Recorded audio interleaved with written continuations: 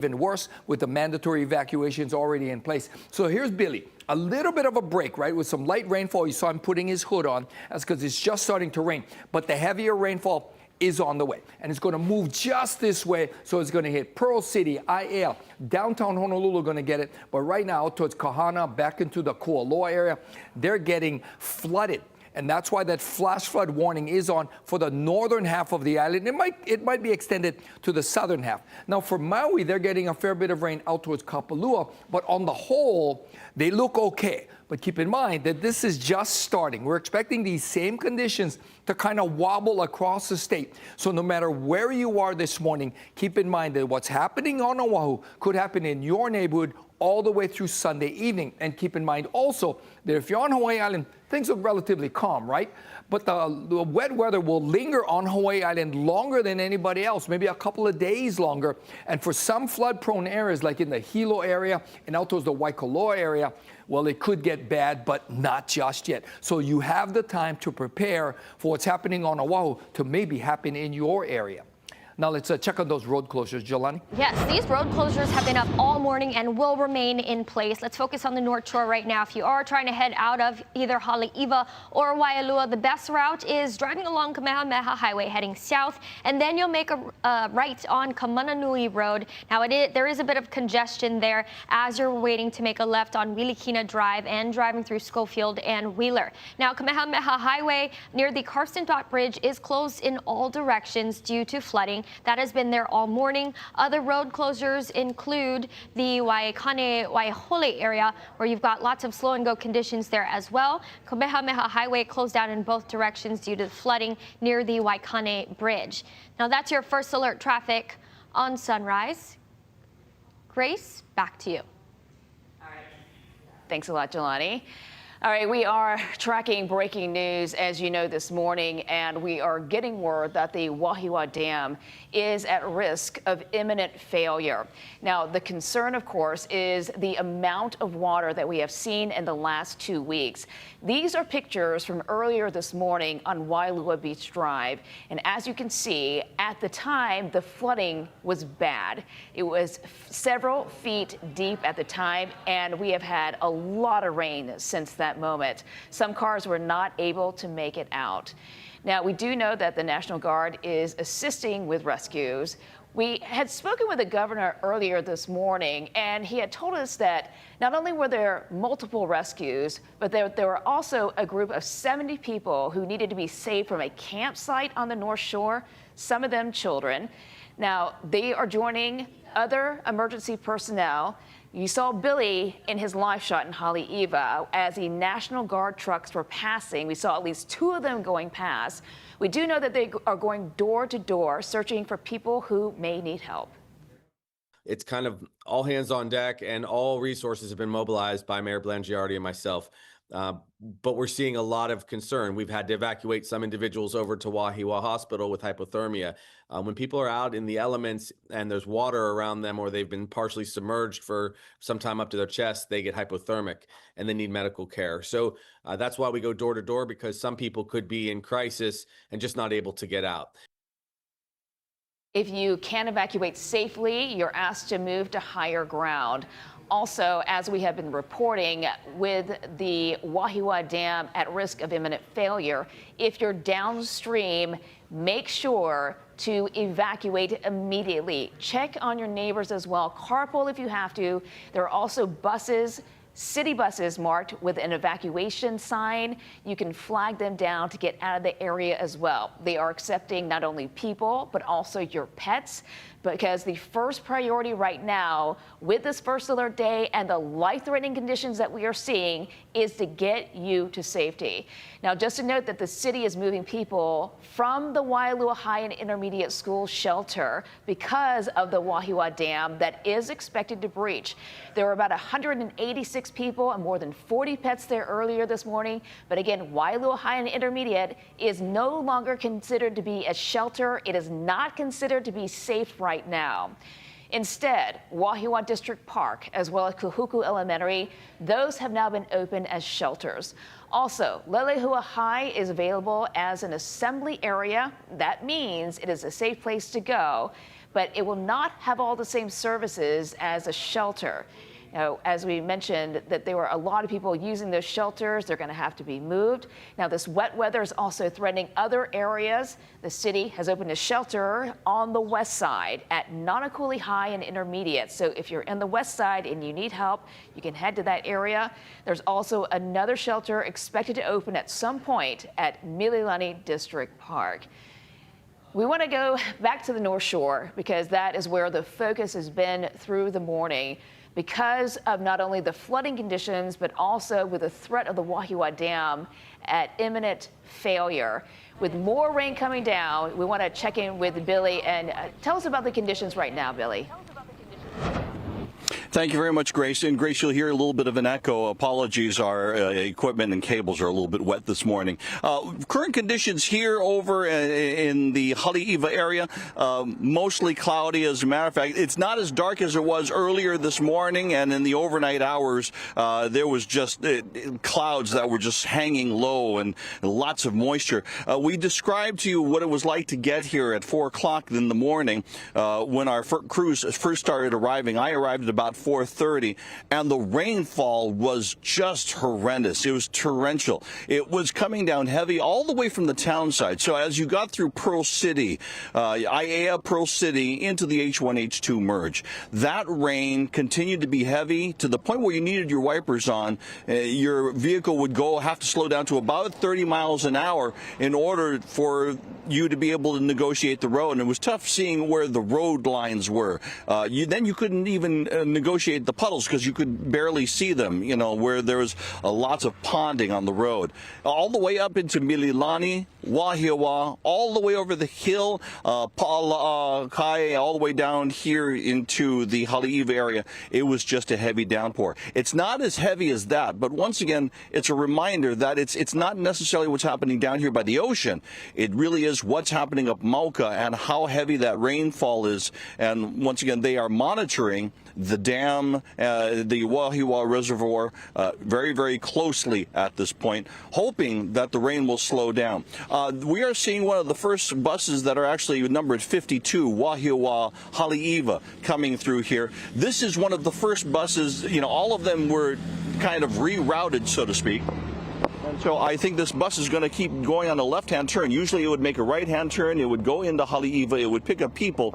But I think it's going to go right around Weed Circle here and continue on its way. But they are coming to see if there's anybody that needs to be picked up. There are buses that are going through Haleiwa that are marked evacuation. These are for your use if you don't have a vehicle, if you need to be taken out of harm's way. And, of course, there is the evacuation zone. So if you're in that area, those buses are there to help you get out.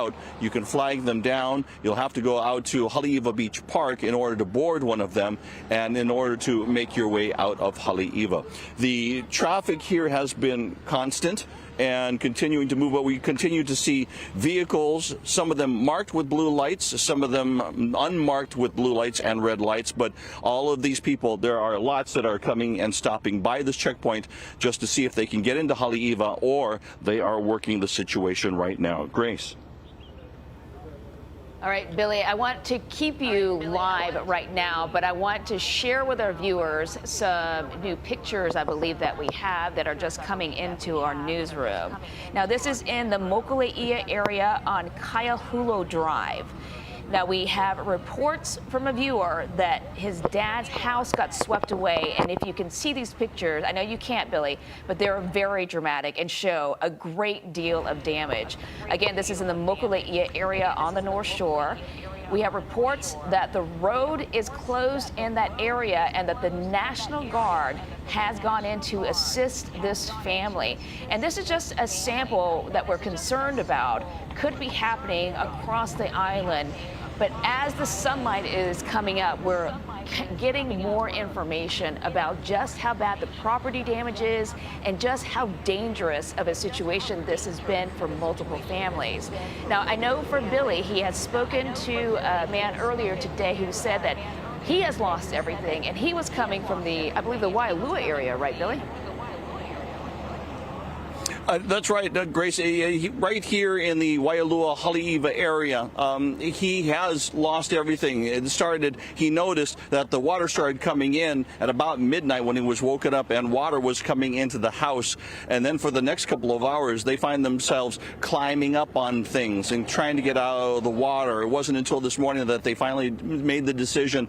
When they noticed that firefighters were around the area, they went out to one of the trucks, and the firefighter says, it's time to go. So they were able to get out.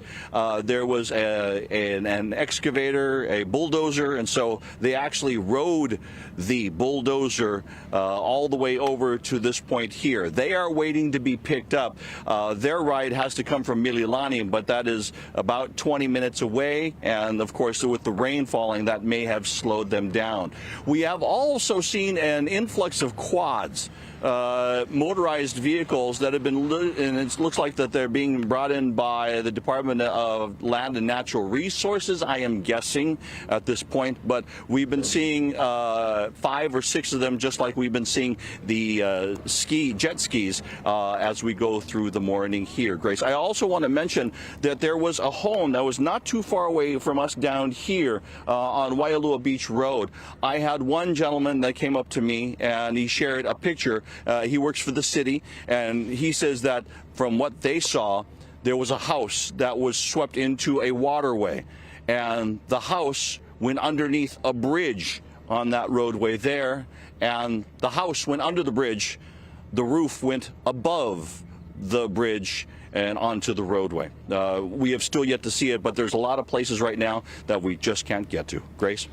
You are correct, Billy, and you know we're getting even more pictures into the newsroom that we do want to share with our viewers as well. Billy, stay with us for just a little bit as we talk about Wahiawa Road. We have pictures just coming in, and you can see just how much water damage there has been inside of this home. Now, we do understand from the viewer who sent us these pictures that he called into the city and state last Friday during that first Kona low, and he said that state officials came out on Wednesday to assist with the stream itself, but that has not helped him because you can see just how much damage he has sustained so far. Now, Billy, as far as where you are, is this considered to be higher ground? Can people head into your direction in order to escape the zone that could possibly be flooded should the Wahiwa Dam fail? That is, I would say that this would be, and as I'm looking at my cameraman who is very familiar with this area, and so I am glad about that, I would consider this moderate to low ground. And he's giving it a look around, and he's kind of reluctantly agreeing with me. So I'd say this is middle to low ground here. We have actually been discussing this for the last couple of moments, and we may be making a move. But the good thing is we have HPD behind us, and HPD has been keeping us in touch with the latest that they are getting. So we know that when they move, we'll move, but we may move a little bit earlier than that just to be cautious out of an abundance of safety. Grace. All right, thanks a lot, Billy. We'll check back in with you in just a few minutes from now. In the meantime, let's get a big picture of what's happening weather-wise with Guy Hoggy. Yeah, now the brunt of the rain has hit Oahu, right?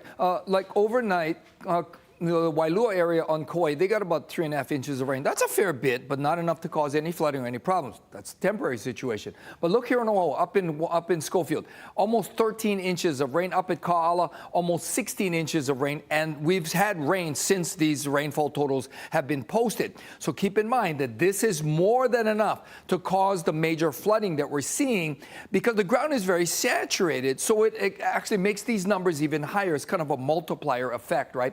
The rest of the state, really not much rain at all just yet. But this system will be moving in, strengthening, and the heavy rain will be wobbling between Kauai and Oahu. So Kauai, Oahu, and Hawaii Island for the next 2 days. We could see heavy rainfall anytime. So for Kauai at the moment, things are looking okay, right? But again, the advice is if you live in an area that has flooded before, especially over in Hanalei near the river, take precautions and act like it's going to flood again. Prepare like it's going to be a worst-case scenario. Now look at this band of heavy rainfall now moving over into Oahu. It's now come onto the leeward side. I expect that flash flood warning to be extended from the north side to the south side as well. Downtown Honolulu going to get a fair bit of rain. Now the good thing is that it's going to miss the Waianae area and Haleiwa proper. However, the bad thing is that it's likely to move into central Oahu and add to the rainfall in the area where the Wahiwa Dam is. And remember, it's at imminent risk of failure. That means it's almost going to fail anytime soon. And when that does fail, it's going to come down as a torrent of debris as well as water into many of those tributaries that come down from it. So many areas from Haleiwa all the way out towards Mokulea could see more of the flooding situation. So we've got some heavy rain out near Kapalua. And the good thing is, so far, Kihei is not seeing any rain. But remember, the advice is what's happening on Oahu could happen in your neighborhood. So plan as if it's going to happen and make your go bag and be ready to move. Jelani? Guy, right now, road closures remain in place. Here is a look at the North Shore right now. Kaukonahua Road and Kamehameha Highway in the northbound direction are shut down. Kamehameha Highway, as you're heading west between Pupukea and Haleiwa, also remains shut down. If you are trying to evacuate Haleiwa or Waialua, you'll have to drive southbound along Kamehameha Highway, make a right on Kamananui Road, and then a left on Wilikina Drive. Not seeing much congestion there as you're driving through Schofield and Wheeler. You have to avoid driving along Kamehameha Highway near the Karstenthal Bridge because that remains shut down in both directions. And the other closures includes the Waikane and Waiahole area. Lots of congestion and traffic there. Now, Kamehameha Highway remains shut down near the Waikane Bridge because of flooding. There's also closures in Laie as well. Now, that's your first alert traffic on Sunrise. Grace, back to you. All right, we're trying to get some updated information because things are changing minute to minute. We want to check back in with the Emergency Operations Center with Honolulu Information Specialist Ryan Wilson joins us. And Ryan, any update on the Wahiwa Dam so far?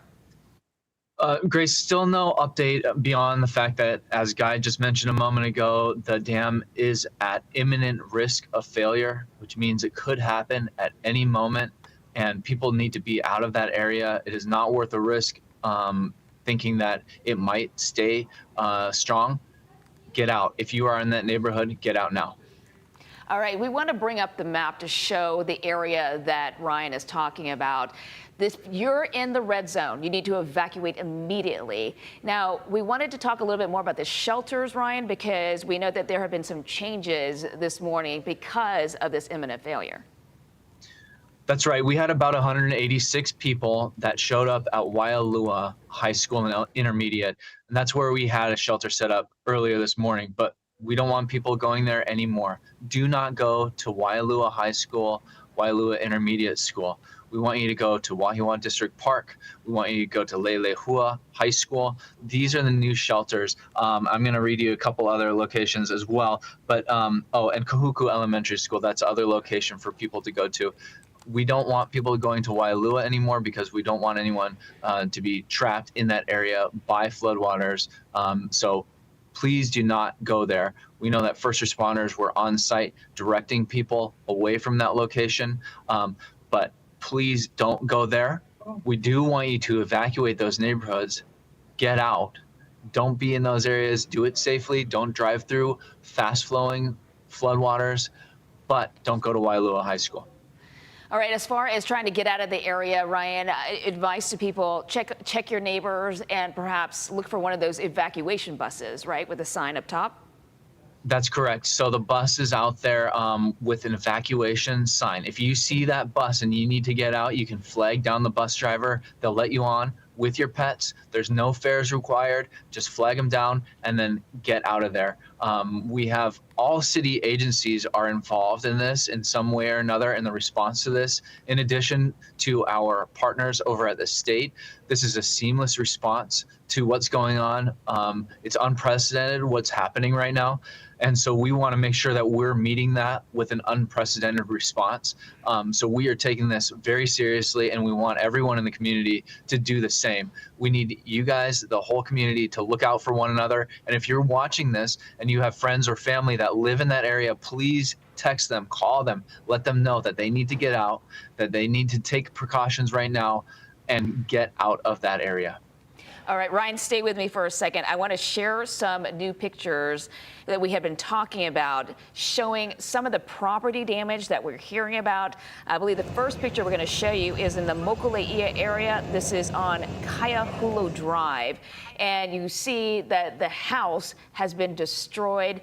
Floodwaters have taken them over. It has fallen into the water, and the amount of damage is very dramatic. Again, this is in the Mokuleia area, and we know that the National Guard had been in this area trying to help out this family, despite the fact that they have lost everything. Of course, a priority is safety, as you have mentioned, Ryan.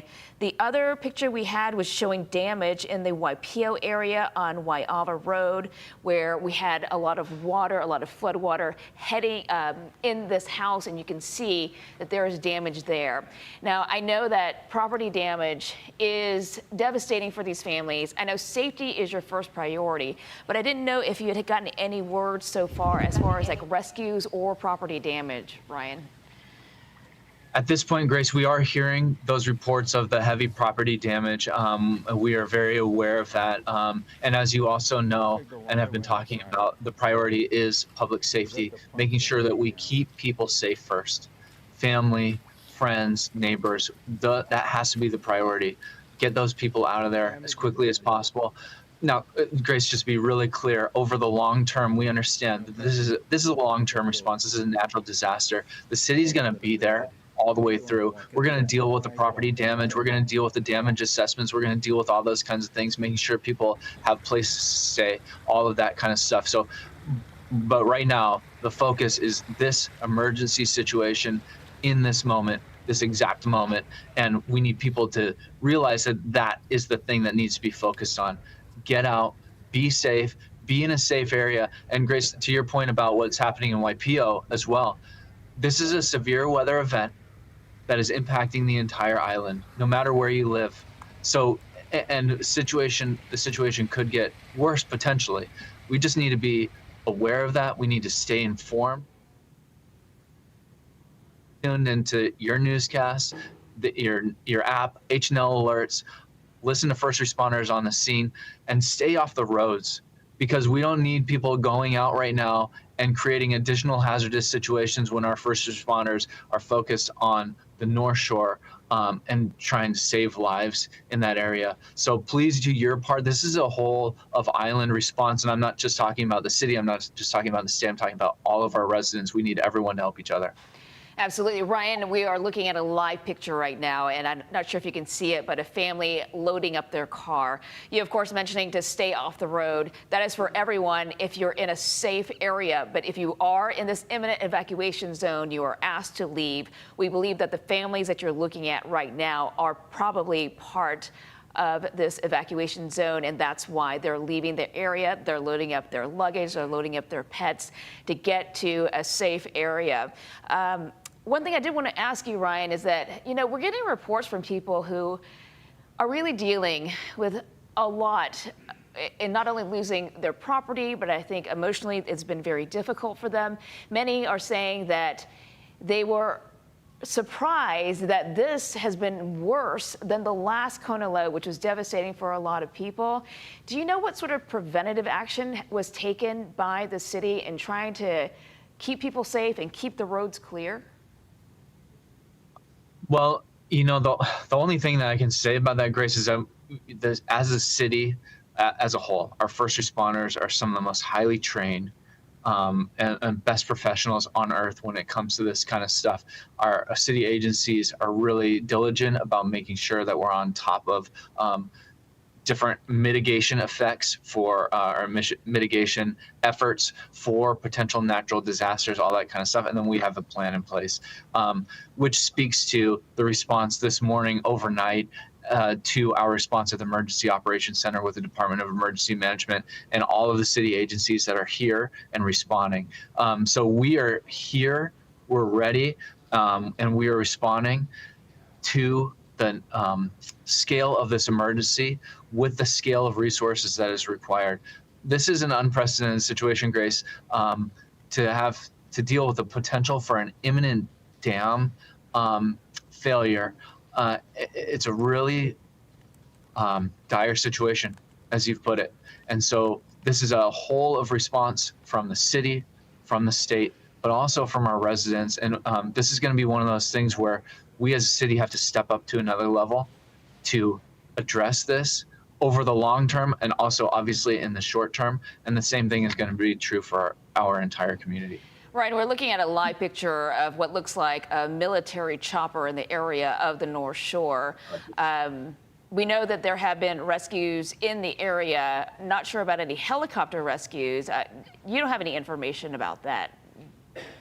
I don't. I just do know that the National Guard has been mobilized, and that this is one of those times where, you know, the jurisdiction between city and state really doesn't matter. What matters is getting to people and helping them out in this a time of emergency. So the city and state are coordinating really closely in their response. I don't have specific numbers on the details of, you know, which, how many rescues there have been thus far. That information will come afterward, after that emergency operation is complete. But right now, all I can tell you is that the coordination that's happening here and the urgency, you can just feel it in the room. And we are going to do everything that we can to make sure that everyone stays safe. Right, a question for you, because you are in the Emergency Operations Center, and I probably haven't been able to walk around because we've been talking to you all morning. But the governor had mentioned that for the Wahiwa Dam, that they had live pictures of the situation so that they could really assess what was happening and keep on top of how dangerous this could possibly be. Do you know of anything about these live pictures of the Wahiwa Dam? I had walked into the Emergency Operations Center about maybe 30 minutes ago, and I'd seen some aerial video looking down over some floodwaters. I'm not sure exactly where that is or how that video is actually being captured at this point, so I can't speak really intelligently to that. But we do have ways to monitor the situation live, and obviously, you know, maybe the most important aspect of that is our direct communication with our people out in the field, whether it's HPD or HFD or ocean safety or EMS or the bus driver even, you know, because all of them have communication directly back to the EOC, and then that's coordinated through our leadership at the top there. So we're keeping an eye on the situation in real time on the ground information, and then also in the air as well, and getting different video sources, et cetera, so we can kind of keep an eye on what's happening. Ryan, as far as the resources are concerned from the city, you know, we're just coming off that last Kona low, and this is just the beginning of this round of weather. I'm sure the city is preparing to really go the distance through the weekend, even through next week, if possible. Yeah, that's absolutely right. We're starting to think about that as this unfolds right now, because this is going to be a staffing situation where we have to figure out, okay, how are we going to lapse and all that kind of stuff. But, you know, to be totally honest, Grace, just like your situation right now in the newsroom, you just focus on making sure that people get the information that they need in this moment. And we're doing the same thing. We just need to make sure that we keep people safe, get the information that they need to get out of those neighborhoods, to make sure they're in a safe place. And then from there, we sort everything else out. So it's just like everything else has gone by the wayside except for keeping people safe at this point. All right, Ryan Wilson coming to us from the City Emergency Operations Center. We'll continue to get updated information from you through the morning, but we appreciate your time, Ryan, and giving us the very latest. Thank you. Thanks for what you're doing as well. Absolutely. All right, Guy Hoggy's been tracking this storm from the very beginning. Guy. Well, the good thing is that we've been giving everybody, you know, a heads up since last week that this was going to happen. And hopefully a lot of people are prepared for the situation now, and they're better off. Although there's not much you can do if you're, you know, if you're in terms of what the rain's going to do and what nature's going to do, but what you can do and what you can prepare for. Now, you can see Kauai not getting much rain yet, but they're in line to get some rain like everybody else.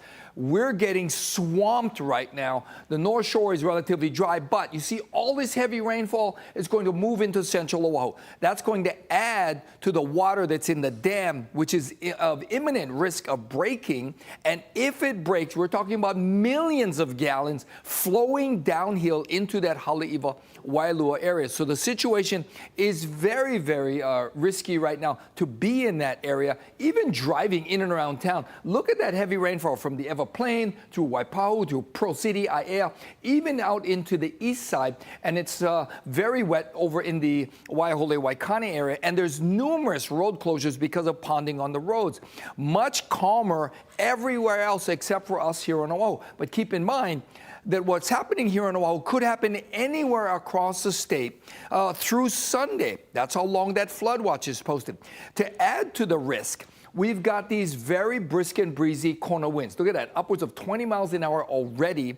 That means over on those windward areas, the winds are even stronger. So you add those very strong and gusty winds, not as strong as the last round, but still they're strong enough to cause down trees, down power lines, and down power outages and spotty power outages. So this is what we're looking at today and likely tomorrow and to some extent Sunday as well. First alert weather conditions. If you live in an area that is flooded before or next to a river or stream, take precautions and act like it's going to flood again, and then you'll be better off. We're talking about getting a go bag ready with your important papers, your medications. Check on your kupuna. It's one of those situations where even if it's calm in your area, that could only be temporary. So heads up, what's happening here on our North Shore could happen anywhere across the state.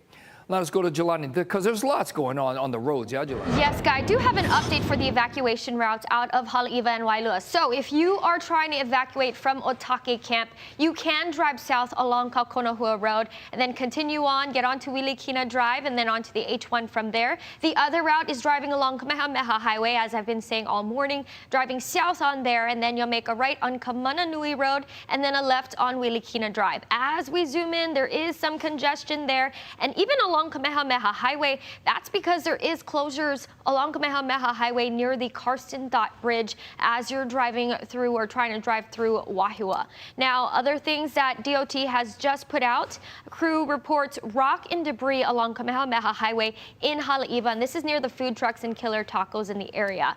Now, here is also another update. BWS, or Board of Water Supply, is closing the town-bound right lane of Pali Highway between Waukanaka Road and Country Club Road for pumping of the Nu'uanu Reservoir. And here's also a look back at the North Shore. Still road closures along Kaukonahua Road heading northbound, as well as Kamehameha Highway. And as you continue along Kamehameha Highway, drive through Pupukea and Haleiwa, there are road closures heading west. Now that's your first alert traffic on Sunrise. Grace, back to you. All right, thanks, Jelani. Just a quick update about some power outages that we're hearing about.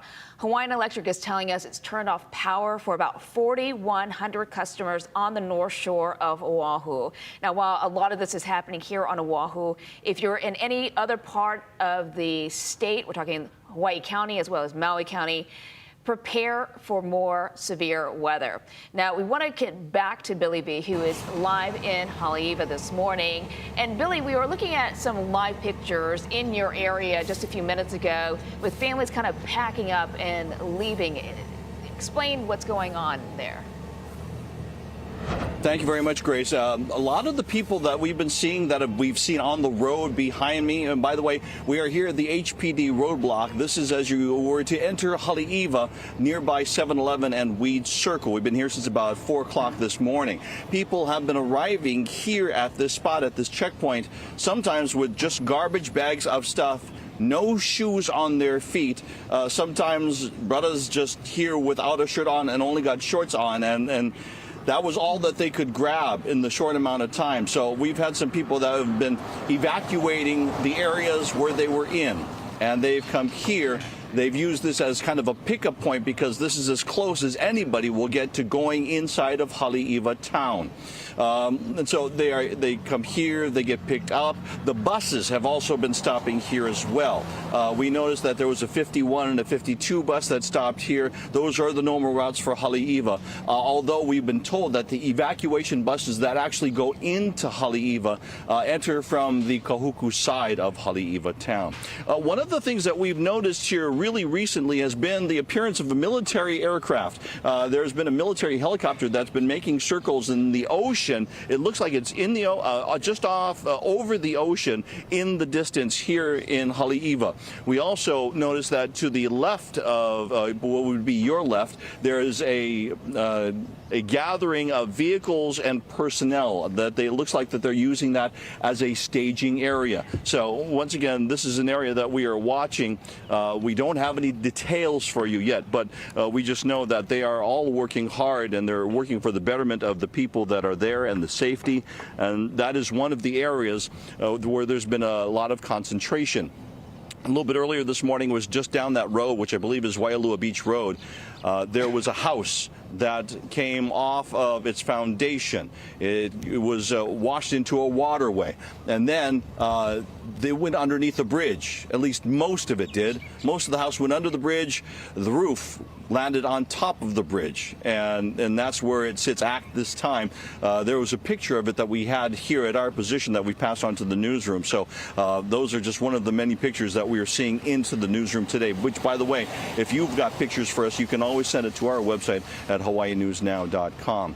Once again, we don't have any confirmation of what branch of the military is that aircraft, what their mission is, if they're rescuing people, if they're surveying damage at this point. But that helicopter we have not seen in about the last 5 minutes or so. We've constantly heard the sounds of sirens, whether it be most of them are passing up just to that would be the east of us, and so that would mean that they are going along Kamehameha Highway.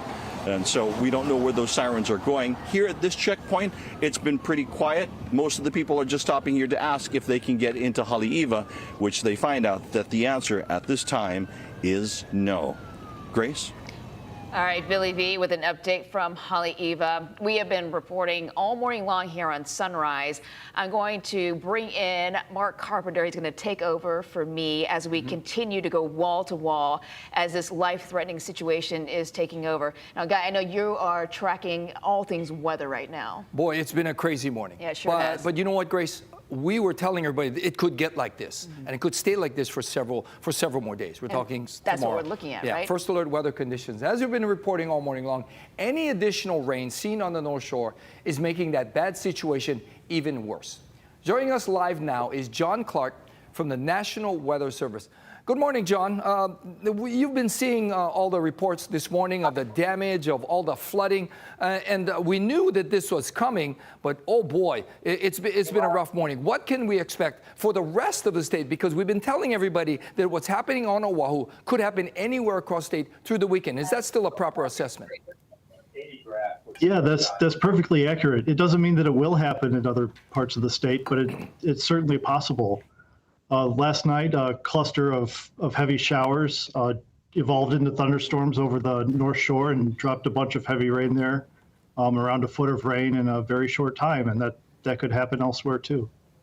So now we have reported, like I think, almost 14 inches of rain up at Mount Ka'ala, and we're telling everybody the fact that the ground is already saturated, so it won't take a lot of rain to make flooding happen again. Where are the areas are you most concerned of across the state? Of Oahu right now, that's chief among our concerns, just because of the high population and the fact that that's where everything seems to be focusing, and looks to stay focused to some extent throughout this event in the next 48 hours or so.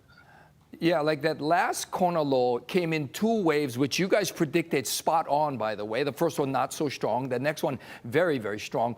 Could we see this happen again, where we got really swamped today, and we could see the same type of intensity happen in other parts of the state? Could that happen again, or is this first one pretty much the worst of it?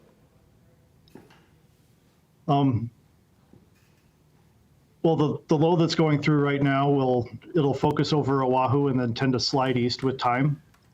The intensity won't change very much. It's generally going to be much lighter winds than the first Kona storm that brought such strong winds, and the rain will tend to shift east with time, reaching the Big Island on Sunday. Now, what's been the biggest challenge for you guys over there with regard to predicting the movements of this system? Because I know the wind speeds have been fluctuating over the last several days in terms of when they would occur, how strong they would be. And today, you guys have put out the forecast that said it's going to be quite breezy both today and tomorrow. What's been the biggest challenge forecasting this current system? The hardest challenge is that this Kona low is much weaker and less organized than the previous one. And that, from a science perspective, that leaves us in a place where it's hard to latch on to large-scale features that are easy to predict and make it certain that a low pressure, for example, will form in a certain place and move in a certain way. Things with this one have been very nondescript at times, disorganized, kind of chaotic, and that makes it hard to pin down exactly where heavy rain will form at any given time. I must say, John, my hat's off to you guys and everybody else with the last two systems. It's been pretty spot on. I mean, you guys must be fairly confident of what's going to happen because the models have been performing rather well, don't you think? For the most part, there's certainly been some aberrations in the models that have raised some eyebrows, but for the most part, the modeling has been pretty good. So what's your advice to everybody across state? Kind of no matter where you are, we could see what's happening here on Oahu happen to them. Is that safe to say? Yeah, I wouldn't say that it will happen, but it certainly is possible. And just because this storm is weaker than the last one doesn't mean that your specific location won't see more rain than you saw at the last one. It'll be different for different locations. Okay, John Clark from the National Weather Service. Thanks for taking the time to talk to us. I'm sure your office is very, very busy with all the forecast modeling. What's it like on a day like today? Are you guys running around more frantic than usual? Because I must admit that the forecasts have been coming out on a very timely basis because there have been times in the past where it's more challenging to get the forecasts out when you guys usually do. It's just a matter of prioritizing. I'm glad we've been able to get everything out on time, but when it comes down to it, it's important we'll focus on something like the flash flood emergency or the dam break situation, rather than a routine forecast product like the public-facing surf forecast or something like that. Okay, maybe next week we'll be talking about El Nino sometime. John Clark, thank you for joining us. Yeah, thank you. All right, now we're going to check out what's happening on the roads because there's a lot of flooding out there that's affecting the traffic, right, Jelani? Yes, we've got lots of road closures, Guy. Right now, if you are trying to evacuate out of either Haleiwa or Waialua, there's two options. You could take Kaneohe Road. Now, that's only if you are heading out of Otake Camp, or drive along Kamehameha Highway, head south, and then a right on Kamananui Road, and then a left on Wilikina Drive. Now, there's also road closures along Kamehameha Highway between Haleiwa and Pupukea. Now, sticking to the Northshore area, we've also got a report of rock and debris along Kamehameha Highway in Haleiwa. This is near the food trucks and Killer Tacos. Now, the other areas affected, Kamehameha Highway near Karsten Dot Bridge, that is closed down. So remember, if you are heading out of the North Shore, make a right on Kamananui Road and then a left on Wilikina Drive and drive through Schofield and Wheeler. Now, other areas impacted, just wanted to give you a heads up that Board of Water Supply is closing the town-bound right lane of Pali Highway between Waukanaka and Country Club Road for pumping of the Nu'uanu Reservoir. And then other road closures include Waikane and Waiahole, Kamehameha Highway in that area due to flooding near the Waikane Bridge and over in Laie as well. Over on the west side, you've also got road closures there along Farrington Highway as you're heading northbound and driving near Kea'au Beach Park. Now, that's your first alert traffic on Sunrise. Now, let's take it to Mark. Thank you very much, Jelani, and thank you very much for joining us. To all of our viewers on this first alert weather day, a first alert weather day of the highest order right now. We are tracking a major breaking news emergency situation unfolding on the north shore of Oahu. Evacuations have been ordered for Waialua and Haleiwa as the Wahiawa Dam is at imminent risk of failure. It has not failed, but it is dangerously close. As our Sunrise crew has been telling you all morning, residents downstream have been told to evacuate. The Wahiwa Dam evacuation zone includes all of Haleiwa between Pu'uiki Street and Kamehameha Highway, areas of Waialua between Kukea Circle to Otake Camp. Our first alert weather team has been telling you about this second kona low and the impacts that it could have for the last several days now, stretching back to last week with that first major system we saw with the Kona low. Now, while the moisture was not projected to be as heavy this time, the big risk this time around was the flooding because the ground was already saturated, especially in that concentrated area of Waialua, so dangerously close to the Otake camp with the flooding and the evacuations that we saw last week. Tracking it all and keeping a very close eye on all of it right now is our very own Billy V, who joins us live on the North Shore. Billy, it has been a very active morning for you. Thank you so much for keeping us informed. What is the latest? Thank you very much, Mark. The latest is that the rain has abated somewhat at the moment, but the clouds continue to thicken. So it comes and goes here. The rain, not so much at the moment, but we can see it in the distance as we look towards the Waianae Mountain Range to my right-hand side, as that would be the direction of Waialua. The one thing that has changed here in the last couple of minutes, we've been waiting to see, there's been an appearance of a military helicopter in the last half an hour, 45 minutes. Its mission unknown at this point. What branch of military unknown also at this time. We're guessing that it's the United States Marine Corps. However, we've been noticing it just on the ocean, just off of our position here. So that would be in the area of Waialua Beach Road.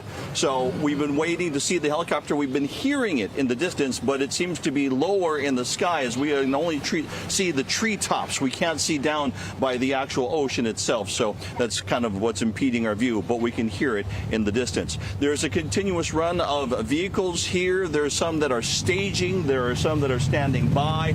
Police, fire department.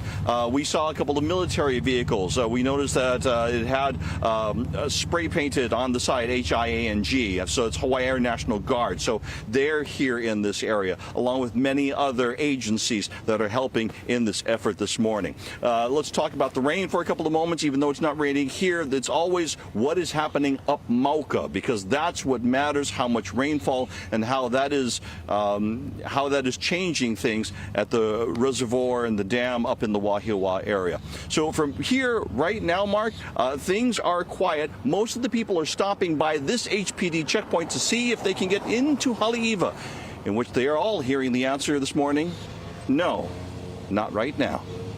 Mark, we'll send it back to you. Thank you very much, Billy. Let's go back to those live pictures right now of the Wahiwa Dam, really the impacted area, the area of concentration at this moment, which is at imminent risk of failure. It is getting dangerously close to failing entirely. As we were seeing last week with that first round of heavy rain from the Kona low, the dam got to levels which forced evacuations. This time around, what we saw overnight, just an intense system that really increased moisture in the area, increased the dam to the levels that you're seeing right now. You can see the brown water very high. Waialua and Haleiwa evacuation orders have been issued to clear the town of downstream. Thousands of residents impacted by what we are seeing, and we're keeping track of all of it. Billy V out there on the North Shore. We have Jolani Martinez keeping a close eye on the roads and how the traffic from the evacuations are unfolding in that area. Let's go back, bring back in Billy V here. Let's keep his mic up here as we're going through all of this.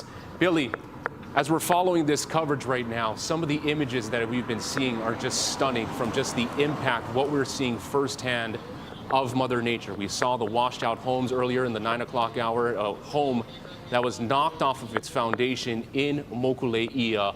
What are some of the items and images that you've been seeing out there that have been so just surprising and just awestrucking of what we're seeing from Mother Nature? Well, we're seeing what the strength of the waters is this morning. There was pictures that I was shown by a city official. It was nearby this area, right down Waialua Beach Road. It was a house that was somehow moved off of its foundation and became part of a fast-moving river. That house came up upon a bridge, and as we can see that there's ocean safety lifeguard vehicles and other vehicles that are traversing here. As that house got swept into the river waters, the house went underneath the bridge, but its roof wound up on top of the bridge in the middle of the roadway. That's going to take a tremendous amount of cleanup. That's just one of among many things that we've been told about here. Mikey, who lives here in Waialua, told me the story about waking up at about midnight 30, about 12:30 in the morning, finding himself surrounded in ankle-deep water, going, oh no. Just a week ago, the water had gotten into the property, but not into the house. They weren't here at that time last week. But as he woke up this morning, the waters had come from the opposite direction, across Waialua Beach Road, into the property, into the house, And so by the time that they reached this morning, 7, 8 o'clock, they were in about chest-deep water. They were climbing on top of cabinets with their 2 dogs. They were flagged. Fire department officials said that they need to get out. Somebody came with an excavator, a bulldozer, and so in the portion that usually pushes debris, they rode that all the way up the road into this HPD checkpoint. They have lost everything. And they said that they don't have anything except for a few bags, garbage bags of stuff, and the 2 dogs. They are happy the 2 dogs are safe. I asked them, what are you going to do now? And they just say they don't know. They were picked up just here in this last hour. So we've seen these kinds of images and stories being told as we continue to see vehicles. That's Honolulu Emergency Services Department pulling through here as vehicles continue to arrive, and you can hear sirens in the distance. Once again, lots of work to be done here. The thing to know right now, if you are watching, is if you're in the areas of Haleiwa and Waialua, you need to evacuate where you are. Let's get you back over to Mark. Billy, thank you so much for staying on top of it. Yes, the images that we're seeing, the images that are coming into our newsroom are just really terrifying, and it really shows the power of this storm and how fast moving the impact was overnight, as we're hearing the emergency vehicles moving into the area, continuing with the evacuation. Once again, Waialua and Haleiwa under evacuation orders because the Wahiwa Dam is at imminent risk of failure. This is after the second Kona low system that moved in and brought some intense rain, led to the dangerous flooding. We were speaking with residents yesterday who were already getting ready, knowing that this was a possibility, that you could have a deluge overnight that really just raises water levels in the area to levels that are really dangerous, something you need to get out of. You're seeing submerged cars. You're seeing neighborhoods underwater. The traffic getting out of the Waialua and Haleiwa areas. Guy Hagi, you've been staying on top of this as well, talking about the first alert weather day that was going to be coming. What stands out to you most about this system, Guy? What stands out to me is how focused it was over Oahu, because the rest of the state, we know the rainfall totals, the rest of the state really didn't get much at all, although Kauai got about 3 inches, Maui County and Hawaii Island about an inch or less. It was very, very focused for us here on Oahu, and it's been that way, and it's going to be that way for the next couple of hours. In fact, when you take a look at the radar a little closer, you can see it remains that situation continues with just a few scattered showers near Kauai, with most of the rain focused here on Oahu, and there's more on the way. You see all of that? That's going to come in. It's not, there's no doubt about that. The good thing is that it's slowly clearing central Oahu, it looks like, and it's kind of jogging its way to the east. That's what John Clark from the National Weather Service expected. Although look at this, just a minuscule movement to the east might help that Wahiwa Dam from breaking, but there's still a chance. They're saying is an imminent risk, and if that dam breaks, we're talking about millions of gallons heading downhill into the Waialua Haleiwa area, and that's why the mandatory evacuation is happening. But look at how wet it is over in the Windward side. That's why the roads are closed. There's much of flooding going on, and for now, only the north end of Oahu, the north half of Oahu, is under a flash flood warning. But based on this, a flash flood warning will be posted for the entire island pretty soon. And like I said, it's very focused on Oahu, and the rain is slowly migrating east, but not enough to create meaningful rainfall anywhere. Now, there's one more layer to this, right, is that the winds are running at breezy levels, 21 miles an hour out of the south. That means over in the windward sides, the winds are slightly stronger because of that downhill sloping effect. And with those winds that strong, and they're not that strong, but with the winds that speed, it could allow for the saturated ground combined with those winds to create more power outages, more downed trees. Already we've had a handful of downed trees, and that'll likely get worse before it gets better. So this is what we're looking at. And we're talking statewide, right? Heavy rainfall, passing rain bands, breezy Kona winds, and maybe even a few isolated thunderstorms this afternoon with the heat. And around those thunderstorms, remember, the winds get even stronger and gustier. And that's why I'm saying possible power outages are likely for the next couple of days, because this is what we'll see at least through Sunday. Now let's check out the traffic. Jelani, you got an incident right there on camera. Yes, I do have an incident. This is out of Fort Shafter. It is a report of a crash on Kaua Street and Alamahamoi Street. Right now you can see that one lane is blocked off in each direction, and this one is near that Fort Shafter gate. Now, want to look at the road conditions and the weather conditions right now. The roads are very wet, so remember to slow down if you are heading out the door, but if you can avoid traveling, that is also encouraged too. Here is a look right now at Moanalua as you enter Fort Shafter. Not seeing our typical bumper-to-bumper traffic there, but this is also a look at the east side as you're driving out of Hawaii Kai. It is pouring there. Roads are very slick. No major slowdowns as you're driving through Aina Waialaiki, making your way past the high school and then on to the H1 freeway. Now, let's take a look at those road closures. Here's a look right now at the Northshore. You've got roads closed along Kaukonahua Road heading north, as well as Kamehameha Highway. And then Kamehameha Highway between Haleiwa and Pupukea along the shoreline is also closed down as well. There are reports of rock and debris along Kamehameha Highway in Haleiwa. This is near the food stands. And then you've still got closures in Wahiwa along Kamehameha Highway near the Karsten Dot Bridge. Other closures include, or other work areas that crews are working on. They're actually closing the town-bound right lane of Pali Highway, Board of Water Supply, between Waukanaka and Country Club Road for pumping of the Nu'uhanu Reservoir. And then we also have closures in the Waikane Waiahole area due to flooding near the Waikane Bridge. There's also closures in Laie and over on the west side in Makaha. This is as you're driving near Kea'au Beach Park. They've got the northbound lane shut down along Farrington Highway. That's your first alert traffic on Sunrise. Let's take it back to Mark.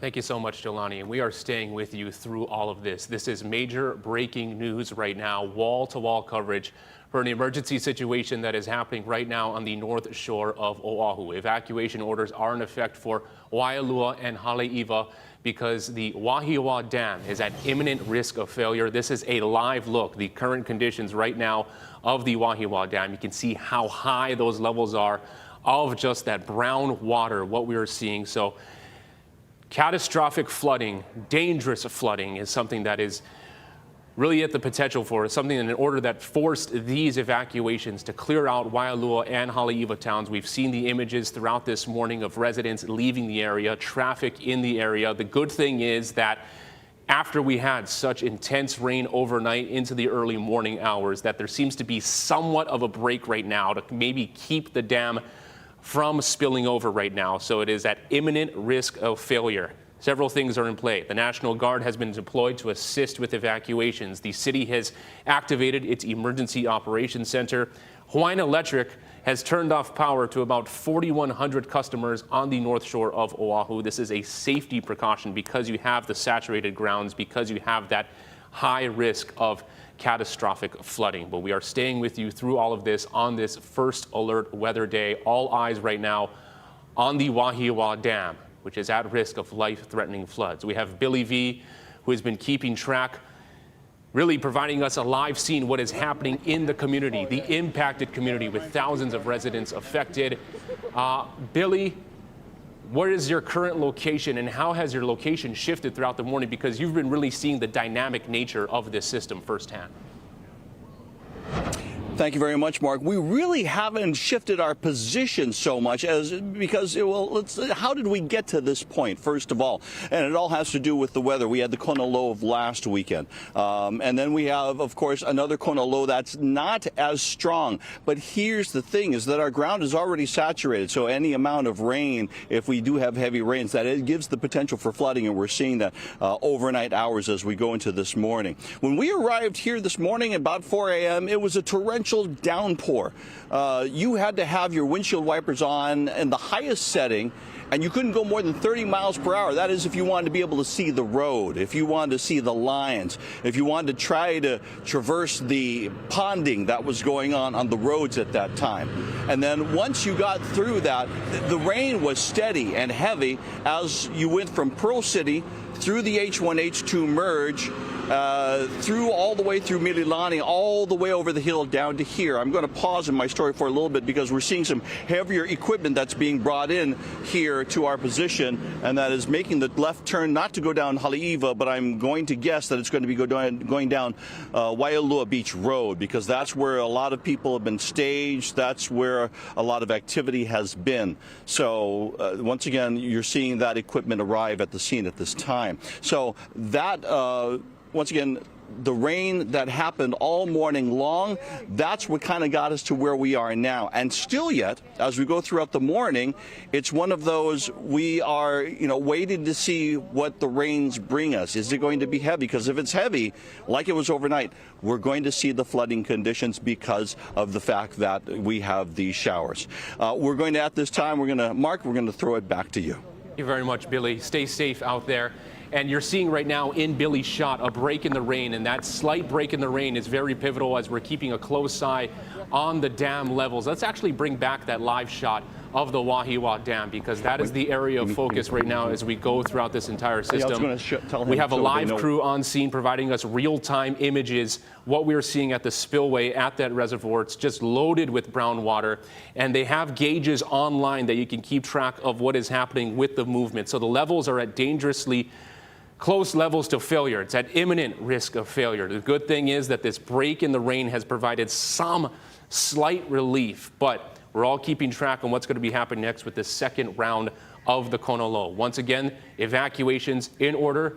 Waialua, Haleiwa, National Guard has been deployed. HECO has turned off power to the areas. We're all keeping a close eye. Guy Hagi, he's keeping a very close eye on what is happening and seeing the movement of this storm. Guy. Yeah, there's a big mass of moisture that slowly jogged just to the east of Wahiwa. There's still a chance for some rainfall out there, but the heaviest rain now is focused for the South Shore, for central Oahu, as well as over on the windward side. Now, according to this weather model, the heaviest rainfall will be wobbling over parts of the state for the next couple of days. That means anybody could get heavy rain. And so the advice is, over the next few days, with the heavy rainfall threat, make sure you prepare for the possibility of getting flooded now before the rain really starts to come on. And then by Monday morning, the rain's going to be focused more towards the east end of the state, the heaviest rainfall anyway. Still a little damp statewide through Monday evening, and then much drier from Tuesday on. Although from then, we're going to see windward and Mauka showers. The flood potential should be done. So again, the flood potential is high today, tomorrow, and on Sunday. First alert weather days. And we're talking about anywhere in the state from this Kona low. So again, what's happening here in Oahu could happen anywhere across the state. So prepare like that's a distinct possibility, even though your area might be dry right now. And slowly, things will ease up. Still a little squishy and juicy on Monday, much drier on Tuesday. And again, the other concern is the winds, 15 to 25 today, with some stronger gusts for windward areas that has already caused some downed trees. We already had power outages, and we could see more power outages over the weekend because that flood watch will continue with more of those breezy winds through tomorrow. Now let's see what's happening on the roads. Dangerous, yeah, Jelani? Yes, very dangerous conditions. We can see there's low visibility just from video that we're getting in, especially in the windward Oahu area. Now, we do have road closures in the Waikane, Waihole area. That's because there is flooding near the Waikane Bridge. Now, over on the North Shore, if you're still needing to evacuate, you can either drive along Kaukonahua Road. That's if you are getting out of Otake Camp. And then you could drive onto Wilikina Drive or drive south on Kamehameha Highway, then a right on Kamananui Road and left on Wilikina. Now, there is reports of rocks and debris along Kamehameha Highway in Haleiwa. This one is near the food stands. And then there's still closures along Kamehameha Highway near Karsten Dot Bridge. That's closed in all directions due to flooding. This is happening right now. Board of Water Supply is closing the townbound right lane of Pali Highway between Waukanaka and Country Club Road for pumping of the Nu'uana Reservoir. And then here is a look back at the North Shore. You've also got road closures along Kamehameha Highway between Haleiwa and Pupukea. Now, again, as I mentioned in windward Oahu, road closures there. You can also see water rising in other parts like Kahaluu. You have road closures near the Waikane Bridge, and Farrington Highway over on the west side remains shut down in Makaha. This is near Kea'au Beach Park. Now, that's your first alert traffic on Sunrise. Let's take it back to Mark.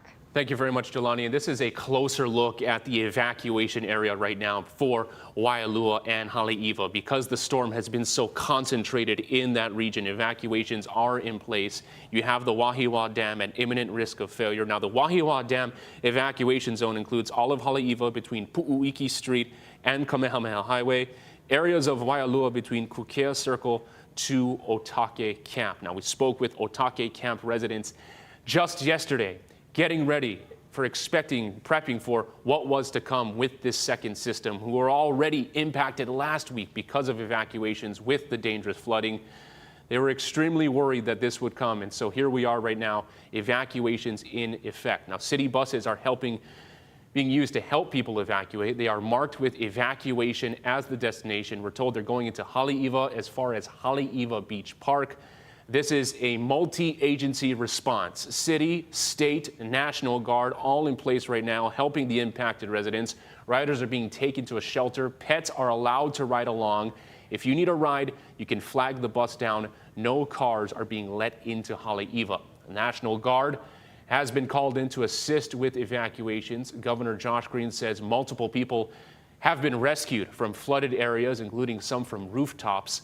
Some were rushed to Wahiawa General Hospital with hypothermic conditions. There were also rescues from campsites as public schools are on spring break.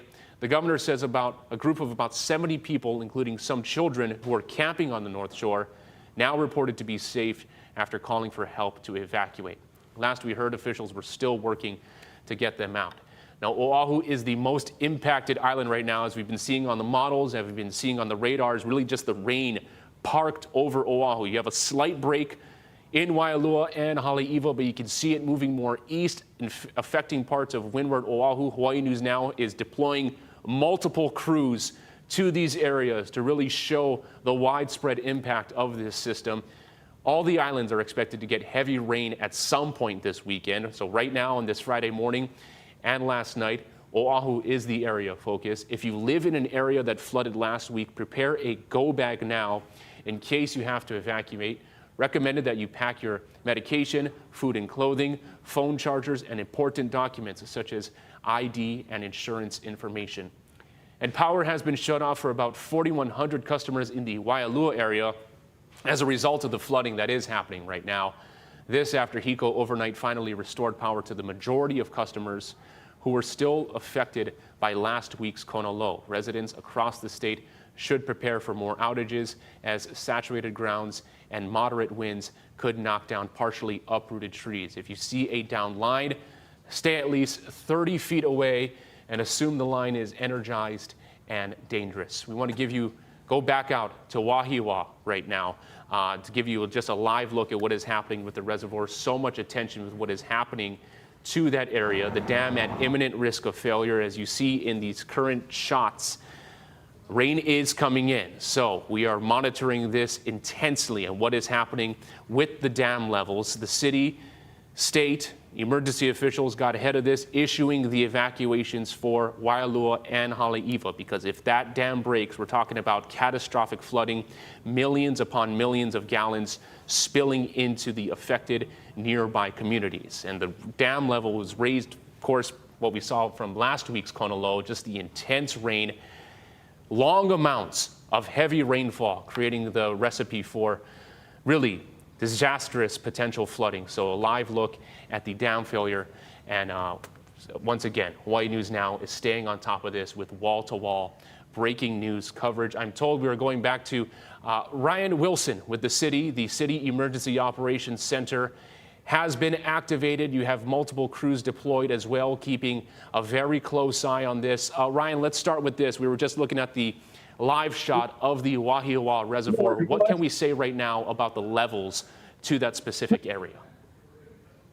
So, Mark, we have seen that the level of the water has gone down just a little bit, but as you know, and as Guy has been talking about all morning long, the rain could continue. It could get worse. That water level could continue to go up a little bit more. And if the rainfall stops in the Northshore area, it doesn't necessarily mean that those water levels will stop up higher, which will feed into the basin that goes into Lake Wilson. And so we are monitoring that still very closely. And that is, of course, why we have issued the warning about the potential for the imminent risk of failure of the dam. And we need people, and this is our number one message, we need people to get out of those neighborhoods downstream of the dam. At last count, how many residents have evacuated so far, and what types of resources does the city have deployed in the area? We saw the bus providing the service to get residents to the evacuated shelters, but how many residents have left the affected areas? I don't have an exact number. I have heard in the thousands that they have been impacted in that area. And I do have one statistic for you that we did have the bus take 47 people from the shelter that we have now closed at Waialua, that they were moved up to the assembly area at Wahiwa District Park. So the bus was utilized in that way. And as Jelani's been talking about, traffic could potentially be heavy in that area. So if people are still getting out, if you're going to drive out, and if you can do so safely, not driving through any moving waters, please do so. Pick up family and friends along the way so that you can get them to safety as well. And remind us, what are the shelters that have been activated in response to this emergency?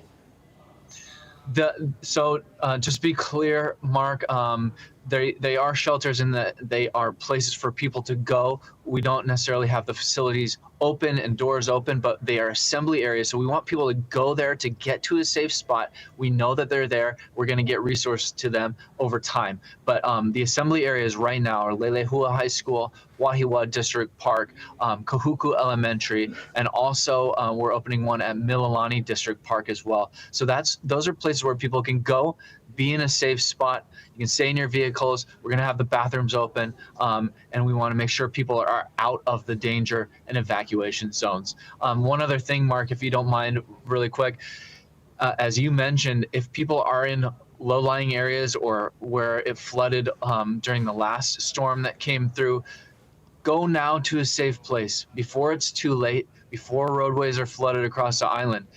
That's already happening to a certain extent. We're having reports of landslides along Kamehameha Highway in Waimea, and there's damage all across the island and potential for trees falling down, landslides, etc., ponding on the roadways. So do not go out on the roads unless you absolutely need to. And Mark, last thing that I will say about that is that non-essential workers for the city will be going home at 11 today. That's another attempt by the city to keep people off the roadways so that we can focus on the priority right now, which is public safety, keeping people safe. Our first responders are out there getting to folks. They're in the response phase right now. We're focused on that, making sure people are safe and saving lives. And Ryan, a great thing that you said in the last hour is that, regardless of agency or city, state affiliation, this is an all hands on deck emergency response taking place. I'm curious, as we were looking at the images of the Wahiwa Dam, and you said that the levels dropped slightly, what are the statistics that we could share on kind of how this dam operates and the movement? So if you have a break in the rain, no moisture, how are the inches and the levels impacted? Like, what does it allow for actual real-time movement? That's a really good question, Mark. I cannot answer it. Honestly, I don't have that information. So I don't want to speak to that and share information that's not accurate to folks. So I really apologize that I can't speak intelligently on it. Oh, yeah, no worries. We're all going through this together right now. So the City Emergency Operations Center is activated. Ryan Wilson, Public Information Specialist with the city, thank you so much. We'll be talking with you throughout the day. Mahalo nui for your insight. So evacuations are in effect. Let's pull up that map again to show you firsthand the evacuation zone that we were speaking about earlier. So the Wahiwa Dam evacuation zone includes all of Haleiwa between Pu'uiki Street and Kamehameha Highway, in the areas of Waialua between Kukea Circle to Otake Camp. As what Ryan was talking about, if you are in one of those areas, those low-lying areas, now is the time to get out. The evacuation orders went out earlier this morning. There has been several hours' time to kind of get activated, get mobilized, get to higher ground, get to a shelter. And as we bring back in Guy Hagi, Guy, the message going into this first alert weather day is that it doesn't take a lot for dangerous flooding to occur. And what we are seeing here is that we actually did have a lot leading to a chance of catastrophic flooding, what we're seeing in Waialua and Haleiwa. That is exactly right, Mark. We know that the ground is saturated. We're talking statewide, right, because of all the rain from the last kona low. So it really didn't take a lot of rain, but we got a lot of rain. Over 15 inches of rain fell on Oahu. Now, the entire island of Oahu is now under a flash flood warning. That means flooding is now occurring. I just saw some video from my friend Todd Bradley in Kaimuki on 16th Avenue. It's a river. That street is a river right now. So the rain is going to come in even more so for Oahu, and it might migrate to the east. And the lucky thing is that it has migrated just a little to the east. So the heavy rain now not into central Oahu. Let's go a little bit closer to see exactly where it is. Now, Kauai, they kind of skated. But remember, they're still under a flood watch there. They could see what Oahu is seeing right now, maybe over the weekend. But there's the heavy rainfall. It is migrated away from central Oahu. Still, there's rain, though, and that could add to that, the risk of that dam breaking. But for now, the good thing is the heaviest rainfall has now migrated to the east. The bad thing is now in Honolulu, where there's more concrete and the grounds are saturated. It doesn't take a lot of rain to flood, and it is flooding now. That's why the flash flood warning is posted island-wide. The windward side is very wet as well. Look at all this rain for East Honolulu over onto Waimanalo and to some extent even into Kaneohe. Now it's slowly migrating to the east, so it's just reaching Molokai, but most of Maui is relatively dry, and they really don't need any more rain because remember, this is the area that got hit the worst over that last kona low in the Kihei area. So they're still recovering, and there's still a lot of damage to be repaired.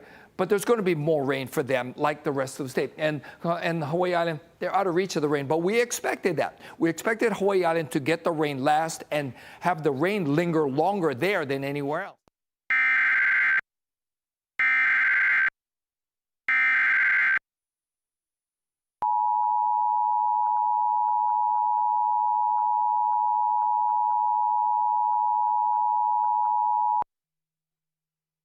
Flash flood warning for the island of Oahu until 1 p.m.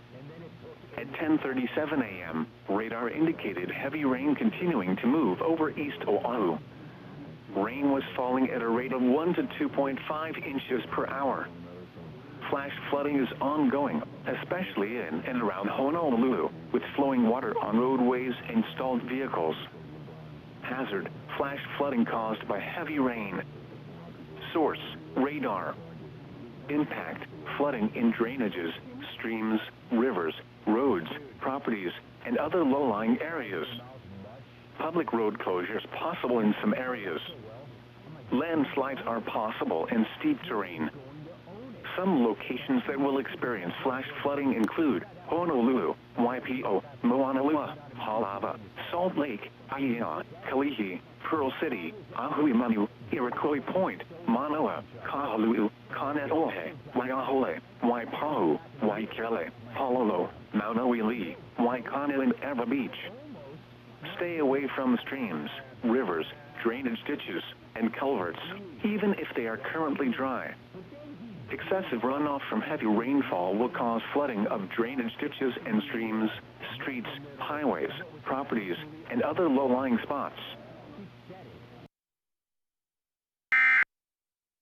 Of impacted areas of Haleiwa, we're seeing certain region. Oh, this is a Kahaluu. Mahea Richardson is out there right now. Let's see if Mahea is mic'd up to discuss what is unfolding in the region right now. Can Mahea hear me, or Mark? is this? Oh, aloha, Mahea. Thank you very much for joining us. Yes, what are you seeing, and describe the drive out to Windward, Oahu? Yeah, Mark, we just got here to Kahaluu. It took about maybe almost 45 minutes to an hour to get here from Kalihi, and we had to drive past Waihe'e Road, there was a roadblock by Department of Emergency Management, and I can tell you, they said if we come here, these are the flooded areas by the Sunshine Arts Gallery, and they said if we come here, we are coming at our own risk. So I'm going to walk around and show you the areas, and I'm just going to let some cars know that they can come this way because they actually see us and they think that they need to stop. But we've been seeing cars drive back and forth along this road on Kamehameha Highway, and I can tell you, Mark, it is very treacherous. We see a lot of industrial cars, trucks, not a lot of small cars are driving along this road, but I just want to show you as these cars make their way into this flooded area onto Kamehameha Highway, and they're going very slowly. Everyone knows that this can be a very treacherous drive, and this is an area of the Sunshine Arts Gallery. It's an area where a lot of people stop on their way to the North Shore to get supplies and items and tourist items, but right now it is completely closed. In fact, if my photographer can go past the gallery for just a moment, I actually see a trash can floating down the road, and I'm looking at some cars that are starting to be flooded.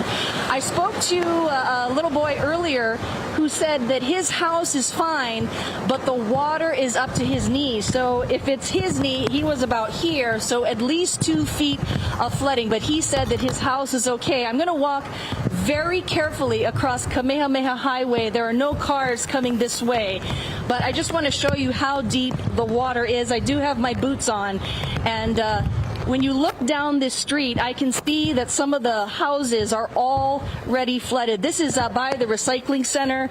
I see some people walking. They're trying to dry off.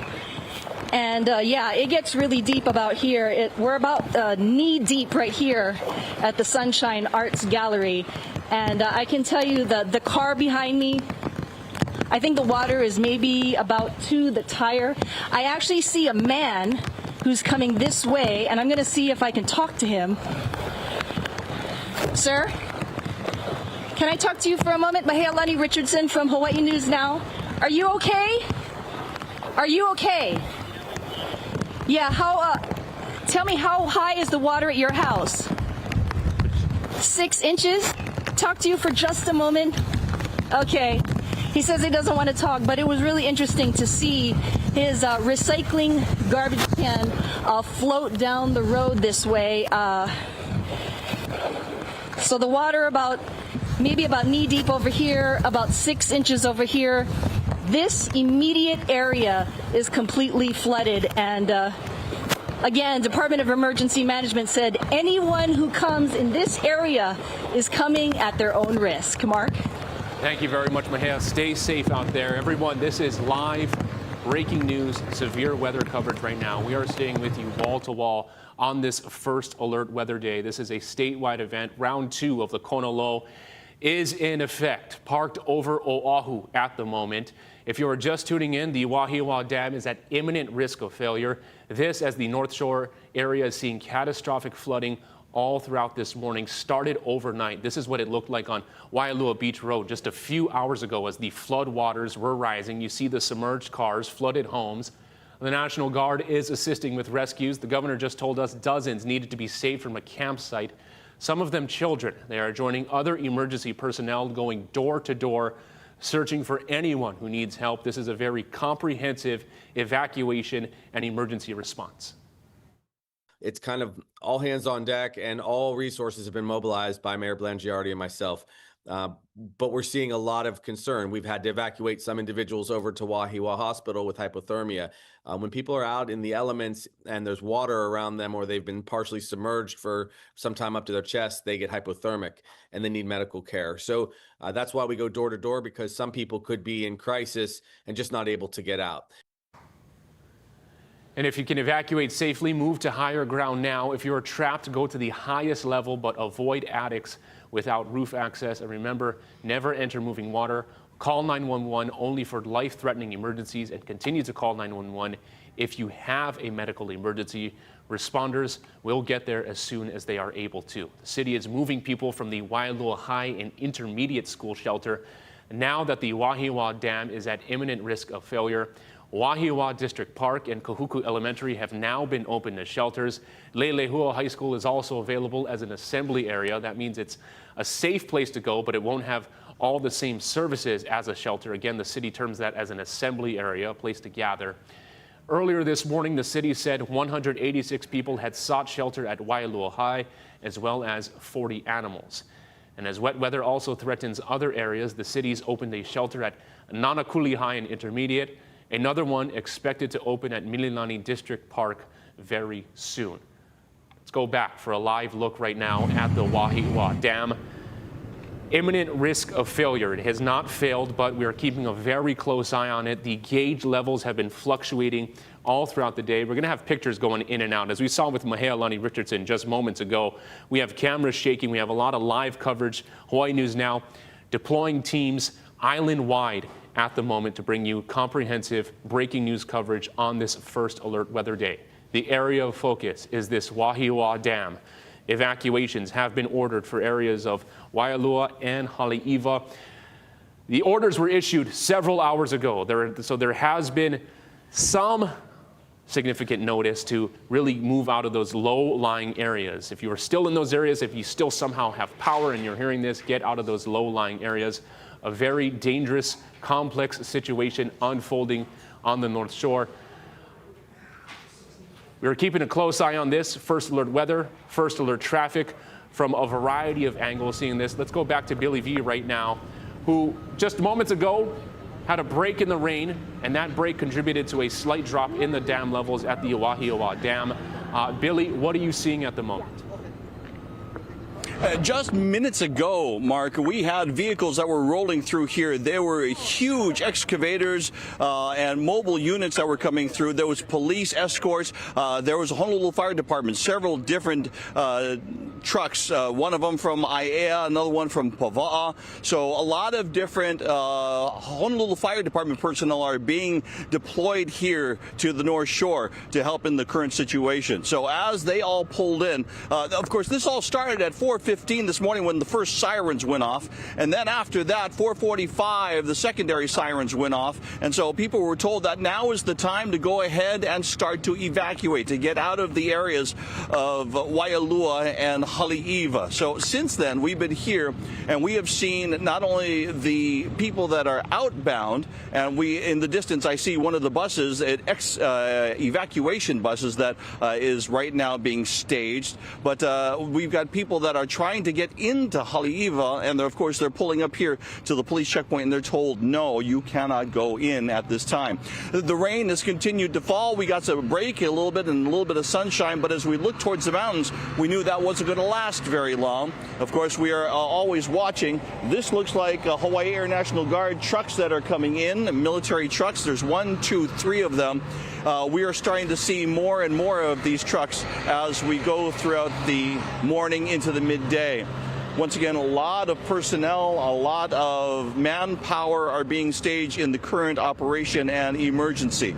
Police, fire department, lots of marked vehicles, lots of unmarked vehicles that we've never seen before, with their lights on and all with jobs to do. So once again, this is one of the many focal points across the island where right now they are watching to see what happens up Mauka with the Wahiwa Dam. We're also watching it very closely and always get the latest information at hawaiinewsnow.com. Mark, where the drizzle is turning more into rainfall, we'll send it back to you. Yeah, Billy, I want to stay with you for just a moment right here. So we've seen firsthand how this is a city, state, and federal response. Describe what you saw earlier in the morning when the evacuation orders were put in place and just the scene of the traffic of residents leaving those low-lying areas. And what have you been hearing from residents who, the understanding is that this is a low-lying area and that when you have heavy rains, you're going to have parts of Waialua and the North Shore that are going to get flooded. But what have you been hearing from residents and how unprecedented this really is?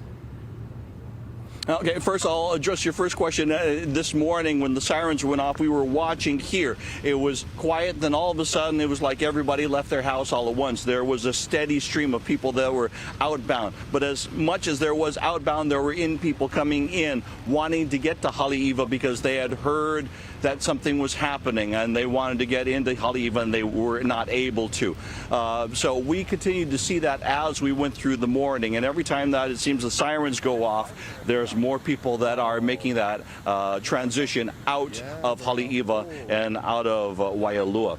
As far as speaking to what we've seen here as we've gone throughout the day, we've seen, first of all, the first responders, many of them coming in, and many of the residents that have lived here for years, thankful for the fact that there are people coming to assist and coming to help. A lot of the residents here that we've talked to here at our position have told us they weren't expecting this. This was a surprise to them. They were more knowledgeable about the one that happened last week. But this one directly affected many people in this area, as we've seen homes washed away, trees come down, power outages, whole houses washed away in some instances. So just the fact that this is happening around them, they're in shock. But most of them are going, I go, what are you going to do now? And they're in shock. They go, I don't know, but we'll get through it. That's North Shore, that's why. Once again, a lot of people, a lot of things being staged, people, equipment, machinery. We saw a military helicopter flying over. We weren't sure what branch of the military. We couldn't get a confirmation. But once again, a lot of activity here on the North Shore as we wait patiently. But the wait can be excruciating at times to find out if things are getting better up Mauka. Mark? Thank you so much, Billy. And Billy speaking directly to the resilience of the community. Not know what's going to happen, but whatever happens, they'll be ready. They'll be able to handle this. Now, power has been shut off for about 4,100 customers in the Waialua area as a result of the flooding that is happening right now. As we saw during Billy's live shot, the images are both dangerous and spectacular, underscoring the power of this storm, underscoring the power of Mother Nature. Now, this is all after HECO overnight finally restored power to the majority of customers who were still affected by last week's Kona low. Residents across the state should prepare for more outages. Right now, the storm is over Oahu, but it is moving eastward. Going to be impacting Maui County, going to be impacting Hawaii Island. Everyone's going to be hit by this over the weekend. You're going to have more outages. Saturated grounds and moderate winds could knock down partially uprooted trees. If you see a downed line, stay at least 30 feet away and assume the line is energized and dangerous. We want to send it back over to Guy Hoggy right now. As we're seeing how this storm has unfolded minute by minute, hour by hour, where is it right now in relation to heading eastward over Oahu? It's slowly migrated over to the east end of Oahu, the east half of Oahu, and that's going to be, at least for the next 2 hours, where the most of the rain will fall. That's a good movement because it has kind of moved away from central Oahu, and that's where, if the rain were to keep coming down heavy, that could really help maybe exacerbate or maybe hasten the breaking of that dam. So far, they're still saying it's an imminent risk of breaking. And there's still some rainfall out there over central Oahu, but notice where the heavy rain is. We've already seen lots of videos from flooding in town. Incredible amounts of rain has fallen in the Kaimuki area. That's why right now the entire island of Oahu is under a flash flood warning. That means that flooding is now occurring and you should not travel anywhere. It's very wet over on the windward side. We're talking Kaneohe, Kailua, Maunawili, lots of rainfall here. And then notice how it's dried up. Again, this is just one band that's moved through. So there's going to likely be more rain from Kauai all the way to Hawaii Island. And like I said, slowly it's migrating to the east. So Molokai just starting to see some rainfall, and they'll start to see some heavier rainfall a little bit later in the morning. Now, I'm still concerned about Kihei. They're still recovering and doing damage control and assessment of that last system, right, that flooded them and created so much damage, and there's so much repair to be done. They don't need rain. They're likely to get it later on today. And Hawaii Island, they'll get the rain last, and the rain will be lingering there longer than anywhere else. Now, the winds are going to be an issue. I know the winds are not that strong just yet or right now, but there's still going to be some very breezy Kona winds. Look at over in Kahului, 30 miles an hour. Keep in mind, over in those windward areas, the winds will be likely stronger because of the downsloping effect of the mountains. So again, get ready for a very wet day today. The rain will be wobbling. The heavy rain will be wobbling from time to time. But plan for this scenario. Even though you might dodge some of the rain, you might even see some sunshine today. Plan for this because the scenario is that this, Kona low will be lingering over the state through Sunday. Remember that flood watch has been extended all the way to 6 p.m. Sunday, and the flash flood warning for Oahu has been extended until, I think, 2 this afternoon. Now the traffic has also been very, very affected. Some very dangerous conditions out there on the road still. Yeah. Yes, Guy. Actually, right now we do have a first alert traffic report out of Nuuanu. It's a report of a landslide that state crews have actually had to close down the southbound lane on Waikanaka Street. The road is expected to reopen at 2:30 p.m. Now, cars coming down Waikanaka will be contraflowed in the northbound lane. This also came in. There is a report of flooding along Kamehameha Highway near Banzai Beach Park. And according to state crews, it is almost impassable due to high water. So right now, police is detouring cars through Kinui Road. Now, there are a lot of closures that still remain in place. Kaukonahua Road, as you're heading northbound, along with Kamehameha Highway heading north. And if you are trying to evacuate the area, you head south along Kamehameha Highway, a right on Kamananui Road, and then a left on Wilikina. Now, other closures also include here is also a look at another first alert traffic. This one is out of the Makiki area. According to DOT, potholes with rebar poking through have been reported on the H1 heading east on the viaduct through Makiki, and a crew has been notified. Now, we've also got road closures over in Wahiwa along Kamehameha Highway near Karstentot Bridge, and it is closed in all directions due to flooding. There's also closures over in the Waikane Waiahole area, also due to flooding, and over in Laie. Now, Farrington Highway in Makaha also remains shut down in both directions as you are driving near Kea'au Beach Park. Now, that's your first alert traffic. Let's take it back to Mark. Thank you so much, Jolani. The traffic report right there just showing how this is an island-wide event at the moment, with Kona Low Round 2 making its way across Hawaii.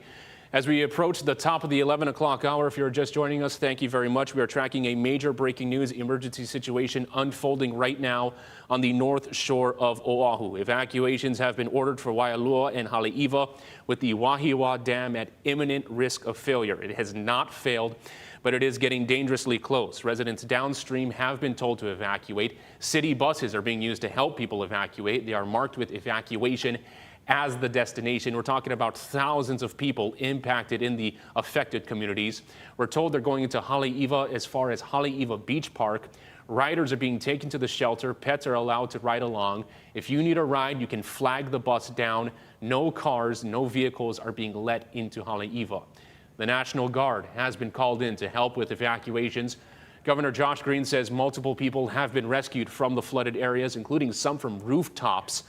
Some were rushed to Wahiawa General Hospital with hypothermic conditions. There were also rescues from campsites with public schools on spring break. The governor says a group of about 70 people, including some children who were on a camping trip, now reported to be safe after calling for help to evacuate. This is because the conditions moved in so quickly.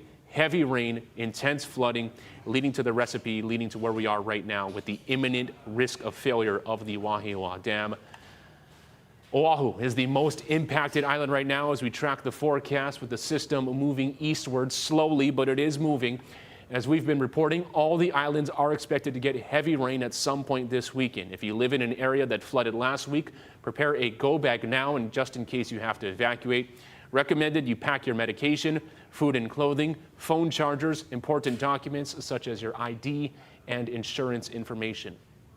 And power has been shut off for about 4,100 customers in the Waialua area as a result of the flooding that is happening right now. We're also told cell service in the area for select carriers has also been impacted.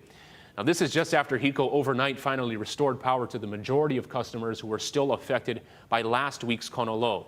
Residents across the state should prepare for more outages with saturated grounds, moderate winds, knocking down partially uprooted trees. If you've been staying with us on Sunrise throughout the entire morning and through our breaking news coverage, we've been showing you really the powerful video and images that have been coming into our newsroom. So many residents from the area, when they send this in, they say they've never seen anything like this before. This has been lived there for decades, and to see the activity, to see the power of this storm really is something else. Now, if you see a downed line, stay at least 30 feet away and assume the line is energized and dangerous. Give you a look at the map of the affected areas right now. The Wahiwa Dam Evacuation.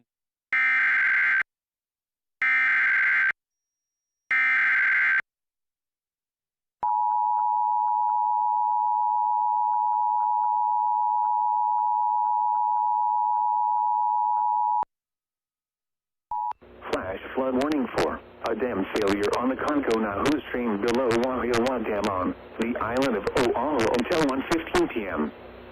At 8:22 a.m., local law enforcement reported the imminent failure of Wahiwa Dam. Hazard, flash flooding from the imminent failure of Wahiwa Dam. Source, emergency management. Impact, flooding of areas downstream from the Wahiwa Dam along the Kaneohe stream. The nearest downstream area from the dam is Waialua, Haleiwa, and Kaneohe stream.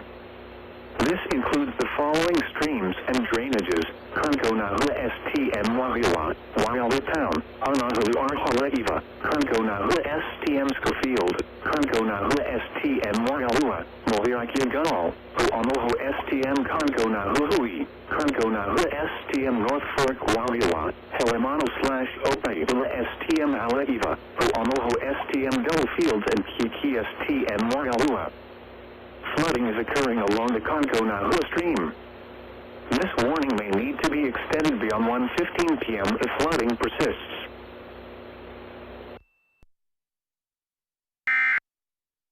Anywhere across the state over the next, say, 2 days. Remember, that flood watch is on until Sunday, 6 p.m. That means flooding conditions are possible. Now, you can see where the mass of the moisture is, and it's slowly migrated off to the east, although Kauai, you can still see more showers on the way, and there's still a chance that they could see some heavy rainfall. They're not out of the woods. Nobody is.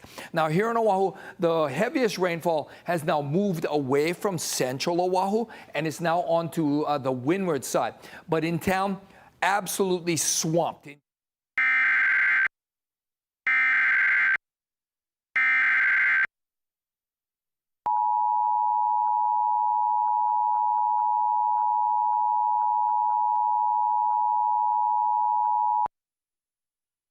Flood warning for the island of Oahu until 1 p.m. At 10:37 a.m., radar indicated heavy rain continuing to move over East Oahu.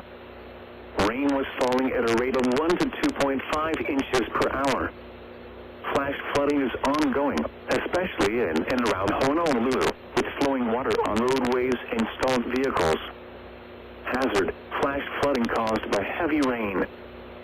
Source, radar. Impact, flooding in drainages, streams, rivers, roads, properties, and other low-lying areas. Public road closures possible in some areas. Landslides are possible in steep terrain. Some locations that will experience flash flooding include Honolulu, Waipi'o, Moanalua, Haleiwa, Salt Lake, Aiea, Kalihi, Pearl City, Ahuimanu, Iroquois Point, Manoa, Kahaluu, Kaneohe, Maihole, Waipahu, Waikele, Paolo, Maunawili, Waikana, and Eva Beach. Stay away from streams, rivers, drainage ditches, and culverts, even if they are currently dry. Excessive runoff from heavy rainfall will cause flooding of drainage ditches and streams, streets, highways, properties, and other low-lying spots.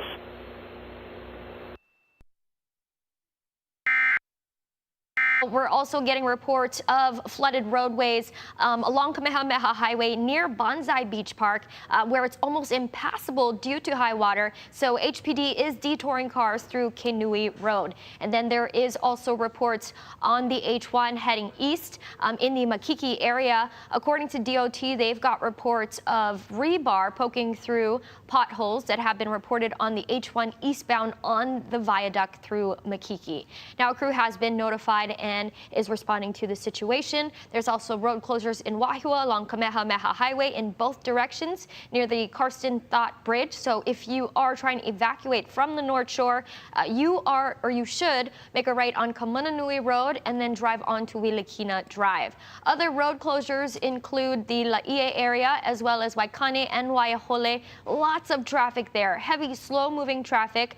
There is closures along Kamehameha Highway due to flooding near the Waikane Bridge. And as mentioned, closures in Laie and over in the west side, over in Makaha, as you are driving near Kea'au Beach Park. That's your first alert traffic on Sunrise. Mark, back to you. Thank you so much, Jelani. So the message right there is stay off the roads. Don't be on the roads unless you absolutely have to. With schools being out for spring break, that helps kind of ease the traffic congestion throughout the entire area. But the weather is having a major impact on this breaking news first alert weather day. Now, while much of the news has been focused on Haleiwa and Waialua, the entire northern end, windward portions of Oahu under a flash flood warning. We want to go back out to Mahealani Richardson, who is live in Kahaluu.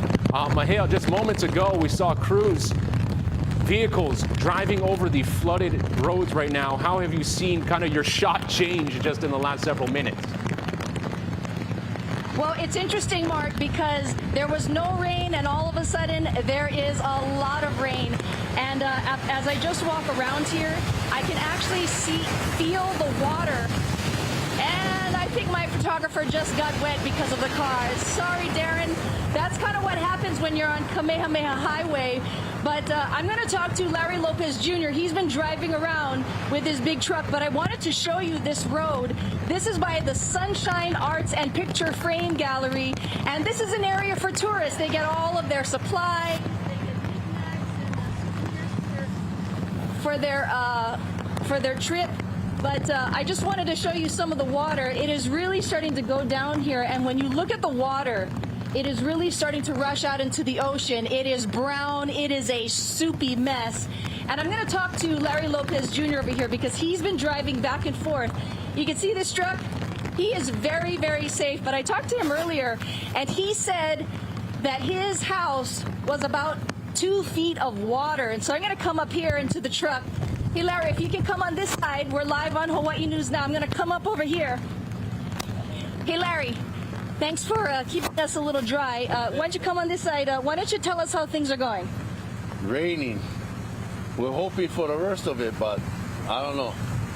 Guy Hagi keeps saying it's not done yet. I think Guy Hagi is definitely right. But Larry, you talked about your home. Talk about the home and this water.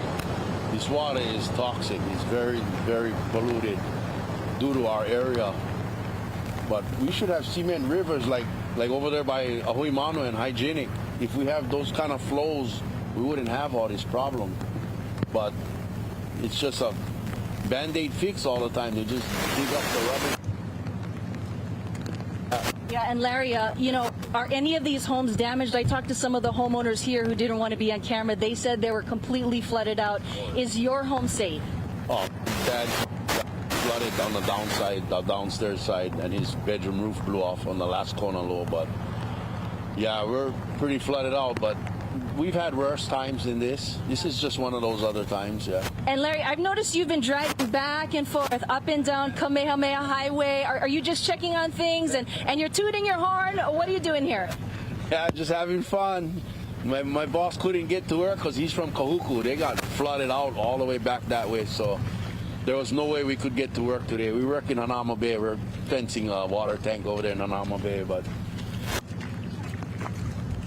stay home today, so I'm just enjoying my day off. Right. Yeah. Well, Larry Lopez Jr., you stay safe. I'm going to get out of the truck. I'm going to walk over there, so don't run me over, please. But everyone here, at least in Kahaluu, their spirits have been okay. I've seen a lot of kids walking up and down. I've seen a lot of trucks going up and down Kamehameha Highway, and we did see Department of Emergency Management earlier when we got here, and they said that anyone who drives from about Waihe'e Road on up to the North Shore is coming here at their own risk. Reporting live from Kahaluu, I'm Mahealani Richardson. Mark, back to you. Thank you so much, Mahea. Yes, the lifted truck out in Kahaluu really helps when you have a situation like this. So parts of Kamehameha Highway, low-lying areas that are typically already flood prone, it doesn't take a lot to get completely washed out and to see areas of that region just completely flooded and covered in water. So right now, bringing our attention back to what is happening in Waialua and Haleiwa, the Wahiwa Dam is at imminent risk of failure. Evacuations have been ordered for Waialua and Haleiwa, surrounding communities. Hawaii News Now has multiple crews deployed. We are covering this storm in so many different ways. We just had Guy Hoggy, we had Jelani Martinez, Mahealani Richardson, and Dylan Edcheta is joining our very own Billy V out in Haleiwa. Take it away, gentlemen.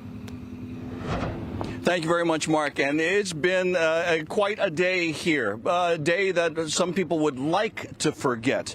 With all the rain and all the flooding and all the damage, though, the North Shore stands tall and stands proud. But this is a difficult day. No, absolutely. It's no secret that Oahu and many other islands across the chain have been already so saturated and swamped from the last round of severe weather, and this is not helping. I can tell you folks that I made my way up here to the north side of Oahu, and all along Kamehameha Highway, maybe about half a mile back, we see a lot of these North Shore residents. They're simply just lining the street, lining Kamehameha Highway because they have nowhere else to go. Of course, we know that the city did open those assembly areas, is what they're calling them now, to get them resources and shelter. But so many of these residents simply just took what they could in their cars and are now waiting on the side of the road for any possible updates or any words. And right behind us is the roadblock going into Haleiwa. Of course, Billy, you've been here all morning. No one has been let in, right? Nobody's been let in, not out here, but also in Waialua as well, portions thereof.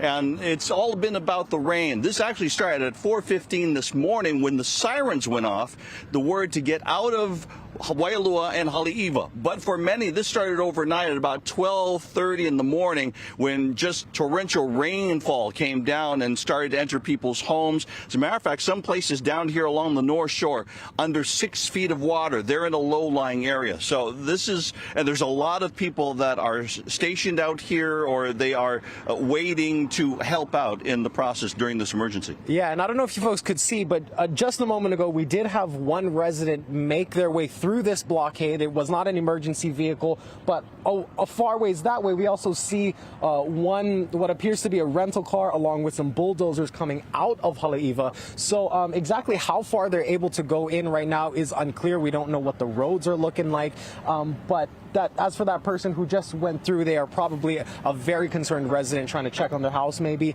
Not fully sure, but we do have a heavy presence of authorities here. We've got HPD along with some city buses on standby, and I also see some other federal state agencies as well. They're all kind of just hanging out here, keeping an eye on the conditions. And we've also seen Hawaii Air National Guard. We've seen a military helicopter in the distance off what looks like over the coastal area and over the ocean at times, circling. So all of these different agencies coming together to try to help out during this situation. In the meantime, we wait to see what's happening up Mauka. Yeah, and I also want to ask you about the conditions of the rain itself, because on my way in, it was kind of odd. There were patches of blue sky and patches of sunlight peeking through. Right now, the rain is kind of a light drizzle. It's not too heavy, but what has it been like since you've got here? It's been more of the same. It was heavier this morning. Of course, when we were coming on the way here, 4 o'clock this morning, starting in Laie, working its way through the H1, H2 merge.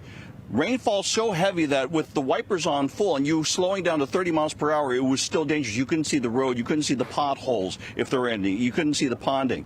All the way through Ka'uka Boulevard, Mililani, Wahiawa, all the way through down to here. It was just steady torrential rainpour. So, and that was what caused all of us to be here waiting to see what happens. Hopefully nothing happens, but with abundance of caution, everybody is staging and to make sure that everybody is safe. Yeah, absolutely. Well, we're going to continue to keep a very close eye on the conditions here, and maybe we can try and speak to some of those residents. I'm sure they, along with many others, are very worried about their homes that are here on the North Shore. Okay, once again, Billy V. And I'm Dylan Encheta. And so, Mark, we're going to send it back to you. But once again, we'll keep an eye on what's happening here on the North Shore as things progress. Billy and Dylan, thank you so much. And we were seeing with our live shots how this storm is moving in real time. Mahealani Richardson just moments ago out in Kahaluu getting drenched out there. Dylan and Billy getting a slight break in the rain right now. Some much needed relief for Waialua and Haleiwa, where evacuations have been ordered for thousands of residents in the area in those low-lying, flood-prone areas right now because of the imminent risk of failure at the Wahiwa Dam. So we were on Windward, Oahu. We were at Haleiwa. Let's send it over to our very own Raquel Kala, who is in West Oahu, near Makaha. Raquel, how is it looking out there? Right now in Makaha, it's pretty dry, but on the way over here in Nanakuli and in Waianae, it was pouring with heavy rain, pothole galore on the way here as well. Seen a lot of people even hydroplaning on the roads in some way. But right now we're right next to Makaha Stream, and a lot of people here say that residents say that they have seen and heard like the stream just really go throughout the night, even hearing some boulders. Right down the street from us is Keeley Drive, and Keeley Drive is closed from Farrington in both directions due to boulders and large debris on that roadway. Signs have been posted about the closure, and many people are avoiding the area right now. But so far it's dry out here. And so far, we are actually going to be heading out to sea and keep on a lookout on those conditions. Hey, Raquel, I want to stay with you just for a sec here. As we're seeing in Waialua and Haleiwa, the statewide, city, and federal response with so many different agencies out there. What did you see on your drive-in out through West Oahu down the Waianae coast in terms of community and activation and response? Well, out there on the Waianae coast, you could see a lot of people really trying to avoid these floods. Many different parts of the road are like flooded in the areas, and even if down like the road on the Waianae coast, there's many people that are just really trying to stay dry out there. All right, yeah, and everybody stay safe. The message is stay off the roads, and if you are in a low-lying area, especially what we're seeing in the Waialua region, evacuate and get out of town. So the city buses were helping with that. Raquel Kahlo out in Makaha, thank you very much. We'll be going back to you. In our breaking news, first alert weather day coverage right now, we have a major severe weather event unfolding. Let's bring in our Ben Gutierrez, who is tagged out Guy Hoggy here. Ben, keeping track of the storm. You got it, Mark. It is, of course, the first alert weather day. The main thing we've been talking about, of course, is the flash flood warning, which is now in effect for the entire island of Oahu until basically further notice. We haven't looked at the expiration time, but all of Oahu should seek higher ground, evacuate if needed or ordered. And obviously, Waialua, Haleiwa, our fire alarms going off. Don't know why, but we'll keep going. We should seek higher ground if you are in a low-lying area, because any time you have flash flooding, that's going to happen very quickly. That's why we call it flash flooding. Good news, at least for North Oahu, you can see this very thick line of clouds and showers that dumped all that rain on North Oahu. It is slowly moving eastward. Molokai, Lanai, Maui, you are next in its sights because we still have abundant moisture that's being drawn up by that Kona low. We're going to zoom in on the island of Oahu right now and show you what's happening. Most of the heavy rain looks like it's starting to clear, but we still have a little bit of moisture that's coming in from the south. I'm going to move away from the weather wall producers because what I want to do is I just want to show what's going on. I'm going to put halt and basically just show you what is going on the island of Oahu. You can see some of that heavier rain that has been happening. I will be moving out, and let's see. It's not really letting me do what I want to do, but let's just load this up and keep going. What basically is happening is you can see the heaviest rain is moving away offshore Kailua. However, that is allowing a little bit of dryness to start moving in over North Oahu.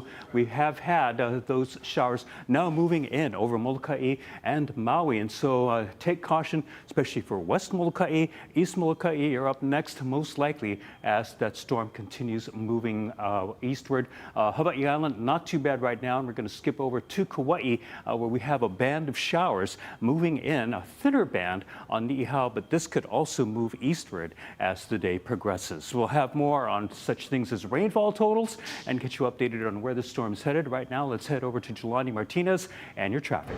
Yeah. Ben, I just wanted to point out what Raquel had witnessed as she was driving along the leeward coast. She said she saw people hydroplaning on the roadways. Don't forget to slow down if you are heading out the door this morning, but if you can avoid the roadways, stay home, because look at all these road closure icons on our flow map. Now, before I go into a breakdown of that, I did want to point out that there is a landslide in Nu'uanu that state crews are working to address right now, that they've closed a southbound lane on Waikanaka Street to address that slide. Now, the road is expected to reopen at 2:30 this afternoon. Vehicles coming down Wakanaka will be contraflowed in the northbound lane. And now Kamehameha Highway near Bonsai Beach Park, almost impassable due to high water. HPD is detouring cars through Kaneohe Road. Now, you see that line of purple? That means the road is closed between Pupukea and Haleiwa due to flooding. Now, there's more road closures along Kaukonahua Road and Kamehameha Highway as you are heading southbound. As Billy has been mentioning all morning, no one is able to get into Haleiwa or get out. Now, other road closures also include the Wahiwa area.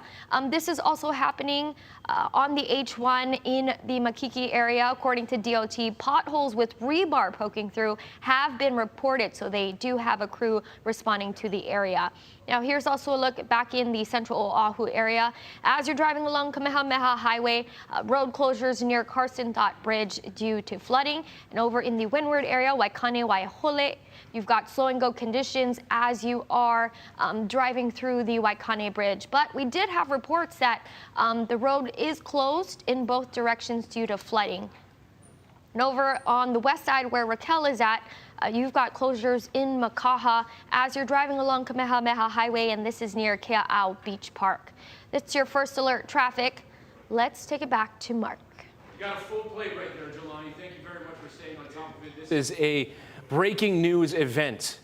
Weather and traffic right now, what we're seeing with the round 2 of the Kona low. Ben Gutierrez joining me here on the desk. We are staying with you with wall-to-wall breaking news coverage. We are getting really some spectacular and dangerous images into our newsroom throughout the entire morning as we're seeing residents evacuate, evacuation orders in effect for Waialua and Haleiwa. The Wahiwa Dam evacuation zone includes all of Haleiwa between Pu'uiki Street, Kamehameha Highway, areas of Waialua between Kukea Circle to Otake Camp. And we're going to be going in to just the video that we've been seeing throughout the entire morning right now. Now, Ben, here we are again. Yes. Round 2 of a Kona low. Last week at this time, you were on your way out to Otake Camp in Waialua. You saw firsthand of the power of that, and you could see that there was very little margin of error, so to speak, for more added rain for that area. Yeah, because you've already got in areas we've been saying over the past several days that you have rain that's already falling on ground where the water has nowhere else to go except to basically be runoff, as you're seeing here. So that was an extreme danger for areas like Otake Camp, and as we've been seeing, all of Waialua and Haleiwa. I was in Waialua yesterday afternoon, and it was already pouring there yesterday evening. That heavy rain continued, and of course it only got heavier as the night went along, and so you can see that danger. We also have more of these photos and videos that have been coming in showing that running water, and again, running water, flooded, flash flooding, swift moving water, extremely dangerous. You should not try to enter it on foot. It is also dangerous to drive right now because of lower visibility, ponding that can cause hydroplaning. Unless you are really evacuating or trying to seek shelter, it's best to shelter at home or wherever you are if it is safe. You can also see just how close the water has been coming to homes that usually are far away from what would be tranquil, trickling streams. They are now raging floodwaters, and so you have. What did the Kaukonahua stream look like yesterday when you were out in the Waialua area? It was flooded, but it wasn't too bad. But I also can tell you we did drive by Lake Wilson, and Lake Wilson definitely was very high, very brown, and so we did take a look at that. And we figured, you know what, it's going to be a situation where they were draining. The dam was open. The spillway, or where they try to ease the water flow, was going through, and so that was able to be done. So it's like trying to see if that can keep up with the rain. And of course, earlier this morning, it became apparent that the rain was coming in faster than the dam could drain. But at least right now, last check, because the rains have eased, it looks more like we are seeing an easing of the total amount of water that's in Lake Wilson. The water levels have been going down very, very slightly, but it is still very elevated. Evacuations, of course, are underway in that area. Buses have been used. People, as Billy V was reporting earlier on Sunrise, have been basically fleeing the rising waters with what they have on their backs or what they could carry. Rooftop evacuations, what we were seeing there. And we have done several stories on the Wahiwa Dam in the Lake Wilson area over the last several years, and there are so many different elements in play that contribute to it. One of which is the fact that it's extremely old, and so you have a physical infrastructure in place that just simply cannot handle a heavy amount of water like that. Yeah, usually it's a case where you have to look at it historically, where it was the dam was put in. It's actually Kaneohe Stream, which is Lake Wilson, that has been dammed originally for plantation use, but that was, for the pineapples. And now, whenever it rains heavily, we've got that spillway. A lot of that water is no longer used for irrigation purposes like it used to in the past, because sometimes in the summertime, it can get very, very low. We're also looking at this photo. Haleiwa Golf Course just this morning, because that downpour, it really felt like it came out of nowhere around the 6:45, 8 a.m. window right there with just heavy rain, heavy saturation in town. And so mahalo nui to our viewers right there, bringing in that photo of the Haleiwa Golf Course. Needless to say, not a good day for golf. Okay, so you have... It's one big water hazard, basically, yes, but you shouldn't be doing anything outdoors at this point anyway. Closures around Oahu at different facilities on the roads. We have it all listed at hawaiinewsnow.com. Thank you for joining us on this major severe weather first alert breaking news coverage. We want to send it over to Dylan and Cheta, who is now in Haleiwa getting a first-hand look at what is happening. Evacuation orders were issued hours ago. What are you seeing on your end right now, Dylan? Yes, aloha. I am seeing a number of residents simply lining Kamehameha Highway on my way in here to the North Shore. The amount of people lining Kamehameha Highway stretches for about maybe half a mile from our location, which we are located at the roundabout entering to Haleiwa. I want to pan this way. We have HPD blocking off the road, so not a lot of vehicles are being allowed through this road. However, we did see some vehicles make their way through.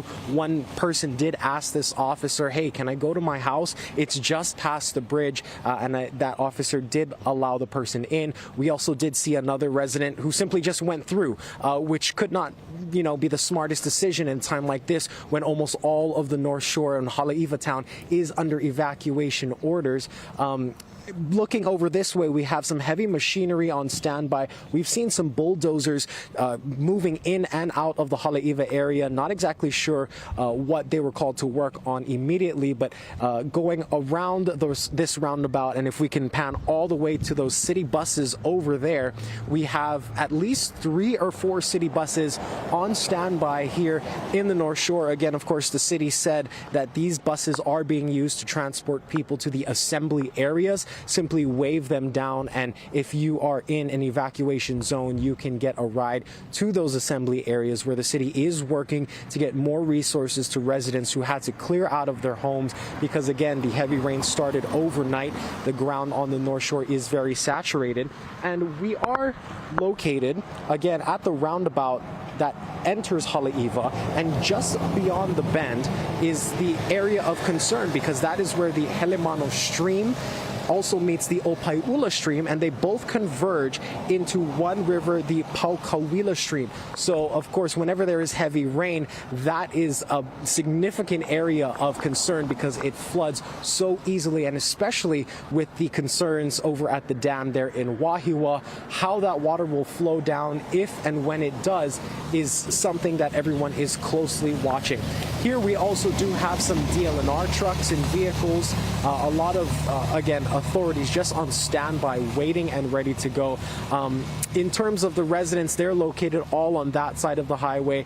I heard some people as I was walking in the back of their truck simply said, what's the update? So that goes to show that there are a lot of people very uncertain about what is going to happen here. A lot of people unsure when they will be able to access their homes again. They're also unsure about the condition of their homes. I mean, we have heard from residents who woke up this morning to the emergency sirens, basically saying that their yards were flooded. It was ankle, knee, even waist high deep water. And so I'm going to try and get a better vantage point later today and see what we can find. But that is pretty much the latest here. We have seen some movement actually on that exit of the roundabout. That is heading out toward the Waialua Mokuleia area. It's unclear exactly if that road is fully open for everyone to go through, but we have seen a number of vehicles make their way around this roundabout and heading that way. So that is the very latest out here on the North Shore. We'll send things back into the studio, guys. Thank you very much, Dylan. And we want to say aloha and welcome to our viewers from KGMB who are just enjoying the March Madness basketball tournament. Our understanding the next game starts at 1 o'clock. We'll get you there. But thank you for joining us for this extended breaking news coverage on this first alert weather day. We have evacuation orders in effect for the north shore of Oahu, communities of Waialua and Haleiwa, because the Wahiwa Dam, Ben Gutierrez, is at imminent risk of failure. Yeah, right now this is a live look at the Lake Wilson area, the Wahiwa Dam. At last check, the water levels in the dam have gone down a little bit, but it remains elevated. At this point, the risk may be a little bit lower, but all it would take would be a little bit more rain and the water levels could rise again and possibly breach the dam. When we talk about, imminent failure possible, it's more like the water could overtop the dam. Yes. So that would mean that a lot more water would just go through in just a rush rather than a controlled sort of flow, which is what we have right now with the spillway, or at least that area that is there to allow water out. Water's been going out. And just so you know just how much rain has been falling. Tracking the movement of this. Yeah, tracking the movement of this. Schofield Barracks got 13.24 inches of rain. In the last 24 hours, Schofield East got 12.3, and even Ka'ala, this is the highest amount of rain we have on Oahu. Ka'ala, which is the highest point on the island of Oahu, right at the top, 16.5 inches of rain in the last 24 hours, with more than a foot of that falling in the last 12. Yeah, so round 2 of this Kona low, just a week after what we saw last week with that really intense, powerful storm that forced evacuations. So here we go again, but we are staying with you wall to wall for this breaking news coverage. This is an extremely important weather event. This is a statewide event that's having an impact on the roads. Hawaii News Now has multiple crews deployed. You just heard from Dylan Ancheta. We have Mahealani Richardson out in Windward, Oahu, Raquel Kalo out in Nanakuli or in Makaha. And we're having images sent to our newsroom, really some powerful images of what we're seeing of road closures, water rushing through, roads destroyed in certain areas. So thank you for sending those in. Keep sending them so we can show the community what is unfolding. We want to send it over to Hawaii News Now's Drew Davis right now. This is an all hands on deck first alert weather day. Drew, thank you so much for joining us. What can you tell us about the latest track of that storm? Yeah, aloha Mark, aloha Ben. Thank you again for your coverage this morning. Here I am in the digital center, and what we've been doing on Hawaii News Now recently is we've been transitioning more of our products to a streaming product. Is we're in the digital center, able to answer your questions. I'm live on our YouTube chat and our Facebook chat. Again, we've been watching the radar very closely. We're seeing this second Kona low bring heavy rainfall over Oahu, and it's going to continue over the next couple of days. Let's just zoom in again closer to the island of Oahu over the last couple of hours. This is over the last 3 hours. You can see the rainfall continue to shift out to the east, impacting East Oahu. It's gotten a little bit lighter over the last 30 minutes. But one of the things that I want to do while I'm here in the digital center, of course, is answer questions that we have in the YouTube and Facebook chat, is also take a look at some of the latest data from the Wahiwa Reservoir. So I'm actually going to pull up that data on screen. This is what we are taking a look at when we're talking about the reservoir. It's in minor flood stage right now. You can see on this screen, this at the very left right here is the additional rainfall that we saw from the first Kona low. Again, the concern here is that we saw so much rainfall in Lake Wilson at the reservoir from the last Kona low that it wouldn't take much rainfall for us to get into a minor flood stage or potentially cause dam failure. We've been talking about imminent dam failure this morning. You can actually see it gets into minor flood stage as we go into late tonight. Taking a look, it was on the decline all the way until around 11:05 last night. So we were live last night in the digital center from 7 to 8 p.m. We were continuing to watch this. And then it's on the rise throughout the entirety of the night, peaking at around 85.28 feet. Again, as the rain started to subside a little bit, we've been on the decline again. We're still expecting heavy rainfall throughout this weekend. So this is a website, this is a data source that we're going to continue to have to watch very, very closely out there. Even though we're on the subside, we're still the water levels are subsiding, excuse me. We are still expecting more rainfall, and we're going to continue to see how this impacts. We're getting to where we could drop below minor flood stage out there. I also want to take a look at some of the maps. We're talking about evacuation orders. We've been talking about evacuation orders all morning for parts of Haleiwa, Wahiwa, and Otaki Camp. Let's actually take a look at that actual map. You may not be familiar with the areas that we're talking about, especially if you're visiting. Let's actually bring that map up so we can take a look at where exactly the evacuation orders are. So you can see that map just to the right or just to the left of me. We're going to continue zooming in. This again is impacting the North Shore. Every area that you see here in red is currently under an evacuation order out of just an abundance of caution. Heavy rainfall causing the reservoir to enter that minor flood stage. And again, imminent dam failure has been the wording coming from the city this morning. You can see all of these areas in red impacting the entirety of the North Shore. And again, this is the region that we've been watching all morning long.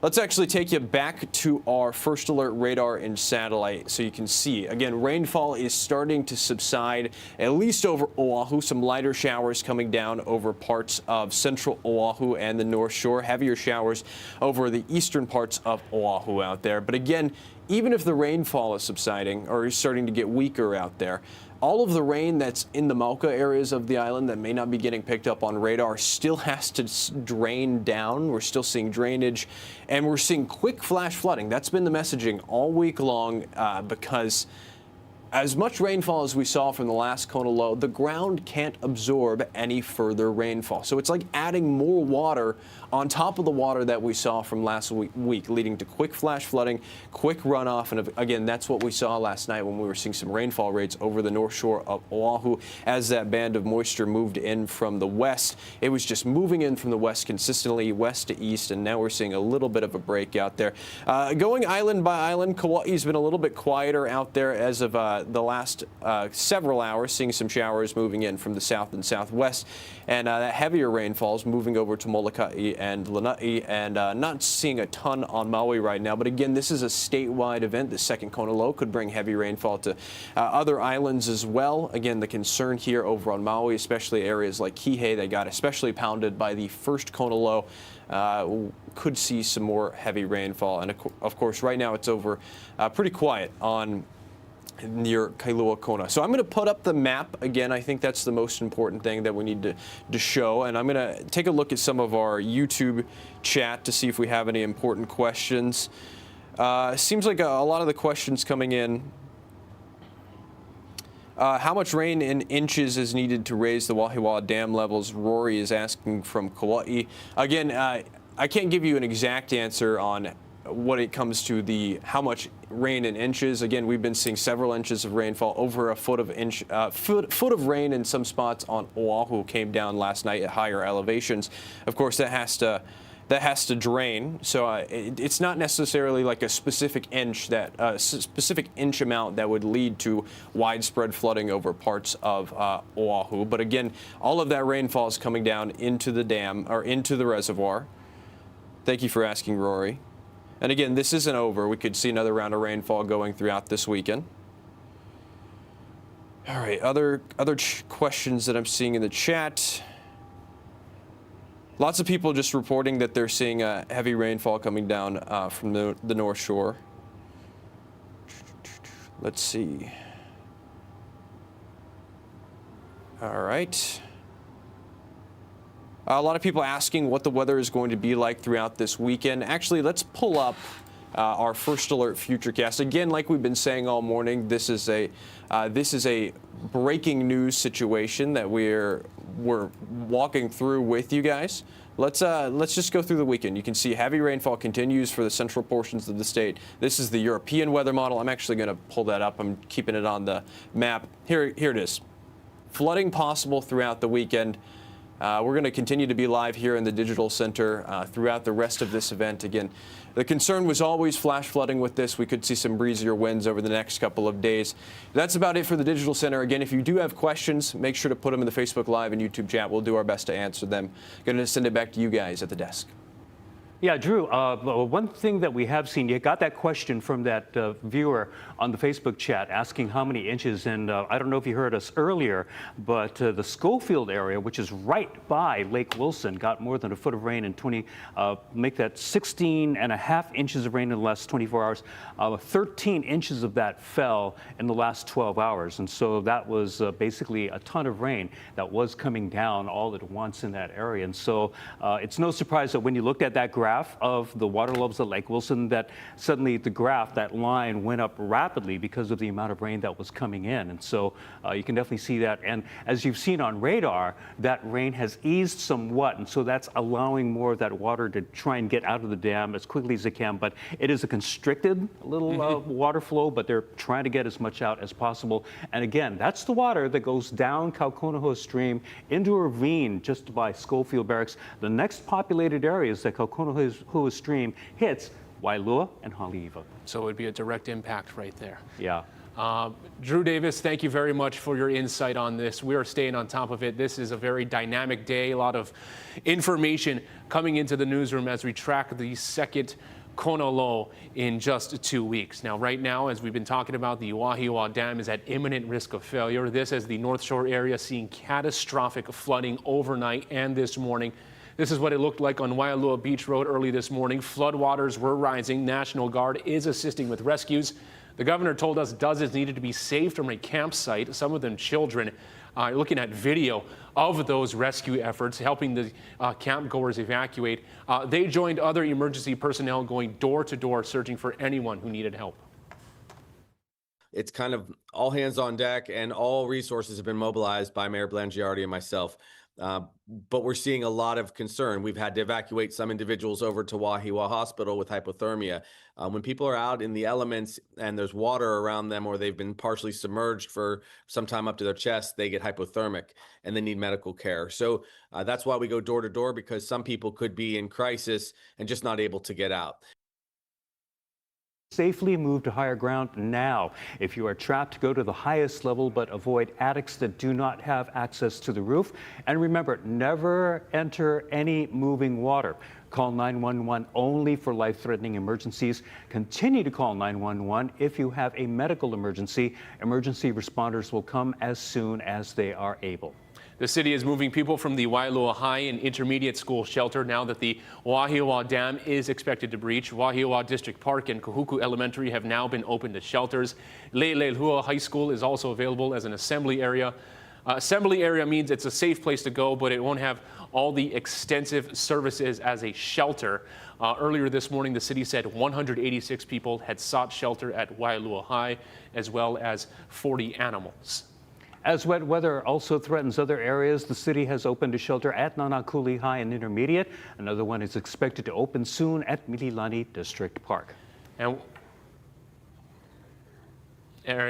And I have just been told that there has been a news conference scheduled for noon from Honolulu Mayor Rick Blangiardi, as we're seeing as the forecast that the Kona low system has been parked over Oahu since early this morning throughout what we're seeing on sunrise right now. So once again, a noon news conference has been scheduled, and we'll be hearing from Honolulu Mayor Rick Blangiardi on Oahu's response to all of this. The City Emergency Operations Center has been activated. Yes, definitely. We have team coverage all over the North Shore checking on the conditions, but also we are checking on the traffic conditions as well. Let's take it over to our First Alert Traffic, Angelani Martinez. Guy, Mark, right now we do have a First Alert traffic incident. This one is out of the Windward, Oahu. So right now there is a developing landslide that that the state crews are closing down Kalanianaole Pali Highway in both directions between Kapa'akori Road and Castle Junction. Now, other road closures include the Waipahu area. Due to the heavy rains, the Waipahu Street Bridge over the Waikele Stream may possibly be compromised. So Waikele Stream Bridge is closed from Waipahu Street to Malakeke Street. Now, over on the North Shore, Kamehameha Highway near Bonsai Beach Park, almost impassable due to high water. So police officers are detouring cars through Kenui Road. Now, there are more road closures remain in place in Haleiwa and Waialua along Kaukonahua Road and Kamehameha Highway as you are heading northbound, and even along Kamehameha Highway between Pupukea and Haleiwa. Over in Wahiwa, there's still road closures near the Karsten Dot Bridge.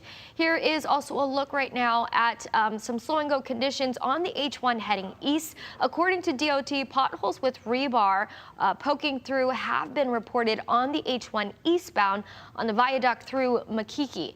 Now, going back to the North Shore or Central Oahu, as I mentioned, Kamehameha Highway near Karsten Dot Bridge closed in all directions due to flooding. Same goes for Kamehameha Highway over in the Waikane and Waiahole area. Lots of traffic there, but closures due to flooding near the Waikane Bridge. And over in the west side, roads remain closed near the Kea'au Beach Park due to flooding along Farrington Highway. That's your first alert traffic on Sunrise. Now let's take it to Mark and Ben. Thank you so much, Jelani. Yes, and what you were just mentioning out on the Waianae coast, we have images of that along Farrington Highway. So we're queuing up all the images that are coming into our newsroom on this first alert severe weather day. This is a live look at the Wahiwa Dam, really the epicenter of all the activity that we're seeing over the course of this morning. Evacuation orders have been issued for Waialua and Haleiwa because of the catastrophic, potentially extremely dangerous levels at the Wahiwa Dam. And so, Ben, looking at this system, how it's moving eastward, that slight break in the rain, even though it is a slight break, seems to have really helped in the last just, couple hours or so on kind of what we're seeing with the levels there. Yeah, when you turn off the tap, you do have a chance for the sink to drain a little bit. So that is the good news right now. We had that massive heavy rain that came in. It started like around 8 o'clock last night. And then when we were looking at the radar last night and at 11 o'clock last night, the flash flood warning was issued. There was just this huge mass of extremely heavy rain that was coming down at 1 to 3 inches per hour, even more, just judging from the rainfall totals that we've seen, maybe up to 4 to 6 inches per hour. That is more than what the ground can take, especially if it's already soaked. That is more than the dam can release safely down Kaukonahua Stream. And so when you look at the dam right now, or Lake Wilson, it is still very elevated. It has gone down a little bit, but it wouldn't take a whole lot of rain to really make things dangerous again. And downstream, it wouldn't take a whole lot of rain to basically result in more rapid runoff that you should not cross. Yeah, very little margin of error for that specific region. So we're keeping a very close eye on that. Just moments ago, Drew Davis was showing us just how the levels are changing in real time. But over the course of the morning, we have been seeing some photos and video sent in by our viewers from just different areas throughout that community. Haleiwa, Waialua, Mokuleia. The flooding and the rain literally forced a house off of its foundation, Ben, what we're seeing out in Mokuleia, homes swept away.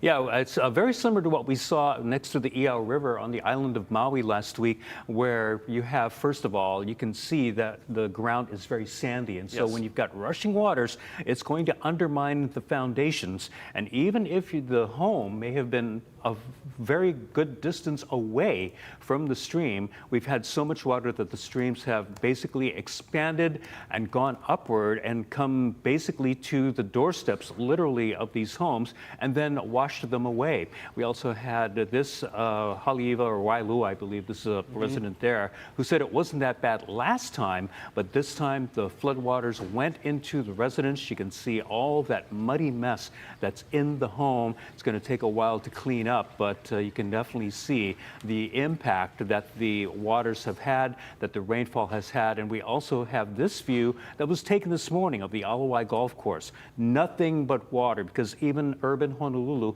has seen a lot of rainfall just in the last couple of hours as that massive rain finally started moving eastward away from the North Shore, which you see here now, and into the urban Honolulu area. But this is what's been left behind over the Haleiwa, Waialua area, just an ocean of brown water inundating homes. And you can also see Kaiaka Park on the top right of your screen, where the Kaukonoho stream would normally drain, but it has instead overtopped its banks, gone through the neighborhood, forcing evacuations during the overnight hours. Can't even begin to imagine the terrifying and frightening ordeal that these residents found themselves in overnight when they're just watching the forecast and they're seeing the water coming in. They're looking at the stream levels and what is happening, submerging cars, wiping out homes. And that video that you just saw from our media partners over at Civil Beat, that drone video, the aerial shot of neighborhoods just completely swamped right now. And so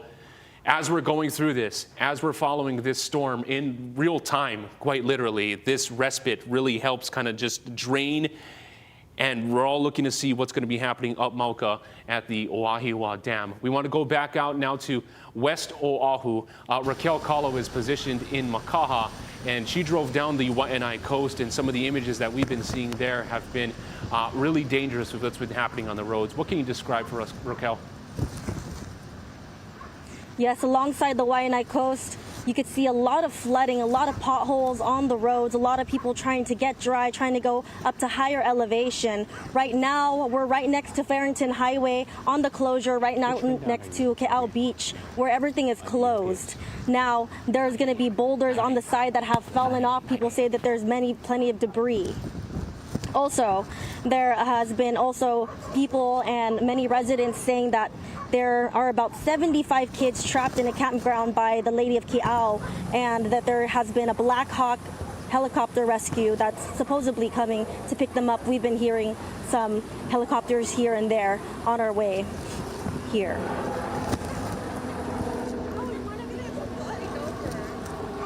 In West Oahu in Makaha, thank you very much. Yeah, some road closures are in effect for Farrington Highway. We're keeping track of this storm from all angles. We have crews out in West Oahu, Windward Oahu. This is footage coming in from Ocean Paddler TV, Ben, of how fast the waters were moving earlier this morning out on the North Shore. Yeah, I'm just taking a look at this and I'm just trying to figure out the neighborhood, but this looks like North Oahu. That looks almost like the west side, actually. And you can see all that brown water that has been coming off. The interesting thing right now is also that actually this is Kaimuki.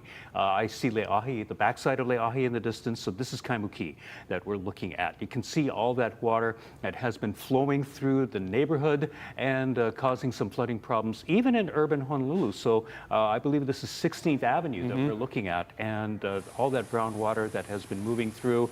Also, we've got drainage culverts that normally are dry, but those are now filled with water that has been flowing through. Hopefully it won't overtop, but we have had that. This is Makaha Valley condos. You can see the water flowing down from the Waianae Mountains just behind, causing a dangerous situation. But waterfalls in the Waianae Mountains, you see the rocks that are coming down because of the quick water flow, and also some roads have been failing. Yeah, this is at Ke'au Beach along the Waianae coast right now, just what is happening at Farrington Highway.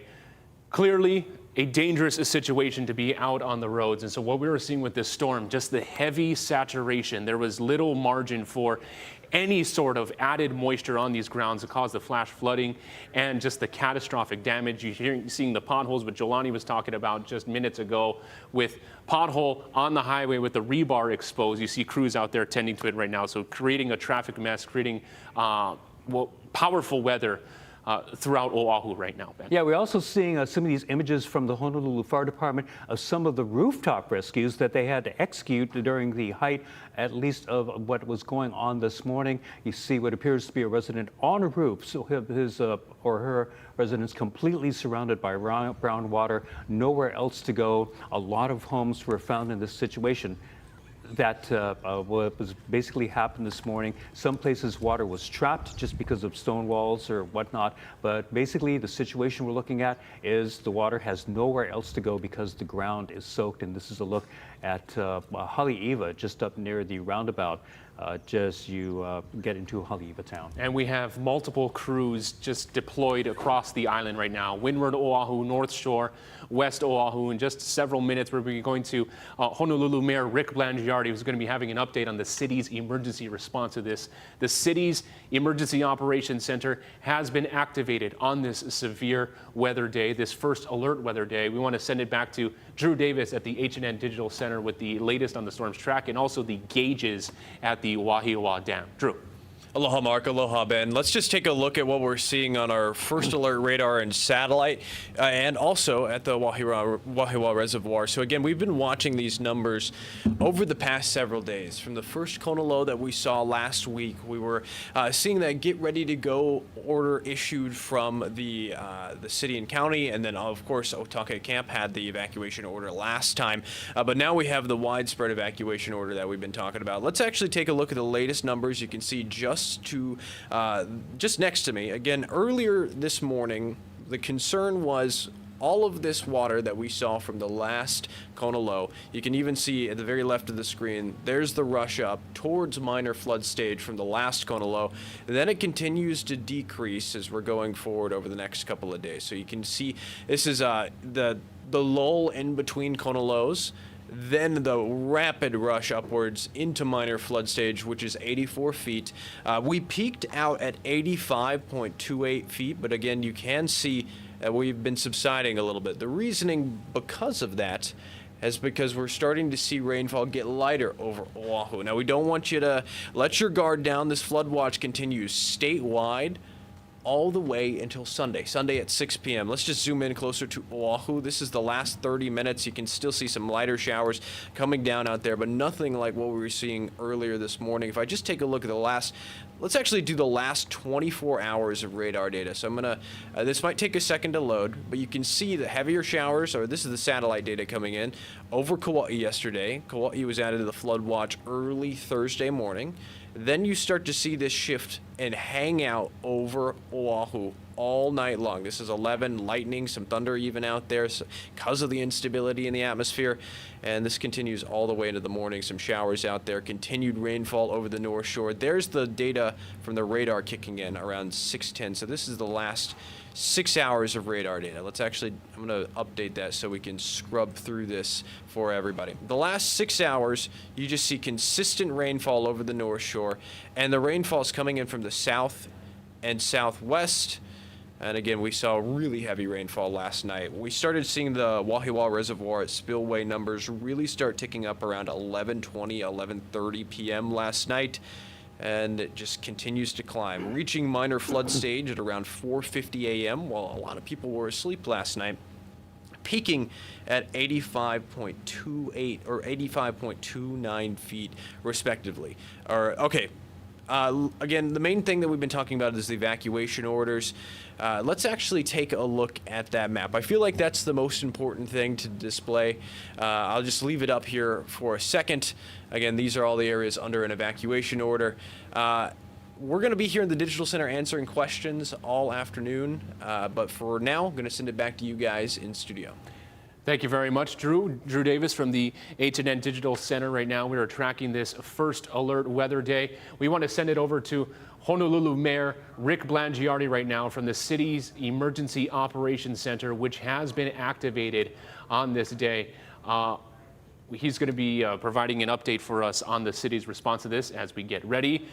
This is live TV, everyone. Good afternoon, everybody. Okay. Thanks for being with us. I want to give you an update on how we're looking at things here and any up to the moment notices we have. I want to thank everybody for the coverage that they've been providing this morning. We've been watching all morning long. Everyone's doing a good job of informing the public. I wanted to say that we cannot stress enough how serious this storm is. You know, the thing that makes it serious is its unpredictability and the strength of the storm. As we see things moving around and getting a little bit of respites here and there, we should not lose sight of the fact of a couple of things. One, the prediction for more rainfall through tomorrow night is real, And the concern about that is we are already at high level marks. The ground has been really saturated. We feel good about the stability of dams right now as far as anything overflowing, but still yet it's hard to predict the amount of rain that comes in these surges and what that could cause. So we've got some 5,500 people in evacuation areas on the North Shore. We're doing everything we can to rescue and help people. There's no question that the damage done thus far has been catastrophic. It's hard to say exactly what the damage is because some of the roads have been impassable, but clearly, at the very least, dozens, if not maybe hundreds of homes, people being displaced.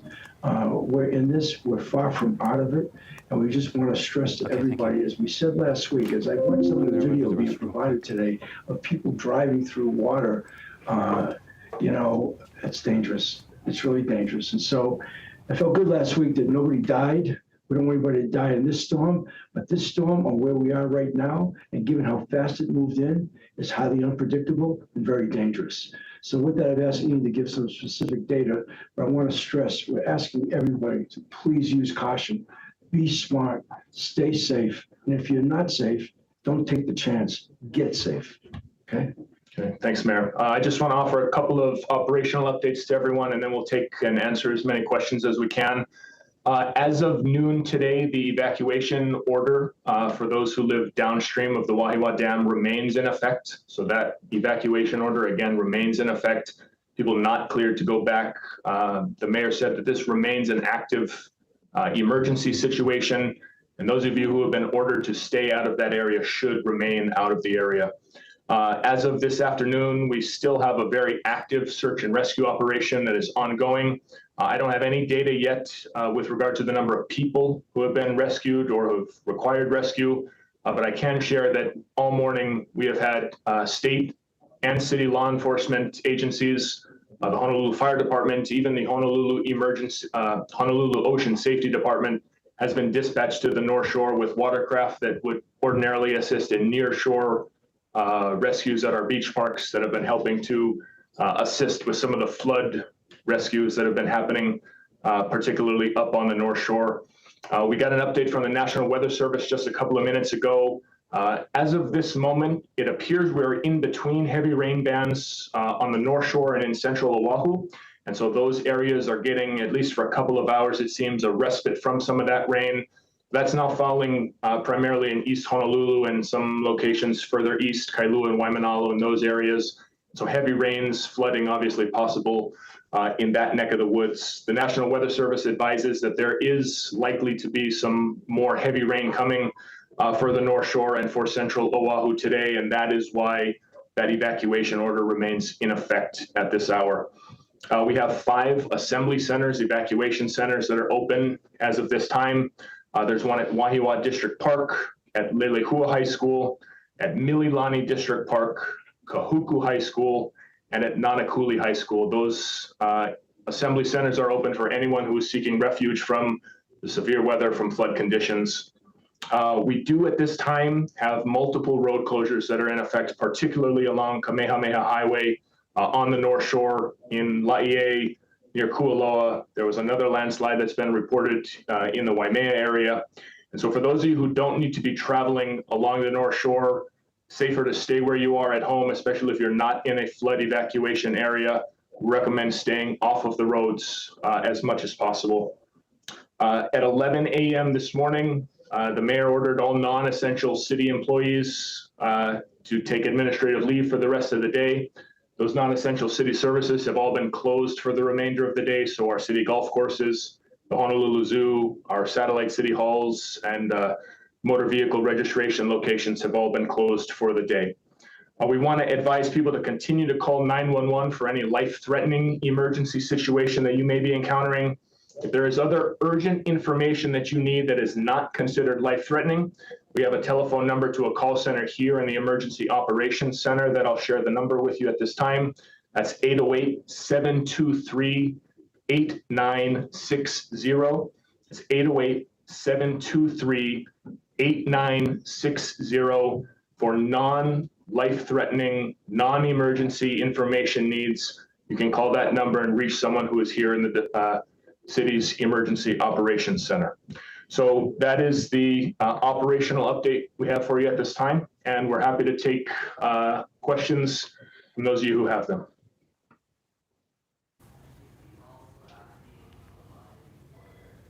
I'm not sure at this point if they can hear us. Is the mayor still planning to travel out of state starting Sunday, or is that? No, I've already canceled the trip. The whole trip? Well, I would say this. Yeah, I'm not planning on leaving, and I would say where we are maybe a week from now. I'm disappointed, like anybody else had travel plans, because this was an important business trip and we had everything lined up almost to the hour. But this takes precedence, obviously. And just small clarification, the trip was to China? What was the purpose? Was to China. And we had a number of business things there. Some of it I'm not talking about right now because we want to raise expectations, but it wasn't the typical cultural exchange to our sister cities. We in fact, just today, actually, we're supposed to be hosting 37 representatives in from China, who I was then later meet with in Fuzhou, here to look at restaurants. We had a walkthrough in downtown. They were going to take Skyline out, look at some TOD.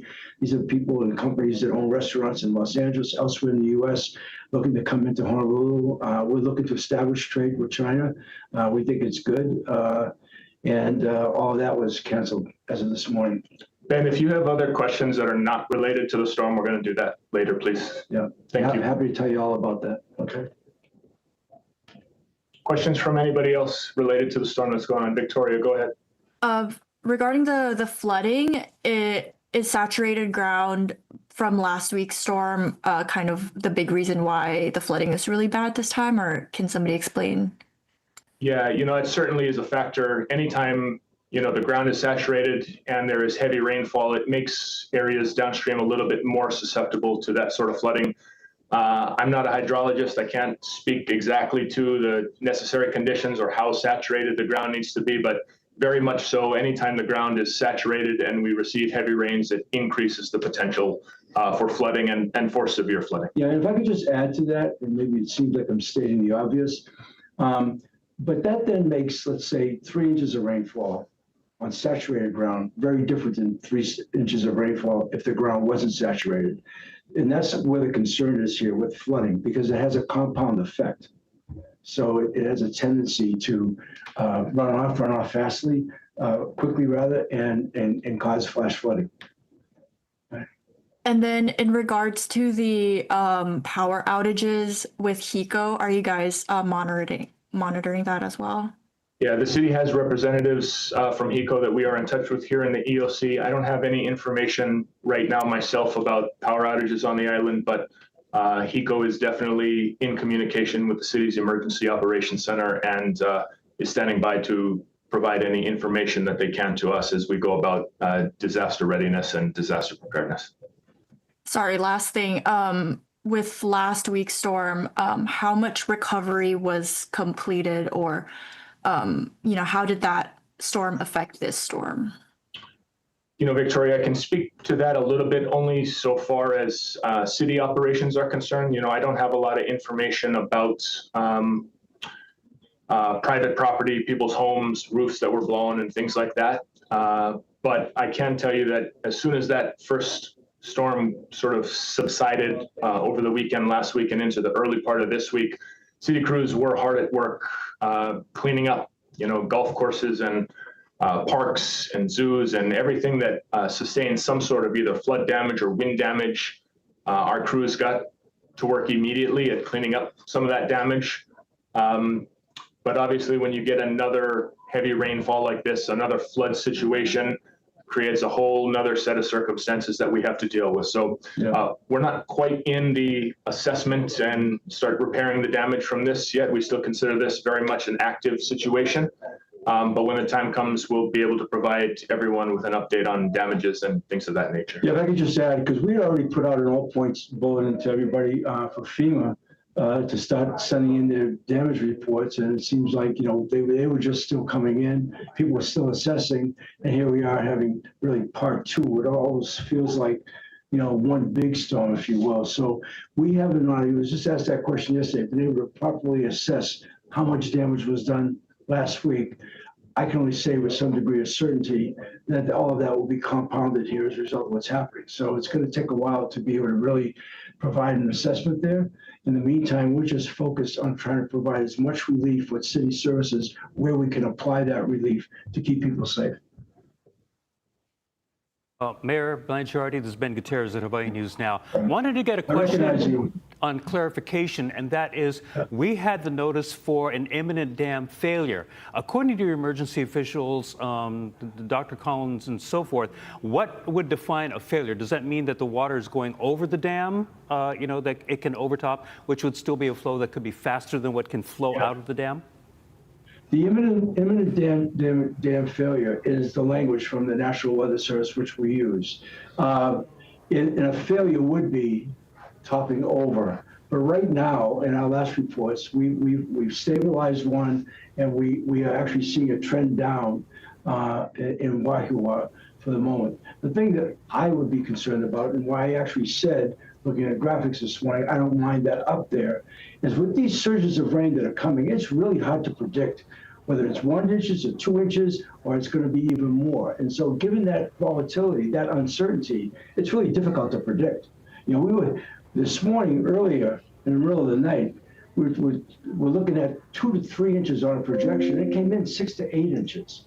The surge is so heavy. So I don't mind the fact that we're using that language, because anybody who might be threatened by that should take as much caution as possible. But right now, we don't feel like we're in danger, immediate danger of it topping. So there's a line in there, and what we're trying to convey, okay, is that it could happen. We want people to be aware of it. But right now, the threat of it actually happening is not something we would say it's going to happen, if you know what I'm saying. But it's the unpredictability, Ben, which is what I said earlier. The strength of this storm and its unpredictability and these surges makes it extremely difficult. So that's why everybody needs to err on the side of caution. Yeah, I think the erring on the side of caution was good because even right now, I'm sure that most people have headed out of Waialua and Haleiwa, which would be the areas most in danger in case the dam did overtop. So at least that's one area. And like you mentioned, Mayor, one good bit of good news is the fact that as far as we know right now, no fatalities from what happened last night. Yeah, and we're very grateful for that. We want to keep it that way, which is why we're speaking the way we are. We want to get through this. I saw a report earlier, everybody said, we'll get through this. One of the people on the ground in one of the communities, we want to get through this as safely as possible. And so we're not alarmist. We're trying to give out factual information, which is why we're on the air right now. But clearly, given the significance of this, as I opened up my comments, this is very strong and of deep concern to us. We ask everybody to embrace that kind of caution. Mayor, one last question from me, and that is, we had a question from a viewer wondering if you've been in talks with the governor, if there's any indication that the National Guard may be deployed to assist in disaster rescues, recoveries, and basically in cleanup for residents. Yeah, I have been in discussion with the governor all morning long, actually. We've not discussed the National Guard. If I'm not mistaken, I thought I heard one of the reports, there was some relief provided by the National Guard. I know he's planning on, we're going to do a joint presser at 5:30 tonight.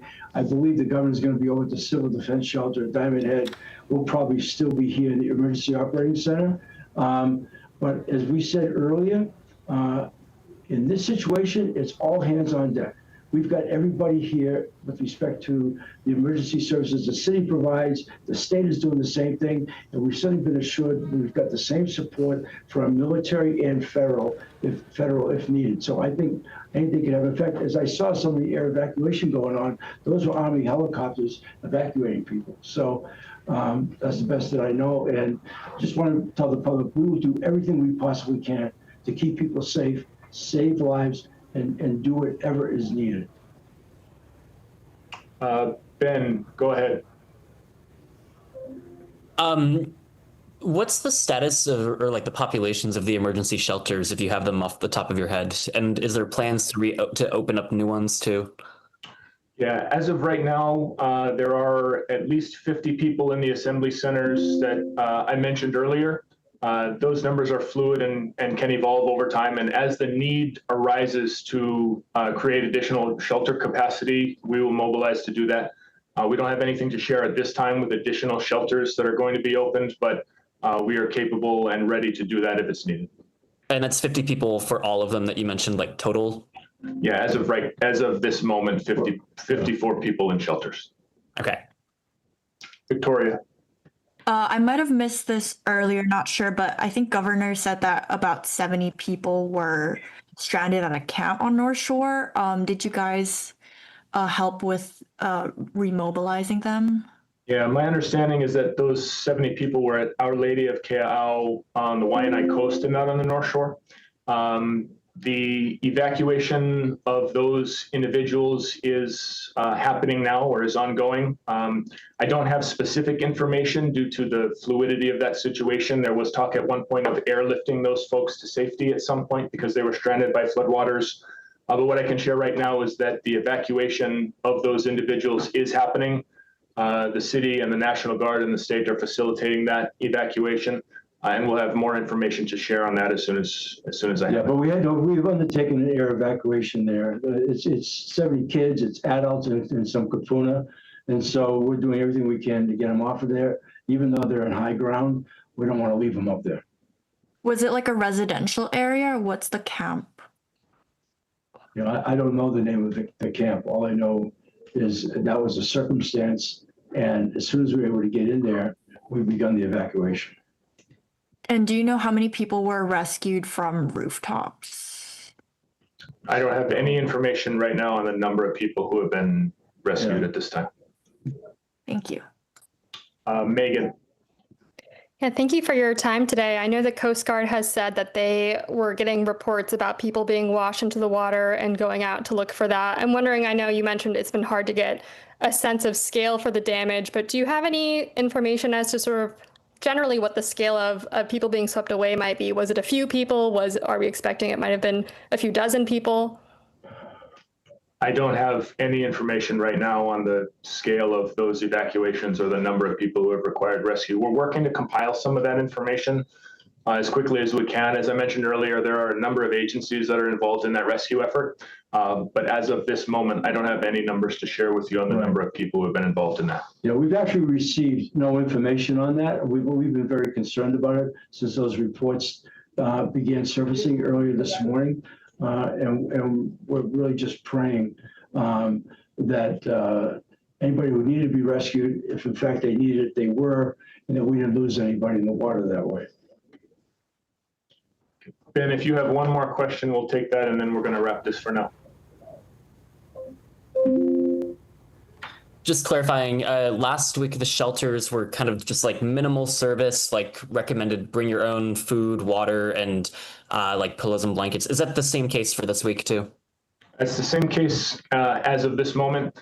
As the sort of damage assessments go on, and if there is a need for prolonged, if we need people to stay at shelters for longer than maybe they ordinarily would if homes have been washed away, the needs of those individual shelters will be assessed by our team here at the Department of Emergency Management and will react accordingly. Yeah. But people who head to those assembly areas now should be bringing their supplies with them as best they can. Yeah, but I want to go on record of saying that if we end up with people in extended shelters, we'll provide resources for them. Sorry. No, and the other thing that we learned from last week, and some of the post-analysis we did, there's a lot of people went to family and friends. They had people who lived in higher places, and even though we're encouraging people not to get on, in some of the out-migration, that's where people went, as opposed to a shelter, which seemed to make sense to comfort their families and whatever. Okay. Do you guys take donations to the shelters or no? No, we do not. The Red Cross might be doing something like that, but we'll provide the necessary monies needed for that matter. We'll provide anything that we need to take care of people if the situation gets to that level. Okay, as the mayor mentioned, the governor has another media briefing scheduled for, I believe, 5:30 this afternoon. We'll participate in that briefing, and any other urgent updates that need to be communicated, we'll do it between now and then. But thank you, everyone. Thank you. Listening to a live news conference with Honolulu Mayor Rick Blangiardi and Ian Shearing with City Communications, providing the latest on the city's response to this catastrophic flash flooding event. Evacuations have been ordered for the communities of Waialua and Haleiwa. Just to recap the mayor's remarks, 5,500 people are in the evacuation areas on the North Shore. He described the damage thus far as catastrophic, with roads impassable. The 5,500 people is the number of residents that live there. We're still gathering information and still trying to see if any data is going to be coming out on the actual number of residents that have been evacuated from those impacted communities. The evacuation order is still in effect, with more heavy rain expected along the way. A search and rescue operation is ongoing. Ocean Safety has deployed resources to help search the area, and there are closures along Kamehameha Highway, with another reported landslide at Waimea Bay, speaking to that this is a weather and traffic event as well. The conditions really having an impact on the roads across Oahu. All non-essential city employees have been ordered to take administrative leave. Closures at city golf courses and other municipal public facilities. And we're just showing you some of the images to emerge from this morning of the evacuation efforts. Governor Green announced all state office and UH are closed for the day, and there will be another update later this evening from both the mayor and Governor Green. During those remarks as well, we also want to let you know the Border Water Supply is advising town-bound Pali Highway motorists that the far-right lane between Waukanaka Street and Country Club Road in Nu'uanu is closed until further notice. Board of Water Supply says it is pumping water from its Nu'uanu number 1 reservoir to lower the level after the heavy rains. And this lane closure enables Border Water Supply equipment to discharge the pumped water safely into a nearby storm drain, really trying to get ahead of kind of what's happening out at the Wahiwa Dam, which is at imminent risk of failure. And Honolulu Mayor Blangiardi clarified the definition of imminent risk of dam failure. That would be water spilling over the top right there. So we're keeping a very close eye on what is happening with that. Another update, because this is a statewide event, it's not just Oahu seeing the impacts. The storm is making its way down the island chain. Maui County has issued evacuation advisories in South Maui and East Maui. They've just added the Wahikuli and Laie areas below Kala'iola in Lahaina to the advisory. That's as nearby retention basins near capacity, according to Maui Emergency Management Agency. So this is a statewide storm right now. Oahu got the brunt of it overnight and to this morning, and it's trekking down eastward. Let's go to Ben Gutierrez with a closer look at the forecast and how this system is moving. Ben. All right, thanks very much, Mark. Of course, we just wanted to get you quickly updated. We have a flood watch that is up for the entire state all the way until Sunday afternoon, and we still have the flash flood warning that is in effect right now for the entire island of Oahu. Again, seek higher ground if you need to, evacuate if needed, or if you are ordered. You can also see the island of Molokai is now yellow. That is a flood advisory, more nuisance flooding, but this could be upgraded into a flash flood warning. Again, the flash flood warning for Oahu covers the entire island as that system makes its way down the island chain. Here's the current situation. We've got a couple of band of showers, but here is the band of moisture, the convection, this whole area that started moving through Oahu last night, and it's now kind of moving off away from Oahu. And you can see that next in its sights, Molokai, Lanai, and parts of West Maui, along with South Maui, because this storm, unlike the last Konos low last week, most of the moisture is now coming in from the west and a little bit from the southwest. That still means that southern areas like urban Honolulu, also Kaunakakai, as well as Ko'ele, and then also we have those areas on the south side of Maui, Kihei, and so forth, are still going to be in danger. Over the next couple of days, we are still looking at a lot of moisture to be moving through. The main band, according to the European model, is going to be for the central islands. Hawaii Island, not so much, but East Hawaii, you might still get a few of those showers. Now, this heavy rain looks like it's going to be trained over us. The previous forecasts had said that the heaviest amount of rainfall, or at least prolonged rainfall, is going to be now through tomorrow. We can see that on the European model. You can see that the moisture remains over the islands and doesn't really go anywhere. As we head into tomorrow evening, you can see the moisture gets a little bit lighter, but more widespread. And that will mean the possibility of more flooding because, again, as we've been saying frequently in the last several days, the water has nowhere to go. You can see a little bit of the Kona low, at least the troughing right here, but that still means that we've got southerly winds, so we bring up another batch of moisture. We'll finally get a little bit of relief as we head into Sunday evening. Right now, again, the flash flood warning expires or is set to expire at 6 p.m. on Sunday, but between now and then, there's still a lot of rain that can fall and is forecast to fall, and we'll still have a lot of moisture heading into Monday into the afternoon, especially for Maui and Hawaii Islands, so we're not out of the clear yet. Forecast model right now looking at Monday being very heavy up in the Hilo, Pauilo into Laupahoehoe for East Hawaii, and so it looks like we've got a prolonged period of wet weather, but at least as we head into the middle of next week, we are looking at more typical trade wind conditions, or at least more typical trades, and then we're going to get a few more of those showers, mainly for Windward and Mauka areas, something that we have not had for a very long time. Quick look at the winds as well. We weren't looking at the winds to be as much of a factor, but we've still had some gusts, and these gusts are still strong enough to basically topple trees that are in areas that are so saturated that it doesn't take much to push a tree over as far as the winds. And so with the water having saturated the ground so much and the soils being so soaked, won't take much again for the winds to knock things over. As we head into this coming Sunday, we still have some winds coming in from the south-southwest for the central islands, and we might have some northerly winds, which could mean some relief for the island of Kauai. We'll also have quite a bit of rain accumulation. We'll just take a look at this right now. These have been underperforming right now, so just to let you know, we'll still have the possibility of even more rain on top of what we've had in the last 24 hours, and on top of that, the amount that we had last week. We'll have more on the forecast coming up for you as we continue our coverage. Right now, let's head over to Jelani Martinez with your first alert traffic. Ben, right now we do have more flooded roadways. The first is over on the H1 heading east. You've got flooded roadways in the left lane near the Vineyard off-ramp. The other is on the H1 heading west, and this one is between the School Street on-ramp to the Palama off-ramp. Now, over in Windward, Oahu, there is a closure between the Kalanianaole Highway, Pali Highway closure between Kapa'akori Road and Castle Junction. So right now, your detour route would be Lower Auloa Road for Honolulu-bound vehicles and Kamehameha Highway toward Kaneohe and H3 Freeway for Kailua-bound vehicles. Now, this one just came in. Mauka Lane of Kalanianaole Highway in Waimanalo at Tinker Road is also flooded. Now, we have more road closures over in Waipahu. Due to the heavy rains, the Waipahu Street Bridge over the Waikele Stream may possibly be compromised. So the Waikele Stream Bridge is closed from Waipahu Street to Malakeke Street.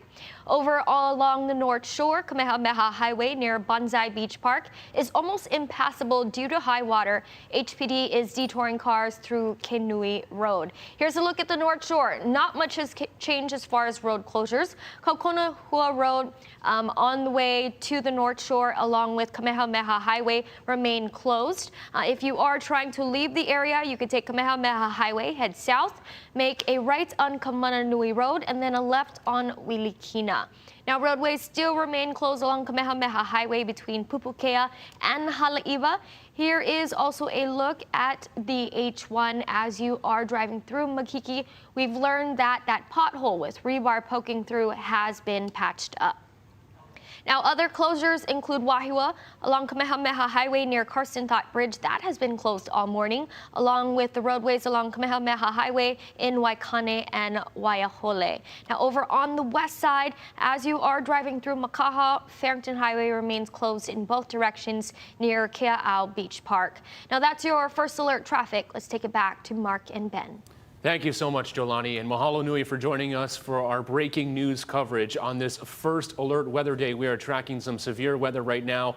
The area of focus is the Wahiawa Dam and the North Shore communities of Oahu, Waialua and Haleiwa. Evacuation orders are in effect at this moment for 5,500 residents in those communities. And so the warning came out about 8 o'clock this morning. This is a live look at the Wahiwa Dam.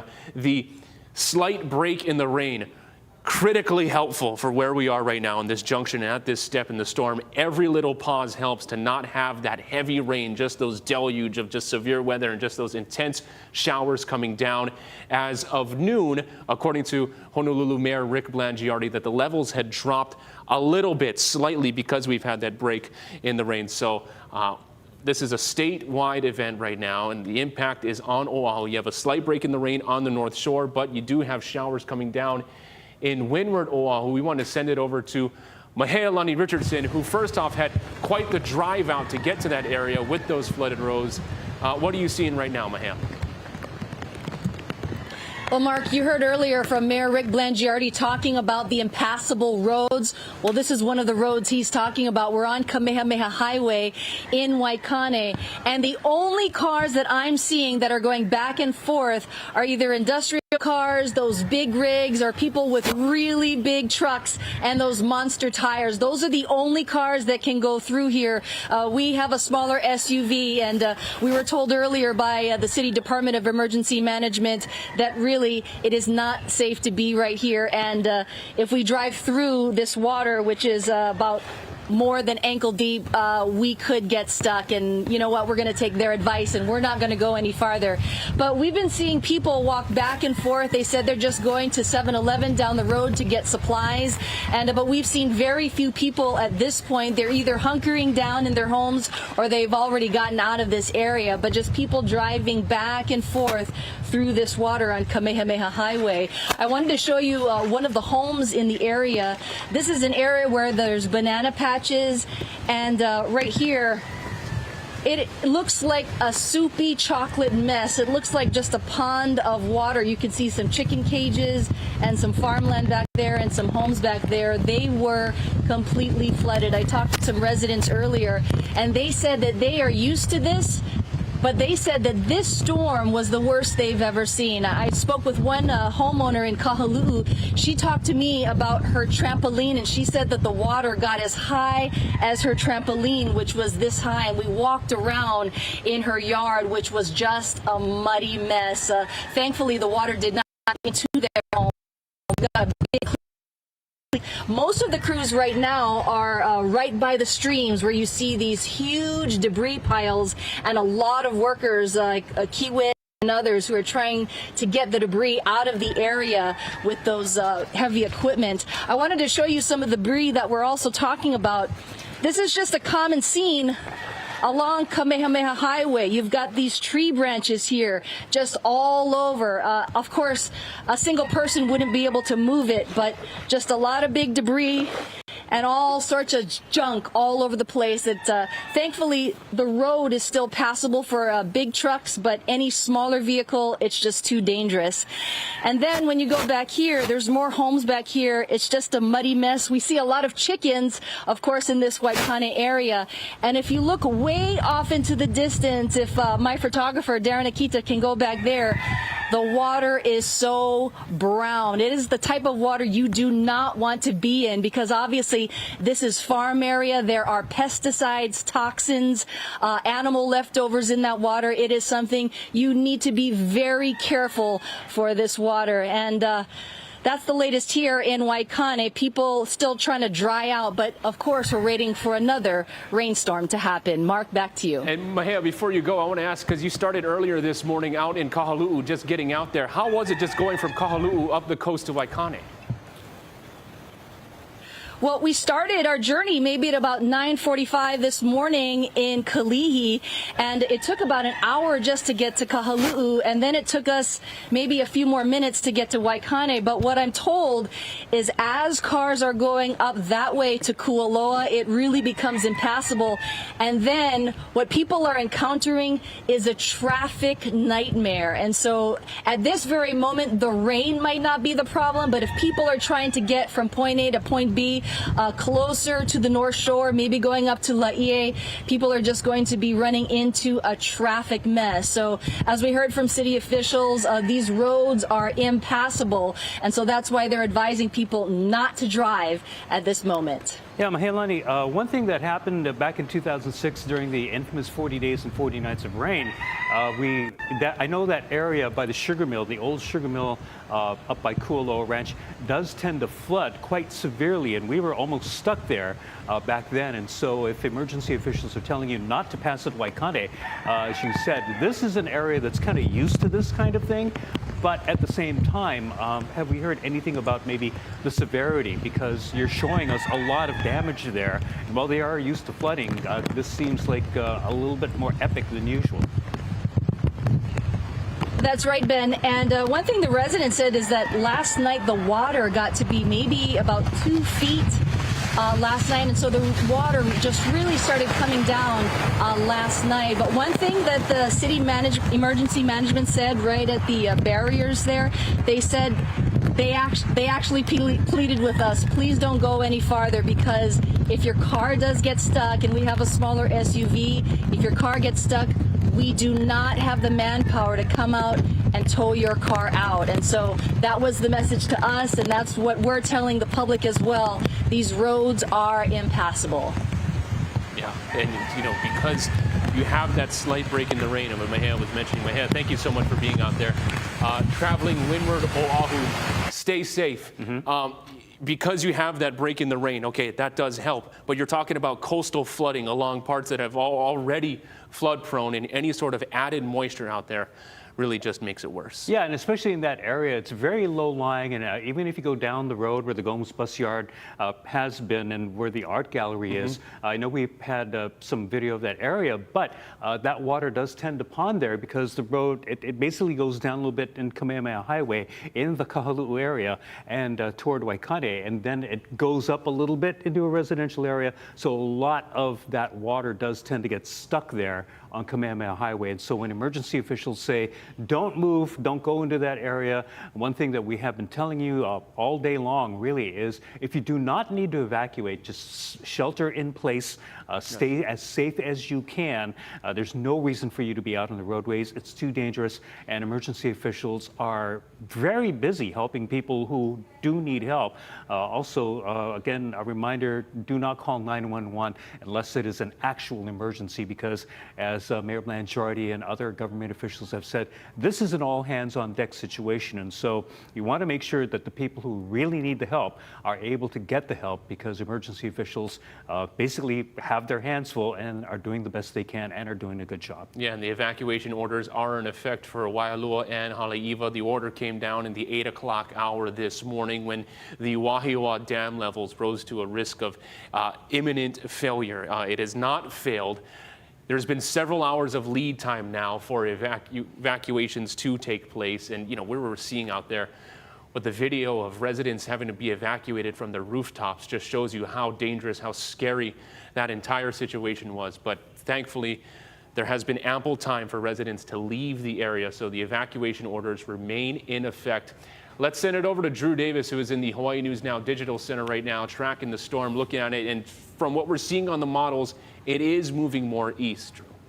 Yeah, aloha, Mark. Aloha, Ben. Again, we are seeing a lot of the moisture shift further eastward away from Oahu. The good news is a little bit of a break in terms of rainfall out there means some of the waters at Lake Wilson and the Wahiwa Reservoir are starting to subside. What we're going to transition to here over the next couple of minutes is we're going to do more live Q&A. I'm going to do my best to answer any questions that we have in the YouTube chat and also on our Facebook live chat. Lots of people asking questions on, is this going to be impacting this area? We'll do our best to answer that.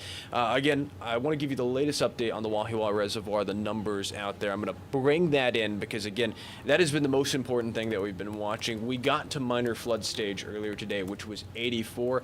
I believe 90 feet is considered dam failure when the water would start overflowing or overtopping the dam. So, again, that's when we would really start seeing impacts downstream. That's why the evacuation orders were issued for parts of Waialua and Haleiwa. So, again, let's just run through this before we start answering questions, because this has been the most important thing that we've been watching throughout last night and earlier today. The last Kona low that we saw this past weekend really jumped up water. So you can see at the very left of this, we saw a massive increase. Again, you're not even seeing the full increase here over the Wahiwa Reservoir, getting up to around levels of 82.6 feet. We were live during this while it was happening on the H&N streaming app, also here on YouTube and Facebook, because of the risk for getting to that minor flood stage and potentially dam failure. The city and county last week with this last Kona low issued a get ready to go order, just kind of a prep in case we actually get to the evacuation point. Now we're at the evacuation point. You can see the slow subsiding as we're going throughout the beginning of this week, getting ready for this next Kona low.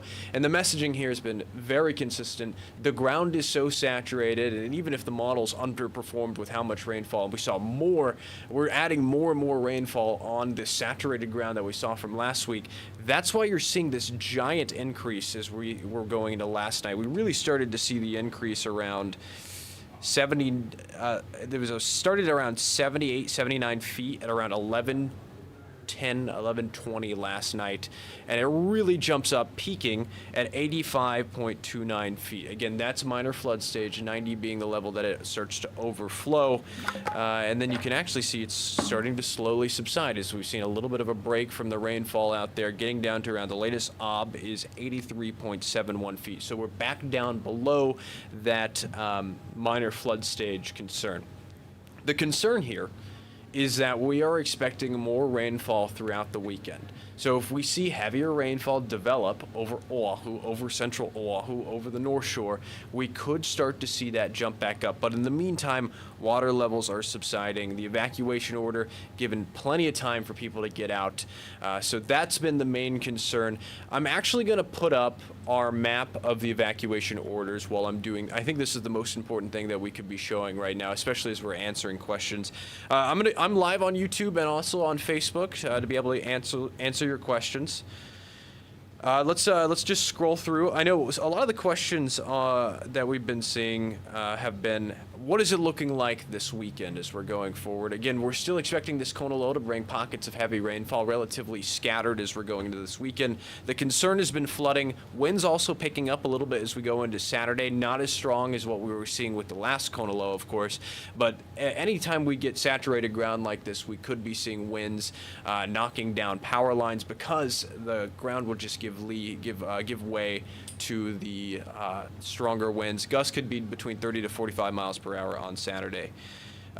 We've got some people asking in the comments, what's the news on rescue efforts? Throughout this morning, we were live on Sunrise. We were actually filming people getting rescued from their houses. I believe they were riding in along excavators. I believe that's the term, but there were rescue efforts going on this morning, especially as the flooding was the worst. It's starting to subside out there.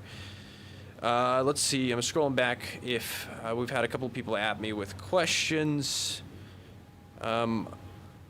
Next question is coming in. It says, what is it looking like this weekend? I'm going to bring you back to the graphics so we can actually show you what's going on in our First Alert Futurecast. Again, a little bit of a break over Oahu. Still seeing rain coming down out there, so we're still concerned about the chance for flooding, especially with how saturated the ground is, especially after today. Let's take a look at the First Alert Futurecast. Again, this is the Kona low. If you zoom out, you can actually see the Kona low kind of spinning off to the north of us. I'm going to make sure that we pull up the graphics so that you can actually see. Here it is. Here's the First Alert Futurecast. This specifically is the European weather model. You're going to see heavy rainfall hang around throughout the state. As we're going to late tonight, maybe some heavier showers developing over the central portions of the island chain going into Saturday morning. This is around 7 a.m. And more widespread rainfall hanging around Saturday into Sunday. Again, this is going to come in rounds, kind of like what we saw with the last Kona low.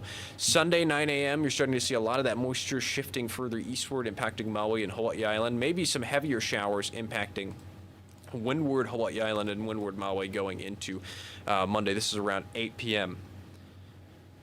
James is asking, James Barkus, thanks for the question, James. This is a great question, actually. How much rain is expected in the next 24 to 48 hours? Let's pull up the totals. These have kind of underperformed a little bit because obviously we were seeing some areas on Oahu seeing over an inch of rainfall, especially at higher elevations. Again, the rainfall totals are higher. But let's just go throughout the next several days. You can see continuing. This is the same model that I was just showing you, the European weather model. You can see maybe an additional 2 to 3 inches of rainfall getting picked up on Oahu. Again, with the nature of this kona low, it's going to be less organized and scattered out there. So it's kind of hard to pinpoint where exactly we're going to be seeing the heaviest rainfall. But I can tell you that the potential is there. The threat is still real for flash flooding as we're going into the next couple of days. This is as we're going into Monday and Tuesday. So from now, I believe this model starts at 12 p.m. So from 12 p.m. on today, March 20th, until Tuesday, 7 a.m., you could see an additional 2 to 3 inches of rainfall over Oahu. Again, 2 inches in Wailuku. Some areas showing lower totals, but again, the potential is there for the flash flooding risk. So again, that's just a quick look. Again, this flood threat continues all the way into Sunday. Sunday at 6 p.m. is when the flash flood watch will come down, but we've got warnings up, we've got advisories up right now. James, I hope that gives you some insight again, especially if we have seen the models kind of underperforming a little bit. We've just got to be careful. This is going to be a situation where we are going to be babysitting the radar over the next couple of days, just kind of watching to see what's going on out there. Titanic Girl 774 is what areas have had power cut off already? That's a great question. I believe the last report that I saw that HECO cut off power to the North Shore, but I'm going to confirm that before I got to make sure that. Yes, so here's our latest headline on HawaiiNewsNow.com. Flooding from Kona storm prompts proactive power shutoff for thousands on Oahu. Just reading some of what we have. Hawaiian Electric has turned off power to 4,100 customers on the North Shore of Oahu. Customers on Oahu, Hawaii Island, and Maui counties should prepare for the possibility of new outages as the second storm moves across the state. Saturated grounds and moderate winds could cause partially uprooted trees to fall on power lines or topple poles. Again, we're expecting winds to be a little bit stronger the next couple of days, which could lead to some power outages. But again, the winds are not going to get anywhere near what we saw last week. Again, we saw winds with this last Kona low, the first one, getting up to a hurricane force gusts on Hawaii Island. I think the highest wind gust report that I saw was 135 miles per hour. But again, we are expecting maybe some gusts between 30 to 45 miles per hour with this next system. You can actually see the sustained winds climbing as we're going into Saturday, between 10 to 20 miles per hour. I wouldn't be surprised if we see higher than this again. Before I end off, we're going to send it back into the studio here in a second. Here's just one last look at the Wahiwa Reservoir just to show you the latest numbers. Latest observation is 83.71 feet. Again, we are below minor flood stage. We're going to be watching this very closely. Again, I'm going to be here in the digital center all afternoon, all evening, potentially even into the wee hours of the night, just watching what we're seeing out there on the radar. But for now, we're going to send it back to studio with Jelani Martinez. Hey, thanks, Drew. So right now we actually do have a first alert traffic. This one is out of the North Shore. According to the DOT, there is a down tree in Kahuku. This is along Kamehameha Highway at Pu'uluana Street. Now, the other Mauka Lane of Kalani'anaole Highway in Waimanalo at Tinker Road is actually flooded right now. And then here is a look at the H1 eastbound near Vineyard off-ramp where there's flooding there in the left lane. There's also flooding on the H1 heading west. On the H1 westbound between the School Street on-ramp to the Palama off-ramp. The other is also an emergency slope work at the intersection of North School Street and Liliha Street that's being done right now. And back on Windward, Oahu, Kalani'anaole and Pali Highway will be closed or remains closed in both directions between Kapa'akori Road and Castle Junction, and that is due to a developing landslide. As you can see, it is pretty congested out there in both directions. Now over again, as I mentioned, we've got the Mauka Lane of Kalani'anaole Highway in Waimanalo at Tinker Road flooded.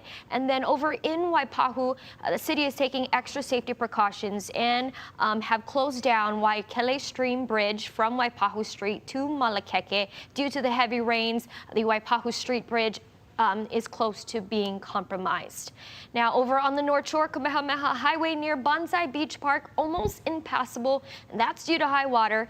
HPD is detouring cars through Kaneohe Road. Here's also a look at the North Shore or Kaukonahua Road and Kamehameha Highway. Closures remain the same where you can't drive northbound. Now, over in areas like here is also a look at DOT or the potholes on the H1 as you're heading eastbound. That pothole has been patched up. And then back over in central Oahu, Kamehameha Highway remains closed in both directions near Karstentot Bridge, and that is due to flooding. That's your first alert traffic on Sunrise. Now let's take it back to Mark and Ben. Jolani Martinez, thank you very much. A lot to keep track of, and mahalo nui to all of you for joining our wall-to-wall coverage on this major breaking news day. A first alert weather day. Evacuation orders are in effect for Waialua and Haleiwa. We want to pull up the map right now showing you just the evacuation zones. It includes all of Haleiwa between Pu'uiki Street and Kamehameha Highway, areas of Waialua between Kukea Circle to Otake Camp. Now, it's our understanding there are 5,500 residents impacted in that community. The evacuation order came down around 8 o'clock this morning with the alert of imminent risk of dam failure. So we're keeping a very close eye right now. There has been ample time for residents to get out of those affected communities. But what we're seeing right now from this forecast and how the size of this system, that Oahu was the area of focus. Thankfully, there is a break in the rain right now, but not before it left behind flooded coastal areas. We're talking about roads, Ben Gutierrez, that are just completely wiped out and creating a traffic mess, creating a brown water advisory mess, and we're trying to see what's going to be happening over the next several hours as this storm moves. Yeah, this is pictures from, I believe, the Kahaluu area where Kamehameha Highway does tend to flood in heavy rains. And we also have had several culverts that are normally dry that have been overflowing.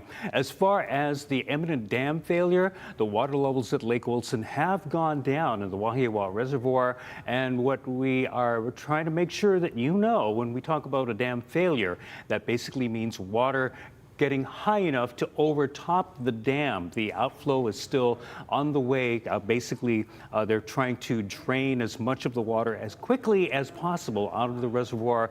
But when it says imminent dam failure, that means that the water is going to top over the dam, and that could flow faster than what goes through the outflow, which controls the water that is coming out. So you have a little bit more control over any flooding that will happen. Earlier, the leeward side also got, West Oahu also got a lot of water. This is at the Makaha Towers condominiums.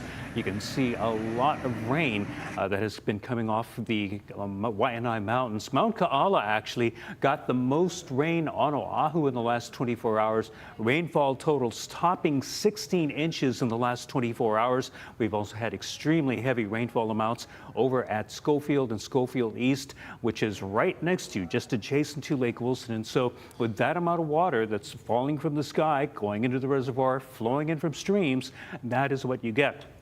Basically, as far as that possible dam failure or imminent failure, that basically means that it's going to overtop the dam. North Shore residents also were evacuated earlier this morning when, before sunrise, we had a lot of rain fall during the overnight hours. Many people had to be evacuated, some of them from rooftops. City officials are still trying to get the numbers of people who have actually been helped. But right now, the focus for emergency officials is on helping those people. We'll get counts a little bit later, but many of the folks, as we've heard earlier, have only been able to get out with what they're wearing on their backs or what they could carry in a garbage bag or whatever was available to throw in and leave because of the rapidly rising water. Yeah, and that just highlights how fast these waters were moving and what we were seeing overnight, just the Kaukonohoa stream, the dangerous levels that it was getting to, what we were seeing in that community, the rooftop, the images that we have seen just from overnight, throughout sunrise and throughout our morning show coverage to now, have been jaw-dropping. The power of this storm, highlighting what's been happening. This is from the Honolulu Fire Department. We have crews deployed island-wide right now, statewide. We have Chelsea Davis on Maui. We can't forget about the fact that we have evacuations ordered for West Maui in the Lahaina, Wahikuli areas as the system makes its way east, heading toward the other islands. Maui County, Hawaii Island, they're going to be impacted as well through all of this. But we have crews all over. Earlier this morning, we spoke with Dr. Jim Ireland on the rescue efforts that took place overnight, especially for those impacted in Waialua, Wahiwa, and Haleiwa. Let's listen in. You know, after around midnight, when it really started raining heavier, we got into flooding conditions, as you know, throughout the night. Really proud of the team, as always. Our district supervisor out here, Lori Grace, who's the district chief, was in charge of this operation for the North Shore, District 4. Our District 3 chief, John Lee, he was out of Kaneohe, going up and down that side of the road, looking, make sure Waiholei could be passed or not, checking the roads in Waimanalo. So that was the initial thing, is what's safe to respond to, what patients can we get to, what patients can we not get to. And there's an air ambulance on Oahu, Reach Air. They were grounded for weather, not surprising. So we weren't able to use them if needed to move patients. But then as the conditions continued to deteriorate, particularly on the North Shore, the Waialua area, one of our ambulances based in Waialua got into a situation where they were overcome with floodwaters trying to go to a call. Now what was fortuitous is where they were flagged down. I don't think that was their original call, but flagged down by a family whose house had collapsed. Children were either in the house or at risk, and they participated in the rescue of I think 3 or 4 children, helped carry them out. Now this is in waist deep or higher water. Got them back to the ambulance. I think there was a police officer there with them. We deployed our high water rescue vehicle, which is a MedCat, and that was able to make scene to the Waialua ambulance about 2 in the morning, and we're able to transport those patients to Wahiwa General Hospital, those people, because they did need further medical attention. So they brought that family to medical attention, and that high water rescue vehicle, the MedCat, since literally 2 in the morning has been going to scene after scene after scene, because they can travel in up to 40 inches of water safely, getting people from difficult situations, whether it be evacuation or medical needs or medical calls, and getting them to safety. The Waialua ambulance is still in the water, last I heard. I'm not sure if we lost it or not, but you know, that's something that can be replaced. And so life-saving is obviously most important here. The fire department has been extremely busy. They've had a lot of assets on the North Shore. Police have been our partners as well throughout the night. But from the EMS standpoint, Kuku ambulance has been busy. Waialua had been busy, now is grounded. So what we did is we brought literally all hands on deck. Our administrative chiefs, our deputy director was out here all night. We brought up 20 people who recently started with our department, including the entirety of the new Waianae EMT class. They're still in class, but they can participate in assisting us. All of them are out here. We brought the entirety of the core team out here, 2 ambulances, all their staff, their community health workers, the RNs. So really a large contingent of EMS resources are staged here at Queens Medical Center, Wahiwa, and we're looking to see where we need to deploy them. Whether it's in this region, they've already run a few calls in the Wahiwa area to support 911, but they've also been on standby to help rescue or move people from the North Shore. So we're opening shelters, the city, we're working obviously very closely with Department of Emergency Management. EMS resources and chiefs are actually in the EOC as always. So we're coordinating with them where we need to be. And whether it's evacuating from houses, evacuating or moving people to or from different shelters, because the shelters may change as conditions deteriorate, power situations. So we're trying to be flexible. We're here now, but depending on what the weather does, we may deploy further north. If it's safe, we may go to other parts of the island. But since this is the safest proximity we can get to the North Shore, where we know roads are open, high ground, not at risk for the dam, we're staged here. We've probably got 40 people here on the property of Queens Wahiwa. Queens has been very generous. We've been in contact with their leadership. They've made resources available. They've activated, obviously, their command center. So we're working with them as well. Really, this is all at this point about.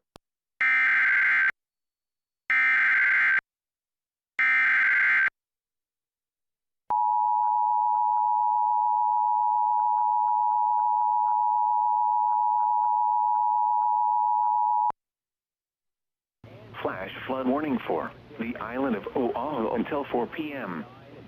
At At 12:55 p.m., radar indicated heavy rain continuing to move over East Oahu. Rain was generally falling at a rate of 1 to 2 inches per hour. Due to elevated stream levels, lingering rain, and the potential for additional heavy showers moving in, the warning will be extended. Hazard: flash flooding caused by heavy rain. Source: radar. Impact: flooding in drainages, streams, rivers, roads, properties, and other low-lying areas. Public road closures possible in some areas. Landslides are possible in steep terrain. Some locations that will experience flash flooding include Honolulu, Waipio, Moanalua, Haleiwa, Salt Lake, Aiea, Kalihi, Pearl City, Ahuimanu, Iroquois Point, Manoa, Kahaluu, Kaneohe, Waiahole, Waipahu, Waikele, Palolo, Maunawili, Waikana, and Eva Beach. Stay away from streams, rivers, drainage ditches, and culverts, even if they are currently dry. Excessive runoff from heavy rainfall will cause flooding of drainage ditches and streams, streets, highways, properties, and other low-lying spots.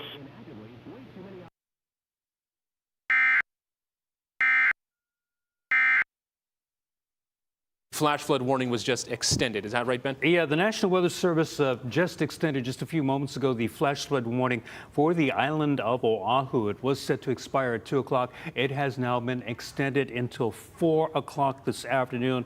This is because we still have rain that has been falling at a rate of about 1 to 2 inches per hour. And because of the elevated stream levels, lingering rain, and the potential for additional heavy showers moving in, the warning has been extended. So again, for the island of Oahu, the flash flood warning has been extended till 4 p.m. Not so much for rainfall, but because it's already so saturated. Oh, yes. Yeah, that again, we've been saying this a lot, and we'll say it again. The water has nowhere else to go but up and out rather than being absorbed into the ground. And as we reset at the top of the 1 o'clock hour, we want to let you know that we are here with you wall to wall, staying with you, staying on top of this first alert severe weather day. An impact with the Kona low, round 2 of a Kona low, having an impact across the state. Oahu is the area of concern, specifically the Wahiwa Dam and the levels that we are seeing at the reservoir. Thankfully, there's been a slight break in the rain, which has led to a drop in the concerning levels, but still the evacuation order remains in effect. The flash flood warning remains in effect. So be safe out there. Let's send it over to Drew Davis at the Hawaii News Now Digital Center, who has been tracking the forecast hour by hour, tells us what could be in the works as the afternoon and evening unfolds. Drew. Aloha, Mark. Aloha, Ben. Again, we've been pretty consistent here in the Digital Center answering questions on YouTube and Facebook Live. Again, if you do have questions and you want to ask us questions and you're watching online or on the live stream, you can join and ask us questions. Again, this is a collaborative effort. This is full breaking news mode. Everybody in the newsroom is working together to be able to get you guys the most up-to-date information. Again, we've been talking about a lull, at least over central Oahu. That's where we've been watching the closest, again, especially with the Wahiwa Dam situation and the Northshore being under evacuation orders. Let's actually take a look at the closest or the latest radar data. You're starting to see a little bit of sprinkles coming down in Waipahu, actually some heavier showers developing over the central portions of the south shore of Oahu. Let's actually take a look. We're going to load the data again. We're getting the latest data for you guys and had to reload some of that information right there. Again, this is full-time breaking news. We're getting the latest information. Let's actually take a look at some of the rainfall rates coming down. Closer to Waipahu, we're seeing about ½ an inch of rainfall per hour. Again, lighter rain coming down over the south shore of Oahu in town, moving eastward towards just closer to Lahaina. ½ an inch of rainfall per hour, and the heaviest rain that's been off of the eastern shore and the windward side of Oahu starting to move away. Again, the concern here is the flooding with Lake Wilson, the Wahiwa Reservoir. So let's take a look at the latest data. We've been seeing a little bit of a lull. A lot of the heaviest moisture is moving away, which has allowed us to see those water levels subside, starting to see the levels come down. Again, we've been telling you minor flood stage is 84. That's when we saw the evacuation orders issued earlier today for Waialua, Haleiwa, Otake Camp. Let's actually take a look at what we're seeing out there right now. We'll take a look at the numbers together. So again, earlier earlier from this past Kona low, our messaging has been very consistent on this. Even if this Kona low is not as organized as the last one, it's not as strong in terms of winds, still a lot of moisture associated with it, and flooding is still possible. The key here is that the ground is so saturated it cannot absorb any further rainfall. I feel like I've repeated that over and over throughout the entirety of this week. You can see the jump up at the Wahiwa Reservoir levels from the first Kona low, all the way on the left side of the screen. Slow subsiding throughout this week as we get ready for this next one. You can see it gets down to around, the levels drop to around 78.9 feet. Then we start to see a real increase over central Oahu of rainfall late last night, starting around 11:10, 11:20. Just continue jump, a little bit of a break, and then a further jump as we're going into around 5 a.m. So you see it peaking right here around 85.2 feet, and we're back on seeing the water levels subside. Again, we're going to be continuing to watch the water levels very closely. This flood watch continues not just through today, not through just Saturday, but through Sunday at 6 p.m.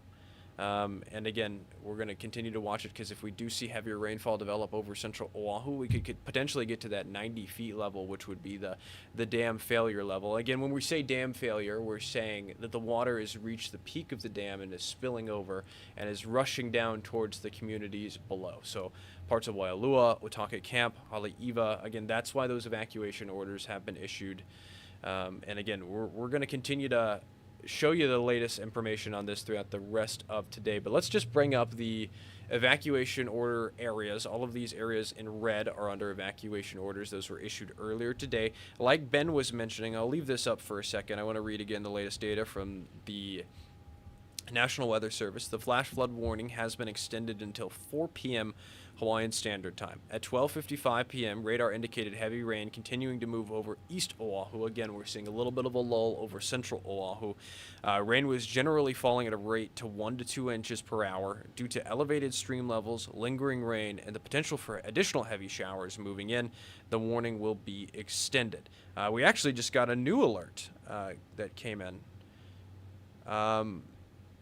So this is a new one that just came out at 1:05 p.m. Hawaiian Standard Time. So we literally just got this alert in.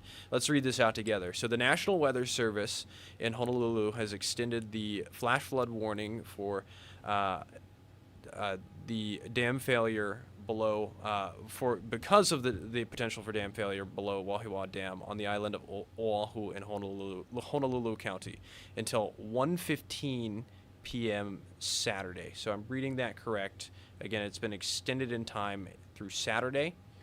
At 1:05 p.m., emergency management reported the imminent failure of Wahiwa Dam. Flash flooding from the imminent failure of Wahiwa Dam, that was the hazard. So again, we got to continue to watch this all the way into Saturday and Sunday with the potential for heavier rainfall.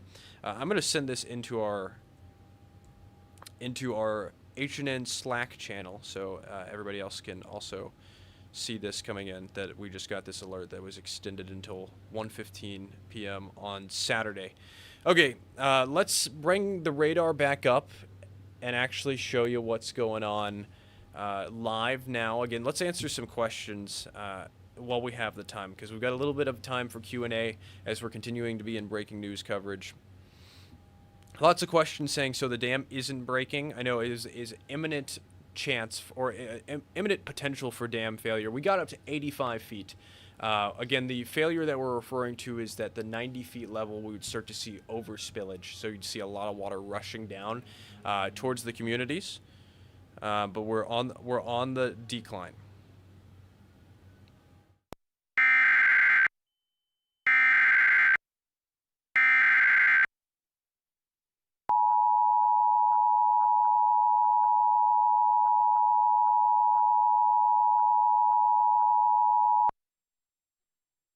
Flash flood warning for a dam failure on the Kaneohe stream below Wahiwa Dam on the island of Oahu until 1:15 p.m. Saturday. At 1:05 p.m., emergency management reported the imminent failure of Wahiwa Dam. Hazard, flash flooding from the imminent failure of Wahiwa Dam. Source, emergency management. Impact: flooding of areas downstream from the Wahiwa Dam along the Kaneohe stream. The nearest downstream area from the dam is Waialua, Haleiwa, and Kaneohe stream.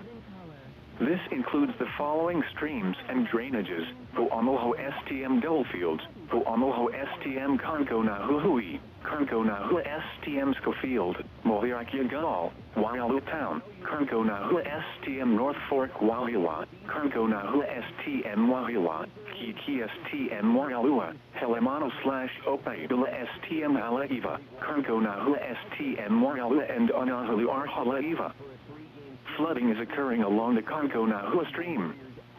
This warning may need to be extended beyond 1:15 p.m. Saturday if flooding persists.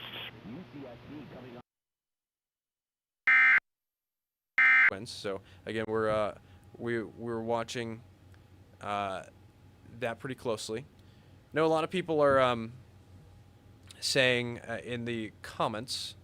Again, we're live on Facebook and YouTube. We're talking about the overtopping when we're talking about failure, which could lead to further problems, but that's what we're referring to for right now. Let's check Facebook.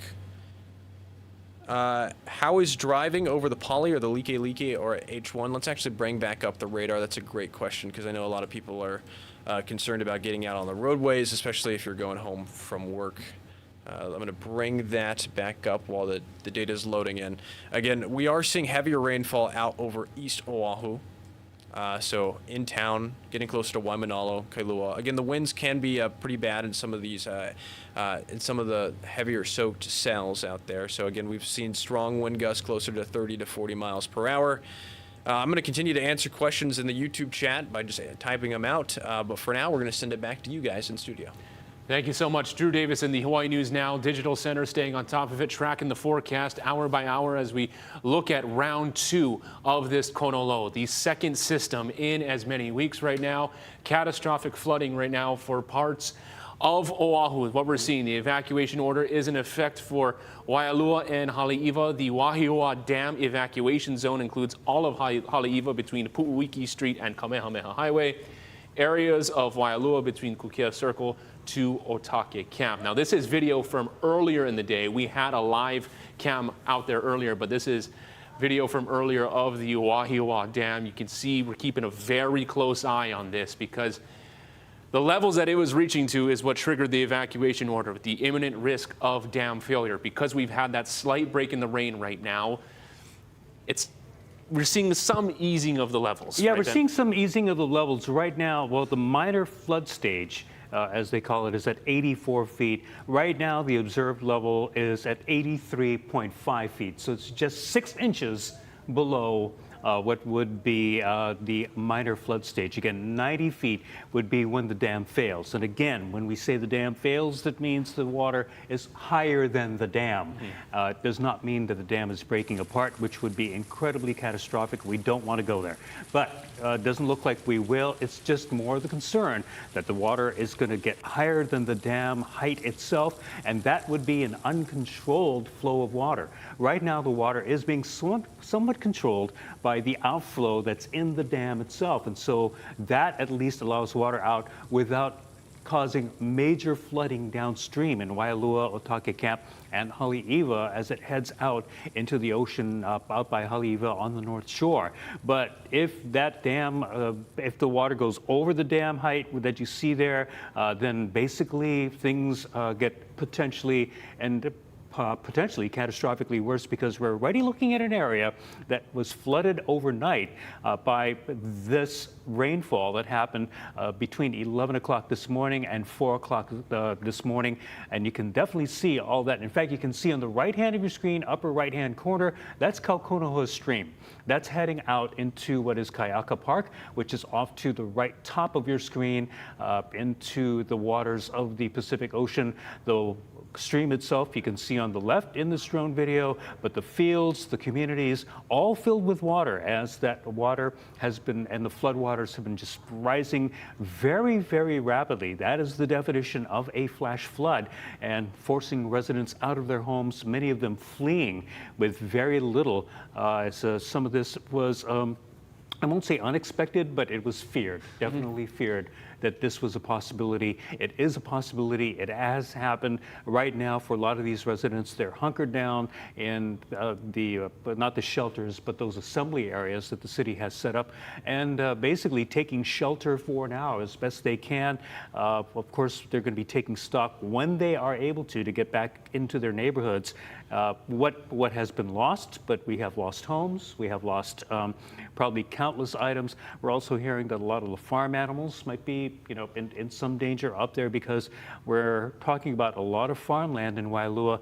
They were already basically already in trouble from last week's rains, and so some of them had to be rescued. And so that's the situation we are at now. The flash flood warning continues until 4 o'clock this afternoon, mainly for central and east Oahu, but we also have the warning, the emergency warning for the Wahiawa Reservoir and the Wahiwa Dam. That is in effect until 1:15 tomorrow. And so again, we're only 6 inches away from the minor flood stage, and it's still below the 90-foot level that the dam fails. That's when water goes over the top of the dam, but it is still high enough to be an obvious concern. And when we look at that drone video, we are talking about images that are both spectacular and heartbreaking. To see the neighborhoods completely wiped out. You're seeing submerged cars, flooded homes. The situation that residents found themselves in early this morning. We're hearing about rooftop evacuations, so it's a very dangerous situation right now. Flash flood warning is still in effect because this is right now, the way the storm is situated, this is an island-wide event. Hawaii News Now has crews deployed across Oahu, Windward Oahu on the North Shore, and we want to head over to Raquel Kahlo, who is out in West Oahu. Just getting to her location out in Makaha was an adventure going down Farrington Highway. Raquel, what are you seeing out there?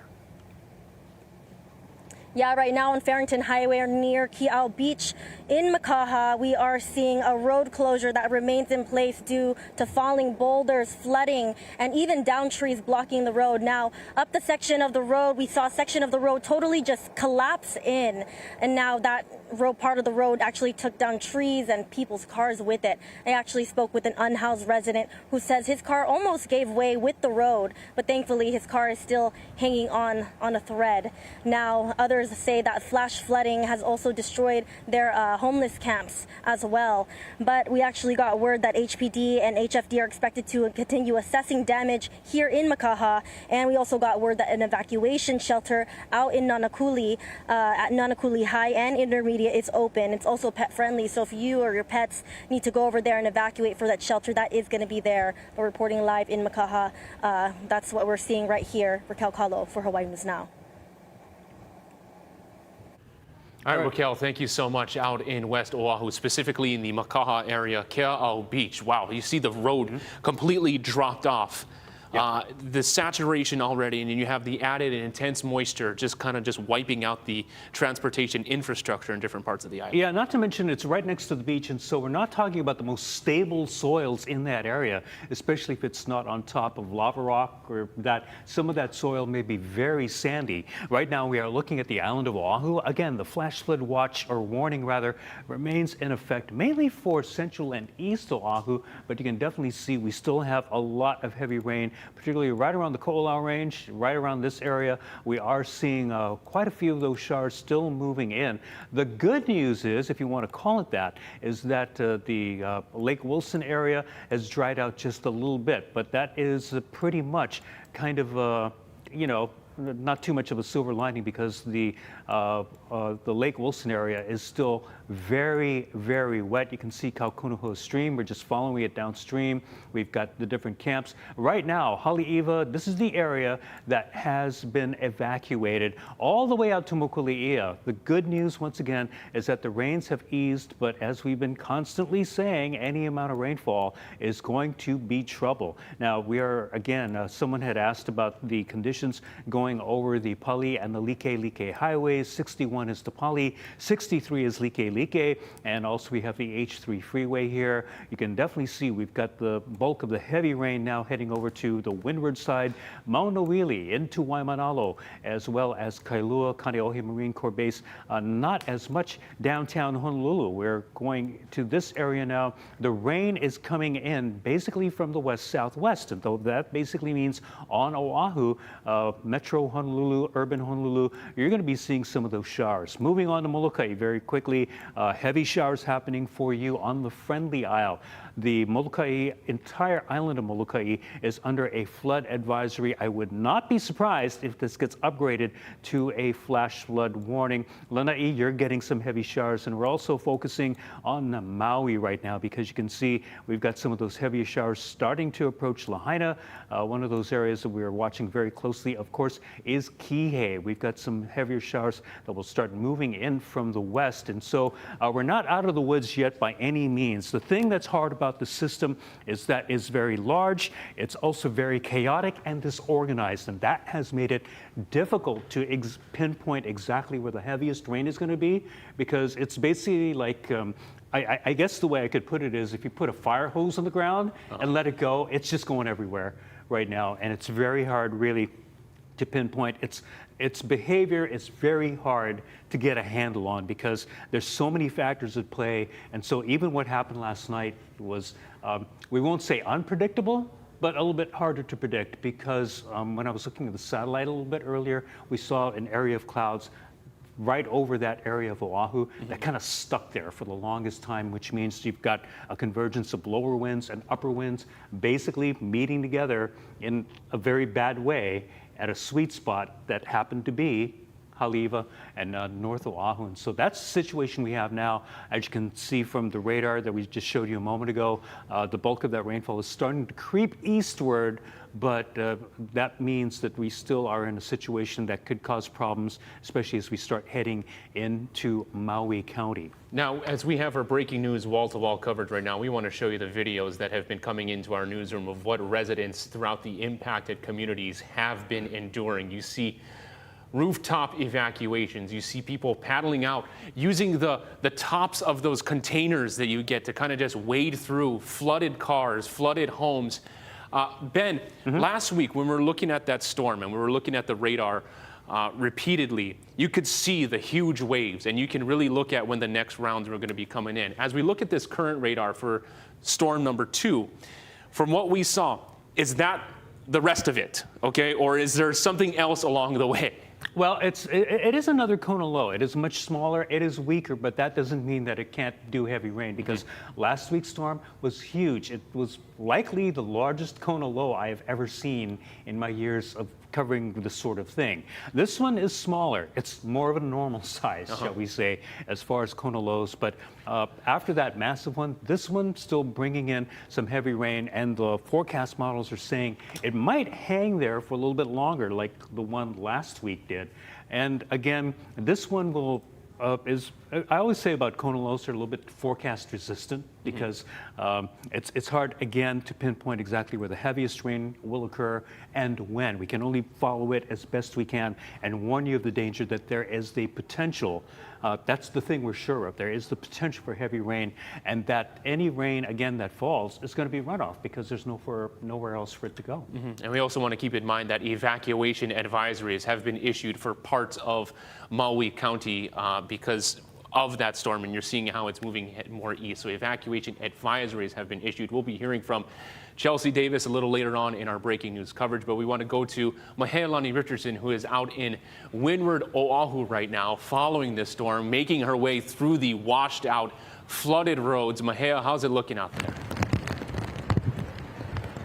Well, Mark, we are now in front of Kualoa Ranch, and it's starting to rain again. In fact, much of the area, the pasture land in the front area of Kualoa Ranch is flooded. You can see the white fence there, and I just went over there to the water, and it is up to my knees. I can show you that in a little bit. But right now, I want to show you some of the flooded areas along Kamehameha Highway. Earlier, maybe about 15 minutes ago, we saw a lot of cars driving through here, and before before, it was very quiet, but all of a sudden a lot of cars, some just sedans, regular cars, and also big trucks starting to drive through here.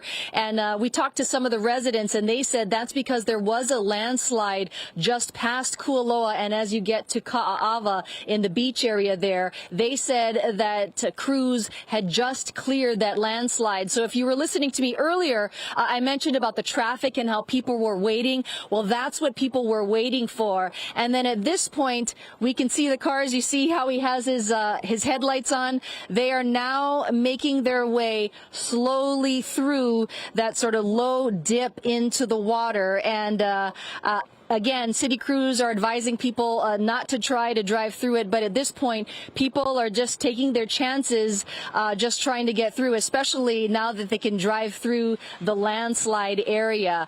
Also, we had some video from earlier, which I can show you, which shows some of the areas from Waimanalo to Kahaluu and to Waikane, and some areas in Waimanalo were flooded. In fact, we can show you there was a stream that was flooded. I was just there a few days ago where there were farmlands and a homeless area that was flooded, and people were just soaked at that point. And now with this next Kona low, the ground was so saturated it's just flooding again. So this is just another wallop that residents and people in that area are having to endure. And as we made our way through Kahaluu and Waikane, it's basically the same story.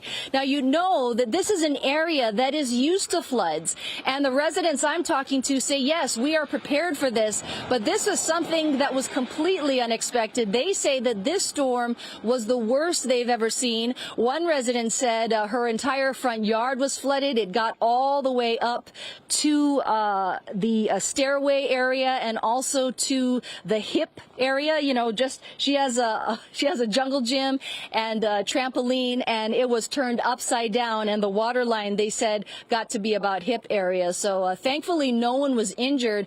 People were staying inside when I got there, but they just had quite a mess to clean up. We also saw a lot of crews there trying to clean up those streams because there was so much debris. And let's take a look at this other car.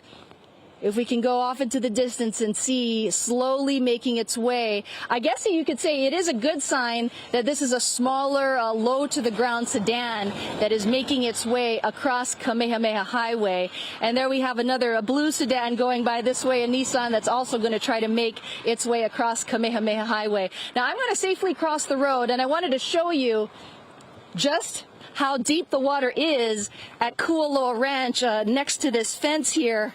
And here it is, Mark and Ben. It's right now about knee high. And so thankfully no residents on this side. People in Kualoa are just going to have to wait until this dries up over the next few days. Back to you.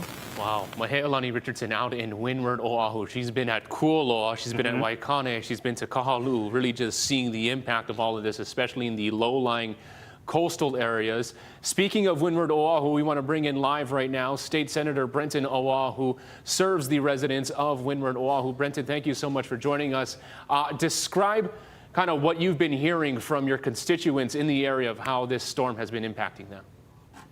Yeah, Maher summed it up well. This is something that very few people saw coming. And if I was talking to a number of people this morning and they said this is the worst in the past 30 years, there is data that kind of reflects that. If you go to the other side of our district, out in Waialua, Haleiwa, where you guys have been watching the dam there, and I don't know if you guys have, I haven't had time to watch your guys' show, but we haven't seen that level ever reach since 2004, I believe it was, at 85 feet. But I can tell you one thing, Mahea's stuck out there in Kualoa. We were stuck in that too. If you guys are eventually able to get deeper into the country, Laie, we've heard that there are up to 100 homes that went underwater because of flood waters that backed up behind Foodland. Last night and early this morning, and even though the main impact, Senator, was the Haleiwa and the Waialua areas, we saw areas cut all the way from Turtle Bay down into Kahuku, Laie, Ka'ava, really getting slammed because this was an all-North Oahu event. And I know Laie is particularly prone to flooding because it is a flat area. And so when you're talking about the flooding in like Iosepa Road and those areas, behind the foodland. We're talking about some major flooding that is going on there. Have you heard of any houses being inundated at all, or have you heard from your constituents? A lot of them right behind there, Ben, and you know the area well. But what had happened, there was construction going on in front of Foodland at one of those low-lying areas where the water comes out of, and the fence and some of the construction materials was the reason why all that water built up and flooded everybody's house. And I'm speculating, but I mean, from what we've heard and what we've seen, that was it. And I just want to say, you know, for the people who may be watching, the Good Samaritans, the residents in Laie, who went out in the middle of the night and cleared that themselves, right on. Thank you, because I know government wasn't there for you guys on this one, but I'm glad that our residents stepped up, because once that happened, the water's drained out. And so while we have flooding out there, it's not like it was last night. And Brenton, you're known as someone who's very known to get involved and very active in the community. What are some of the conversations that you've had with community groups about the efforts to provide some emergency relief and response in the hours and the days going forward? So yeah, Mark, what we did was we told, you know, I'm here at the Capitol. I'm going to get out of here right after this interview. I had to come in for voting, but we told our whole team, get out in the community and survey and assess and see where we can help. Out in Laie specifically, what they need, right now they're isolated, by the way. You can't get heavy trucks in and out of there, but what they need is places to dump all of their carpets. Residents are ripping out their carpets. Residents are getting all the debris and they're throwing it in bins. And so we reached out to one contractor out there, Iosepa, and they've been putting bins around Laie. So very thankful to them. That's what's needed in that area. Is they're I guess I don't want to say out of the storm, but they're in kind of recovery efforts right now. On the other side, Sunset, Waimea, Waialua, Haleiwa, they're still getting it. So we're working with the DOT to try to clear roads so people out there can actually drive. But, you know, it is devastating because the water was so deep that some people, they have no cars left. Not only is their houses flooded and they're just, you know, trying to make do with what it is, but they have no way to go other than walking. Yeah, I think, Senator, at this point, one of the things we've been trying to do is tell people to shelter in place, even if their home is flooded. Hopefully there's still a roof over their heads. And even if they cannot get anywhere, what is the best situation? I know it's almost case by case depending on the community, but what is the advice that you've been telling your constituents and, you know, residents in your neighborhoods as far as what you can do now to keep yourself, your ohana, especially kupuna, safe? Right now it is, Ben, again, you know this from reporting well, so often along our area in floods and storms, it is case by case because each community is different. You know, Hauula, while they got a lot of rain, we didn't get reports of flooding like Laie where houses were underwater. Out in Haleiwa, Waialua, you know, we've seen a couple houses get pushed off of their lots. In Mokulea, you guys, I'm sure, have seen that house that's sitting on the sand. So it's very different in areas. Right now in Waialua, the main message out there is, and the news has been doing a good job of explaining with the dam situation, but just stay tuned, essentially, to what's going on. Keep aware with that dam situation. Keep aware with the amount of rainfall that's coming down, especially if you're out there. We've heard that a lot of people have already gotten out of there just for safety. For those that are still there, keep informed because not many people saw what was happening. There were a few people last night that was very worried and they were ahead of it. But for the most part, I would say that not many people were tuned in to, I guess, what this Kona Low 2.0, the damage that it could do. So that'd be my message, Ben. Yeah, I think and for everybody else, we're going to need to clean out of this. We're going to need to, just like the last time, we're going to get out of this. So right now, we're just bracing. Trying to get through the worst and what's to come. But after that, you know, starting tomorrow, there is a community meeting. I will pitch this. There's a community meeting organized, not by us, but by the community. We'll be there. A lot of, unless things change between now and tomorrow morning, but 2 p.m. tomorrow in Waialua at, I believe, St. George's Church. I may have gotten that wrong, but it's right in Waialua, and there's going to be a big community meeting. So if people want, they can reach all of us there. We'll be there at 2 p.m. Yeah, I think I remember, Senator, I was told about that meeting yesterday, and weather permitting, hopefully it will go on, but I think a lot of the farmers in the area in Waialua have their concerns as well, and so I think a lot of this was meant for them, but obviously any community members who've been impacted, which is pretty much everybody, 2 p.m. Possibly at St. George's, but it will be in Waialua. State Senator Brenton Awa, thank you so much. Stay safe out there. You've got a big area to cover, and so we wish you the best as well as residents all over your district. Mahalo, guys.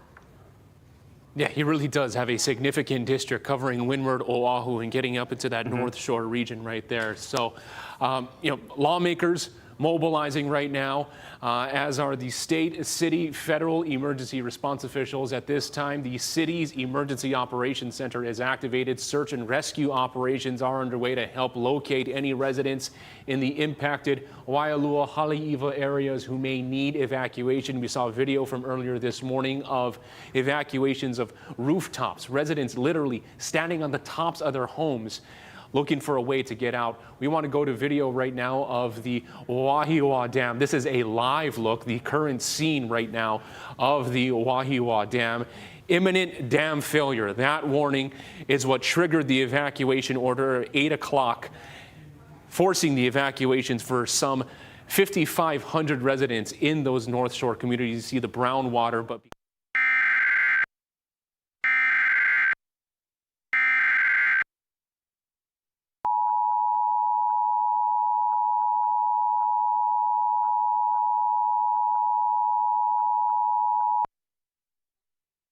Flash flood emergency for northern Oahu. Flash flood warning for the island of Oahu until 5 p.m. At 1:31 p.m., emergency management reported ongoing flood impacts in the North Shore areas. The Wahiwa Reservoir and area streams remain elevated as well. Additional areas of heavy rain are expected over the next few hours, which could exacerbate existing flooding and cause additional rises in stream and reservoir water levels.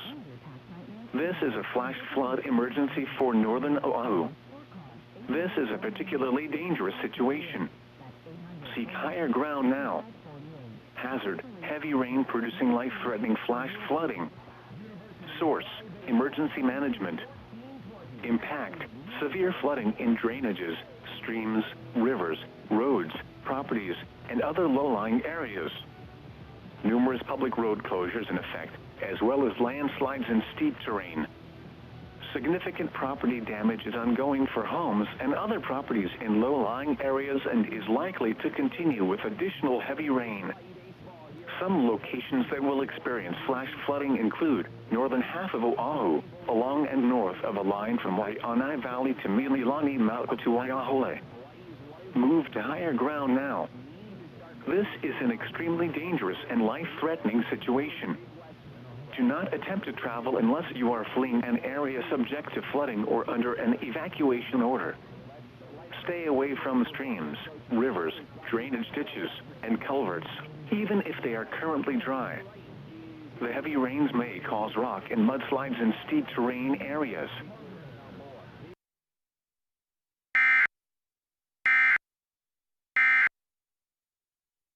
That we saw earlier. So Hawaiian Electric proactively shutting off the power for thousands of residents, 4,100 customers out on the North Shore of Oahu. We are and actually, part of it also is because we have those trees that are in soaked waters, and they will topple over at the least bit of wind onto electrical power lines, and so that's a situation that you want to avoid.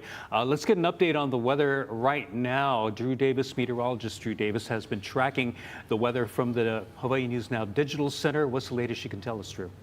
Aloha, Ben. Aloha, Mark. Appreciate all of your updates. I do want to say, just take some time to just to sit and remind everybody a flash flood emergency has been issued for the North Shore of Oahu. That is not language that we typically see from the National Weather Service here, a particularly dangerous situation.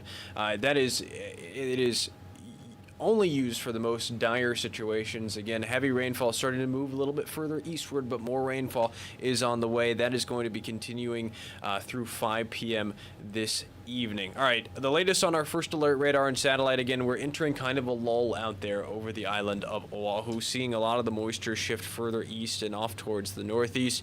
But if you look off to the west, there's more that is developing down to the southwest. Not as heavy as of right now as of what we were seeing earlier this morning, but some heavier showers may be making their way closer to the island of Oahu. As we shift over to Maui County, we're seeing heavier showers over central Molokai and over parts of Lanai out there. Some heavier rainfall totals moving in from the southwest out there. Let's actually take a look at the latest radar scan and show you what we're seeing in terms of rainfall rates in these cells. Again, what we're seeing here, which is it's been rather frustrating throughout these last Kona low events. We do not have the Molokai radar. The Molokai radar is currently down, and it is going to be down through at least Tuesday as of the last report from the National Weather Service. So we're seeing rainfall rates out there around 0.3 of an inch per hour, 0.4 of an inch per hour. But again, we're seeing the tops of these storms. We're not seeing what's happening closer to the surface. Without the Molokai radar, we are relying on a radar over on Hawaii Island, the North Kahala Coast radar, and also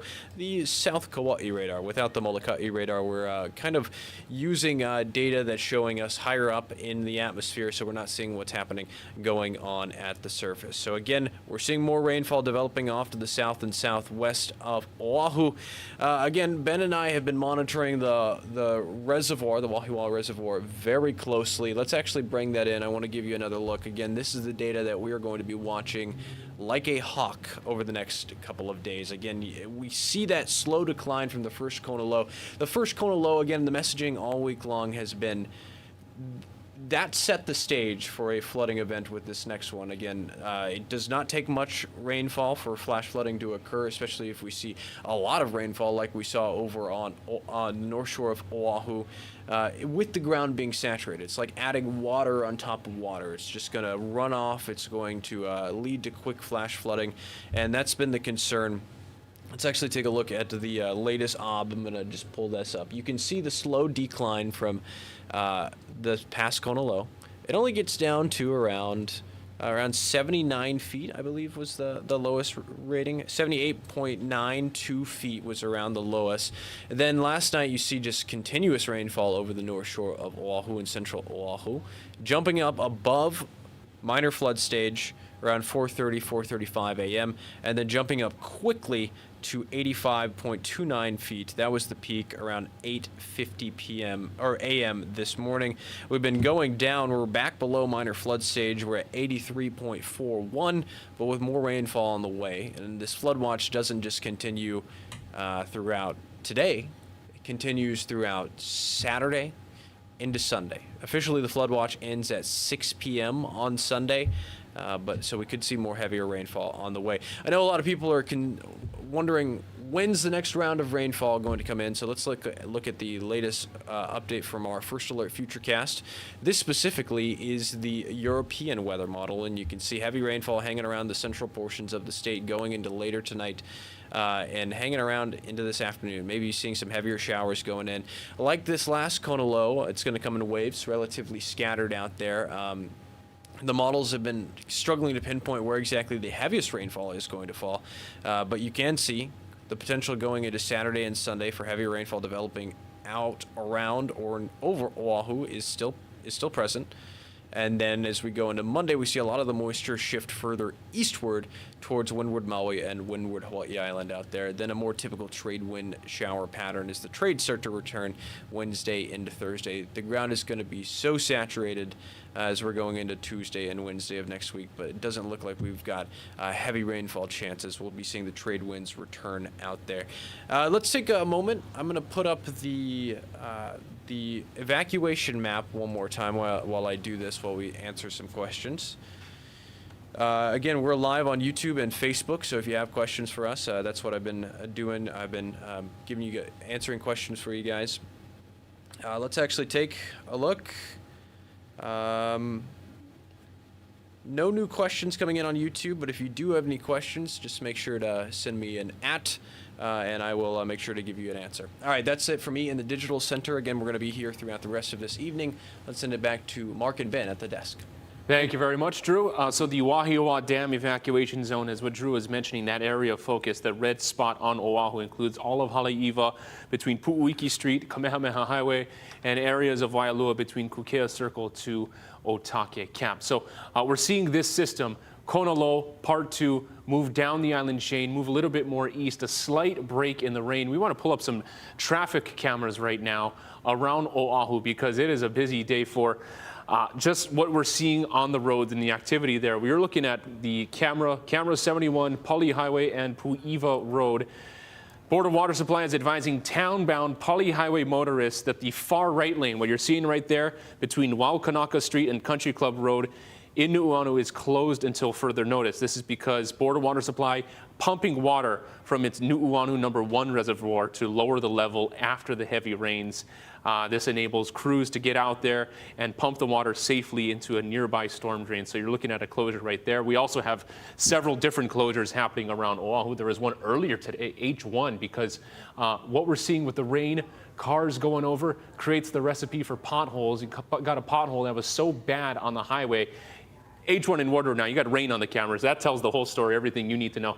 But the pothole was so bad, we had rebar exposed. And so crews had to get in there, step in. But fortunately, with spring break, with schools out, not as much traffic as what you would see on a typical Friday. But Ben, you're tracking the alerts. You're tracking everything that comes down. So the flash flood warning has been extended until 6 o'clock this evening? 5 o'clock this evening. Okay. You know, at least 5 o'clock. Right now, what the situation is that, again, maybe the heavy rain has kind of let up for now, but this is because there's still the flash flood threat. Because any rain, again, that falls is still going to cause flooding. We still have very high water in many neighborhoods, and so that means that the flash flood threat is still present. Usually a flash flood warning, in fact, the definition of a flash flood warning is that flash flooding is imminent or already happening. And so for many neighborhoods, it is already in the already happening since late last night, early this morning, especially for areas of the North Shore. And we also have seen some major flooding, even in the urban Honolulu area, because that flooding has moved on to East Honolulu. This is Kaimuki that we're looking at. You can see a lot of running water on the streets. This is a look at Cocoa Head Avenue and Waialae, and looking down Waialae Avenue as well. Fortunately, the traffic lights are still working, but you can see a lot of heavy rain has come down. Again, if you don't have to be on the roadways, basically stay home if your home is safe and not in an evacuation area, because there's a lot of ponding that will cause some very hazardous driving conditions. And a lot of times when you don't know, when you're driving through water, sometimes you won't see a pothole that might be beneath, or you might not know what the what the water level is going to be when you drive in. And so that's the best thing to do. Also, very quickly, if you are driving through a large body area of water and so forth, best thing to do is once you go through there, tap on your brakes a little bit, because your brakes have probably gotten wet, and your stopping distance may be longer as well. And this is a more heavy flooding that was happening in Kaimuki, rather. Yeah, and that happened about 6:45 to 8 a.m. this morning. Just a sudden downpour, an intense downpour. You're looking at areas where, because the ground is already so moist, already so saturated, it doesn't take much more to see what we were looking at unfolding in neighborhoods, and really intense showers. And as we're cycling through the different video, we're looking at clear-cut, surefire examples of the intensity of this storm. When you have this system really parked over the island, you're seeing those real pockets of heavy showers that are happening and taking place. And so it'll be sudden, intense activity that is happening in different parts that, one, usually see that flood-prone areas, what we're seeing on coastal areas of Kamehameha Highway, but also in town, because you're just having so much water happening in a short amount of time. We'll cycle through the footage that we're getting into our newsroom, and thank you to all of our viewers for sending this in, making sure that we're getting these images, getting this video that has been happening here. This is closer to the area of focus that forced the evacuation orders with the Wahiwa Dam. near the Kaukonahua stream. Yeah, one thing to remember is that when you see rushing water that we saw earlier in the roadways, it doesn't take much water to, one, sweep you off your feet. That takes about 6 inches of rushing water. You're going to be knocked off your feet if you try to rush through that. It takes about a foot of water, rushing water, to take away a car. Basically, your car can get swept away. About 2 feet of rushing water to start floating away your SUV or larger truck. Fortunately, a lot of people have realized this. Standing water, that's another issue, but we definitely have seen a lot of that. The Honolulu Fire Department sending us these images from the Waialua Haleiwa area. You can see just how deep the water got. A lot of people had to be rescued, some of them from rooftops as their homes were completely surrounded by brown water, and there was no place for them to go but up on the roof. Again, if you are having to evacuate upward, go to the roof. Don't stay in the attic if it does not have any way to get to the roof. But there are many people who were forced basically to get out of their homes and get to the rooftops. Fortunately, and we can't stress this enough at this point, we have had no reports of any deaths, thank goodness. Yes. From this event so far.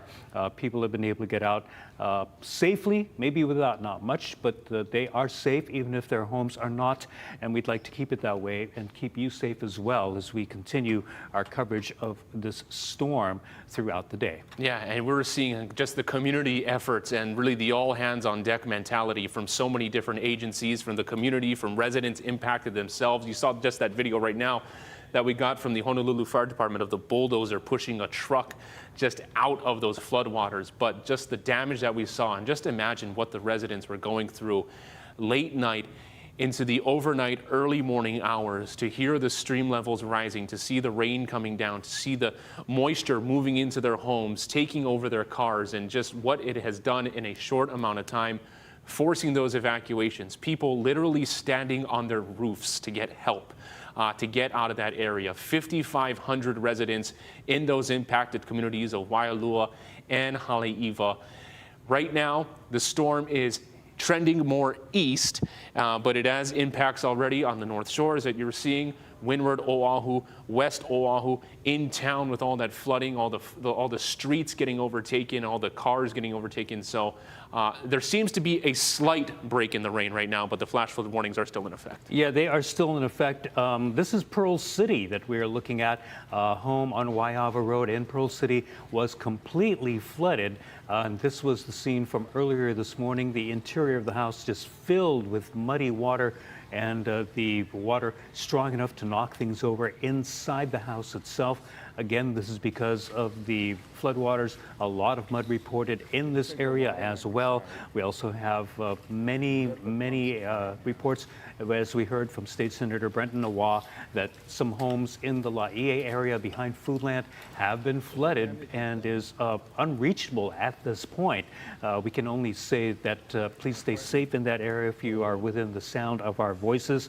Also, we just got this from Haima, something that we have had. We had some drone shots earlier, but now Hawaii Emergency Management Agency says that city, state, and federal agencies are requesting that the public do not fly drones. Again, do not fly drones now because they may interfere with search and rescue operations. Honolulu Fire Department, Honolulu Police have their own drones as well. Not to mention, we've also got some military helicopters, probably HFD and HPD have their helicopters up. So again, city, state, and federal agencies are requesting that the public do not fly drones because they may interfere with the drones from government agencies and other airborne vehicles with the search and rescue operations. And keep it to official drones. We want to give you a live look from one of our traffic cams. This one is in Waikiki, Saratoga and Kalia. Would you look at that? The cars having to move through those types of conditions right now. You see just how covered that entire roadway is. You got a lot of these drivers here taking their chances, trying to move through that. Moments ago, we have a recording of it. Moments ago, we just saw some people on that brick white wall on the right side of your screen over there, kind of jumping off and around to avoid stepping into any sort of that flood. We don't know how deep it is, but that's what drivers are happening right now. Saratoga and Kalia right now in Waikiki, showing what just happened in town with the most recent activity from this storm. And you see a HPD vehicle, it looks like, trying to get through too.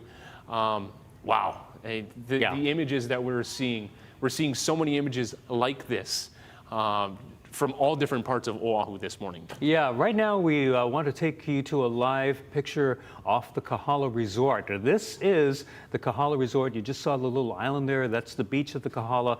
Lots of brown water from these streams that have been coming out of Kaimuki, which had all that heavy rain a little bit earlier. Some more heavy rain is happening right now as that flash flood warning is continuing. A lot of brown water that has been going in. No doubt a lot of the beaches will be unswimmable for the next several days because of this. But once again, a live look at the waters of Mauna Lua Bay just off the Kahaluu Resort. We also had some potholes that had been forming on the H1 freeway along the Ward Avenue Viaduct. This is what it looked like earlier. This pothole reportedly was so deep that rebar was exposed, and any cars that were driving over it hopefully didn't get their tires punctured, because if you're going over it especially quickly, you're going to get your car out of alignment. You're going to probably poke a hole in your tire, but crews have been out trying their best to keep up with all of the traffic. Also, this is Castle Junction, Kamehameha Highway, and the Yeah, Pali if we could Highway. go back to our traffic cams right now, as we give you a look at the flooded Alawai Golf Course from earlier this morning. That was after the morning deluge.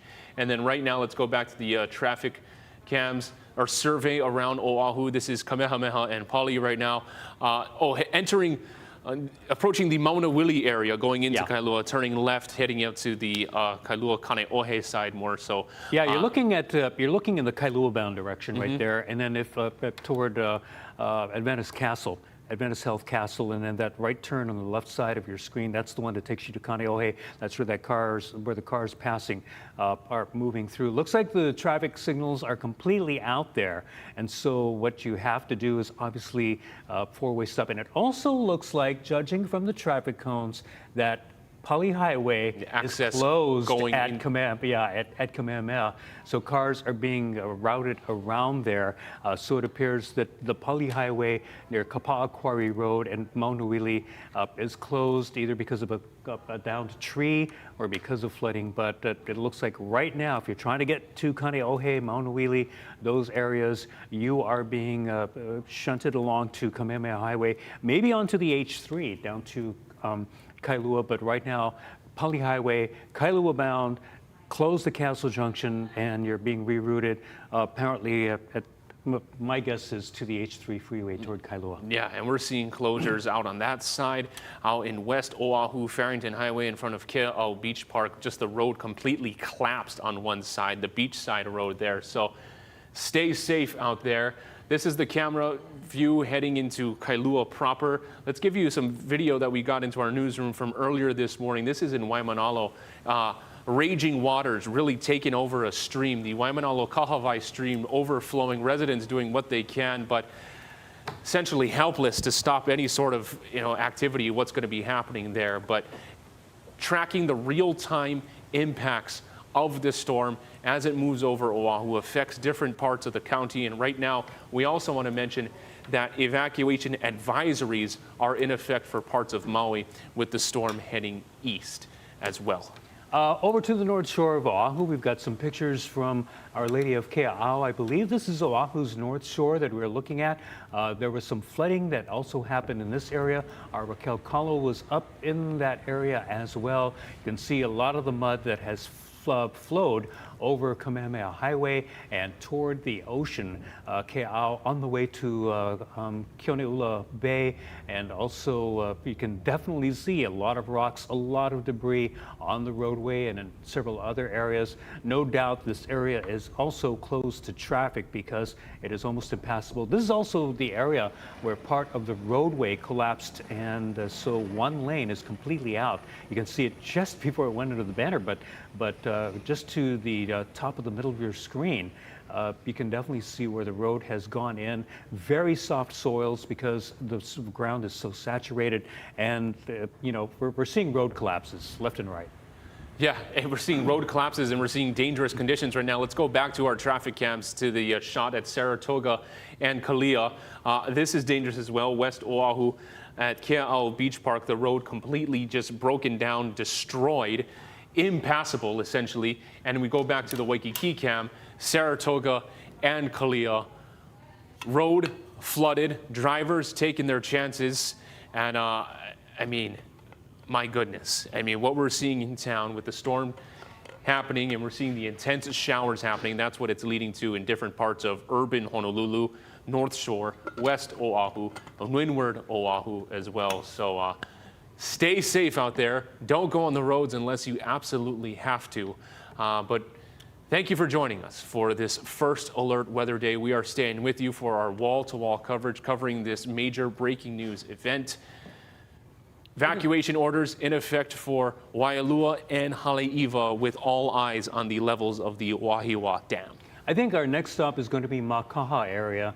I think we have this picture up, the driftwood that has been put up. Someone started putting together a little bit of artwork on the shoreline, but you can see the water is very, very brown. All that wood on the beach means that there's been a lot of debris that has been coming down from the Waianae Mountains into the Makaha area, and also the water itself is not safe to go into. We've had a lot of flooding that has been going on in areas that don't usually get it, especially in the Waianae Mountains and the Makaha area. We've had those reports of Farrington Highway that we showed you just a moment ago up in Kea'au, a little bit farther toward Kaena Point, that has been flooded, and also where the roadway has been collapsing in. So it's a situation island-wide from the west side out to East Honolulu, all the way to the windward side. Oahu under a flash flood warning. These were some of the evacuations that were done in Waialua. A campground was evacuated there to Our Lady of Kea'au School, and you can definitely see that a lot of people who had to be taken out via helicopter, some of them because of rooftop evacuations when water inundated their neighborhoods and made it impossible to leave by vehicle or on foot. Federal, state, and city resources deployed to help with the evacuations. Evacuation advisory, as we were saying earlier, evacuation advisory issued for parts of Maui County. I'll give you a shot right now from the Grand Wailea, the Wahikuli and Laie areas between Kala'iola and Lahaina. Advisory has been issued for the advisory. Nearby retention basins near capacity. That is according to the Maui Emergency Management Agency. Additional advisories, as we can get that Wailea cam up, are in place for high-risk neighborhoods in South Maui, moderate risk for portions of Iao, East Molokai, other parts of Lahaina, and East Maui. And Ben, as you know very well, right, as we're following this storm, you look at what's happening on one island. The next day, you're going to see what's happening on Maui County and Hawaii County as well. Yeah, also with that evacuation advisory for the areas of Lahaina that we just mentioned, the advisory doesn't mean you have to leave now, but be prepared to move in case an evacuation order is issued. And when the order is issued, that means it's go time, time to leave. Let's get a check on the forecast right now, Ben, because as we hit the 2 o'clock hour, flash flood warnings remain in effect for Oahu till 5 o'clock this evening, and the storm is moving east, so a slight drop in the rain on Oahu specifically, but there is more activity to come. Yeah, but you can definitely see something on the map right now that we have never seen before. That area in black, that shows an area for a flash flood emergency.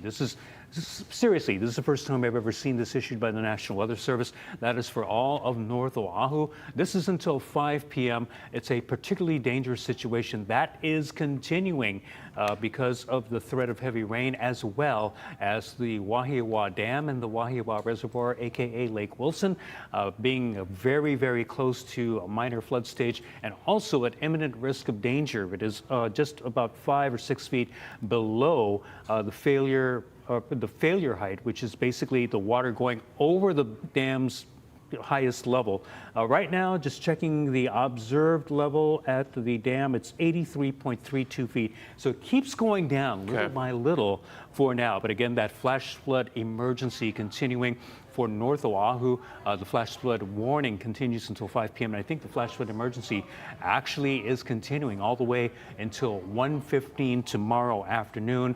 We also have flood advisories that have been up for Molokai and for the entire state. A flood watch is continuing all the way until 6 p.m. on Sunday. Right now, I think we are showing, looks like just an update right now. The island of Maui is now under a flood advisory as well. And so Maui, you're under a flood advisory, the entire island. This means that at least minor nuisance flooding is happening. As we take a closer look at Molokai and Maui, you can definitely see that we've had some heavier rain that was falling a little bit earlier. Lanai not in the flood advisory area yet, but we have seen some heavier rain, and of course areas on South Maui like Kihei, also into the Lahaina area, at risk of more flooding after all that rain fell last week and caused some major flooding in that area. Any little bit of rain that falls, and it is coming in, definitely is going to be a problem. Checking out the weather pattern for you right now, we do have more rainfall that will be on the way as that second Kona low moves in. This is the European model that we're looking at, and we're going to start from right now. You can see that moisture basically trained over the central islands, and then as we look at the rest of the weekend, you can see moisture continuing tonight, easing up a little bit as far as intensity, but as we head into tomorrow morning, you can see that moisture remaining. You also see a little bit of the circulation that is going to be continuing. At this point, let me toss things over to meteorologist Drew Davis to pick it up from there. Drew? Aloha, Ben. Let's continue what we were just looking at, our first alert Futurecast. Like you mentioned, this is not over. This is continuing into the weekend. The flood watch is up until 6 p.m. on Sunday, and we have a number of alerts up from the National Weather Service. Also, like you mentioned, we've never seen before that flash flood emergency. Just zooming in closer to Oahu, the North Shore and the northern portions of Oahu are under a flash flood emergency. It's this darker color surrounded in a pink or magenta color. A particularly dangerous situation is occurring across the northern portions of Oahu. Again, in the digital center today, we have been watching very closely a couple of things. We've been watching the Wahiwa Reservoir level. So I actually want to pull that back up. I've been making an effort to show that or display that every time we're back here in the digital center, because that's been the main reason those evacuation orders were issued earlier today. Let's just take a look at the latest levels. Again, if we're recapping what happened, we had that first Kona low last week. That Kona low was incredibly strong, maximum wind gusts of 135 miles per hour measured on the higher elevations of Hawaii Island. That's hurricane strength. So as we're going forward, we've been talking about the lowering levels of Lake Wilson, Wahiawa Reservoir, getting down to around 79 feet. So it's a slow decline. And then with a heavy rainfall today, or earlier this morning, last night, we see a jump up above minor flood stage, which is 84 feet, peaking around, I believe, is 85.29 feet. I want to make sure I have that number correct. Yeah, it was 85.29 feet. That was the peak. Let me. Yeah, it was around that number. We're actually having some issues loading the Wahiawa Reservoir website. I believe so many people are currently on it right now that it is struggling to load the traffic, just because a lot of people are monitoring it. And then you can see we've been slowly subsiding below minor flood stage, which is 84 over the last couple of hours. If we had a break in the rainfall over Oahu. However, it's not over. Heavy rainfall continues. This is going to continue to come in waves, kind of like the last Kona low. If we just zoom into what we're seeing just a little bit further to the southwest of Oahu, you're seeing some lighter showers, some heavier showers moving in from the south and southwest. Not terribly heavy, but if we click on the latest radar scan and actually move down to some of these cells that are moving in from the south and southwest, let's just show you what's going on. Embedded in this tiny one, around an inch and a tenth per hour coming down in this one. And then lighter rainfall as you continue to move north. But again, any additional rainfall as we continue to see this evening is of concern, especially with how much moisture we've seen. We've been so consistent with this messaging that it is not going to take very much rainfall out there to trigger flash flooding. So again, we've been watching that very closely over the last couple of days. The ground is so saturated it cannot absorb any further rainfall. The latest OB from the Wahiawa Reservoir is 83.27 feet. Again, we're back below minor flood stage, which would be 83.27. And again, I'm going to put up the evacuations. I'm sure everybody's familiar where the evacuation orders are right now, but let's actually put the map up so you can see. Again, we've been talking about this all morning long. North Shore areas just downstream of Wahiawa Reservoir. As we continue to see the waters drop, that is good news, but more rainfall could be on the way, especially if this band of moisture sets up over Oahu on Saturday into Sunday, like we've been seeing in some of the models. We've been live on YouTube and on Facebook Live answering questions throughout all of this morning. I'm going to make sure we're checking the latest chat from YouTube Live and Facebook Live to show you guys what's going on. Any questions, make sure to just @ me and I'll be able to give you guys a good answer. All right. Well, it seems like we're going to go back into the studio for now. I will still be in the chat. I've been answering questions through text in the meantime, but for now we're going to send it back to the desk. Drew, thanks very much for all that information. Keahi Tucker now joining us at the anchor desk, and lots to talk about. Aloha, everybody. I'm Keahi Tucker in for Mark Carpenter. What a great job he's been doing all morning long. Thank you, Mark. Thank you, Drew. Thank you, Ben. I've been watching you guys all morning, giving a ton of information, keeping people safe, and our crews out in the field bringing incredible images of what's unfolding today, which is really much more than people expected. Widespread flooding all over Oahu. Let's start this next hour with a live look off Kahala. Look at how brown the water is. It is chocolate milk out there off the Kahala Resort in this live cam. The brown water, which had been confined to just a few hundred feet offshore, is now all the way out to that outer reef there. And you can see the white water from the waves whipped up by the southerly winds, which have been picking up throughout the day and are expected to stay brisk throughout the weekend. Raindrops on the camera. Do not get in this water. It is not only filthy, but really dangerous, filled with pathogens, chemicals, dead animal carcasses, anything that washes down from the Mauka areas. And in fact, here's another hazard for you to look out for in Waikiki, Saratoga and Kalia. This is the intersection near the Outrigger Reef Resort on the edge of the Fort DeRussy Army property there. High waters, cars are getting through all right. People are trying to tiptoe through, but it's messy out there. Keep in mind, this water is full of oil and fuel and all the grime that's been accumulating on the roads out there. And we're seeing pockets like this all throughout Oahu and Waikiki, even though you can tell it's not raining right now, or at least very light drizzle. We're in this phase of the heaviest rain passing by, a nice lull, but this water has nowhere to go. This is an area with a storm drain that connects out to the ocean by the surf spot known as number 3s, and it backs up there regularly, so there's a good chance this is actually some of the salt water that's been washing back from the ocean with those south winds. Yeah, definitely a problem for many areas. And again, as we've been mentioning, this is an island-wide situation. We've seen Kea'au, we've gone down to Waikiki. This time, we want you to look at the QR code on the bottom left of your screen. If you have not done so already, you can scan that QR code for our Hawaii News Now weather app. Drew Davis has been there. He's been monitoring the situation and the storm. You can get your latest severe weather alerts there as well. And so we're trying to keep you as safe as possible as we continue our coverage. We are not done with this because, as we've been saying all along, any rain will cause flooding, and we had a ton of it overnight. Big focus right now is Wahiawa, where that dam got dangerously high last night. It's on the way down, but we're still in a danger zone as the rain is not done. Our Lynn Kawano is live in Wahiawa with a check on the conditions there. Lynn. Ke'ahi, the rain has lightened up significantly in the last few hours. A much needed break for all the residents out here, as well as the rescue workers. We're near Wahiwa Hospital, near the Queen's Hospital in Wahiawa. Earlier, this was a staging point for EMS, for the emergency medical services. They had been working all night. They were very busy. Now, we just got out of Waialua. You don't have any cell service out there. It was very difficult to get any type of cell service out there. But we do have some video of some of the flooding on the streets out there, Waialua Beach Road. We also saw flooded out homes. A home actually got up, floated away, and crashed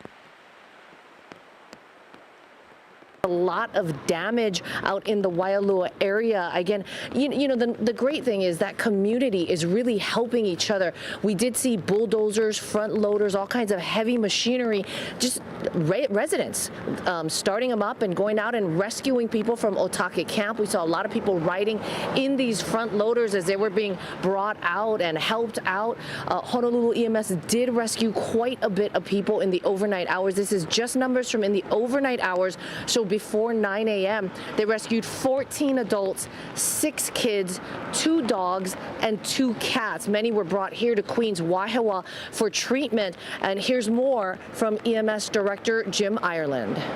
One of our ambulances based in Waialua got into a situation where they were overcome with floodwaters trying to go to a call. Now, what was fortuitous is where they were flagged down. I don't think that was their original call, but flagged down by a family whose house had collapsed. Children were either in the house or at risk, and they participated in the rescue of I think 3 or 4 children, helped carry them out. Now, this is in waist deep or higher water. Got them back to the ambulance. I think there was a police officer there with them.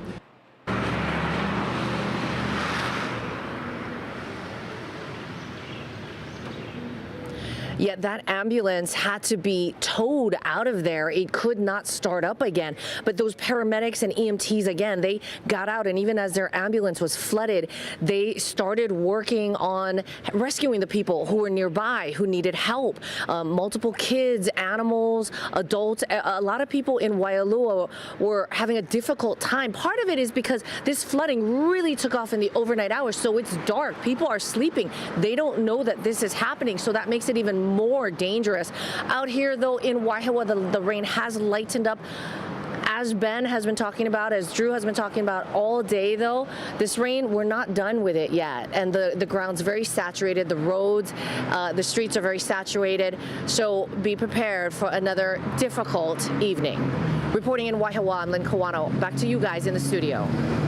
Great information. Thank you so much. We do want to remind our viewers that the evacuation shelter is open and operating right now at Wahiawa District Park. That's on Kilani Avenue. That whole North Shore district is just soaked right now, and we have some incredible video we do want to take in a little while, but let's get some new information with a live interview right now. Yep, they're telling me we're going to do the drone video first. Let's do that. Okay. It gives you an idea of how widespread and serious this flooding episode is. The visuals really tell the story here. This is dirty water. It is widespread. You can see none of the streets are passable in this shot from Waialua.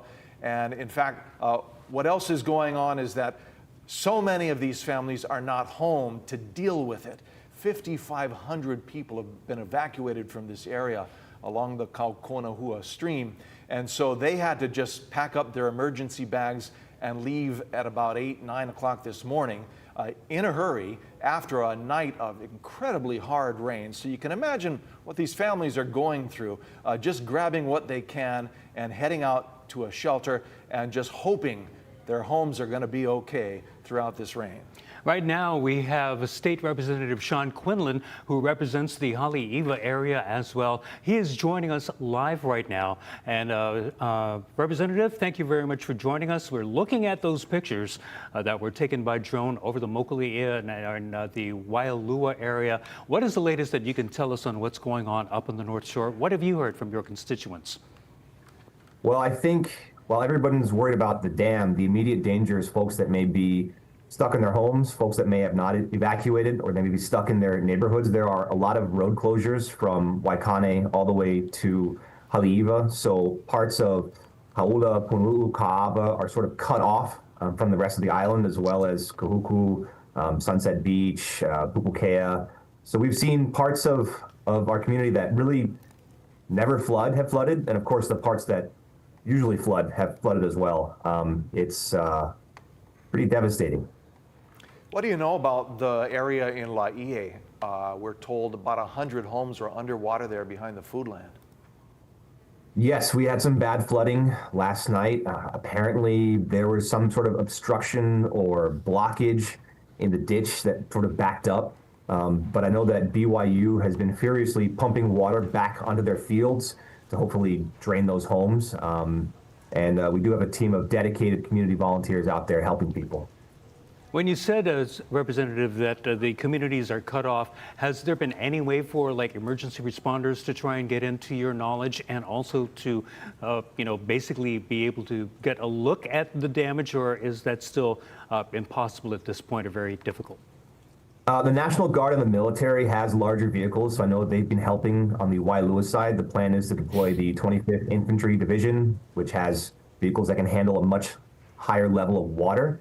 But for an average emergency vehicle, I'm not sure some of those locations are passable.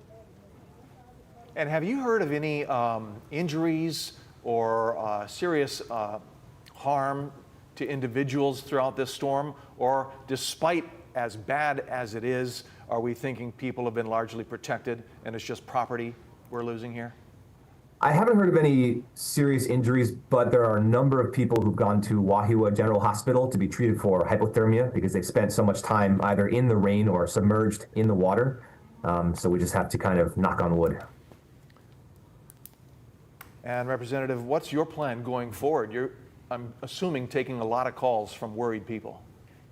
I've been on the phone all day with the governor, his team, Department of Human Services, DBED, my constituents, trying to get road crews out to unblock certain areas so that the water can flow freely and homes don't get flooded. Unfortunately, the crews can't always get there. I've gotten some really heartbreaking calls from people who are worried about their property. I myself am stuck at the state capitol right now. I tried to go home last night around midnight.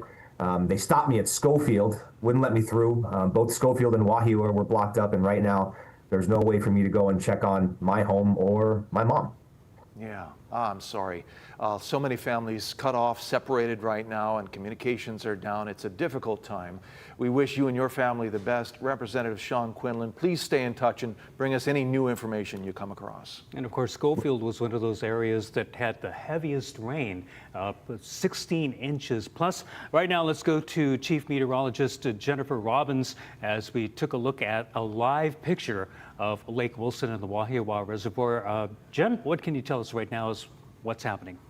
As we take a closer look at the first alert radar, now we're starting to see more clearing over the western end of the state. We've been seeing this locked in and anchored to the mountains since the overnight hours, with flash flood warning after flash flood warning starting off the North Shore. You see that heavy band of rain that was sitting over us has now shifted over Molokai, Lanai, and then we'll start seeing more rain, which has been devastating over Maui within the last week with the first Kona low. So we are going to be seeing lots of changes in the next couple of hours. This is actually coming our way quite quickly on the radar. If we could take the graphics 12, you could actually see we are going to be tracking a few changes the next several days.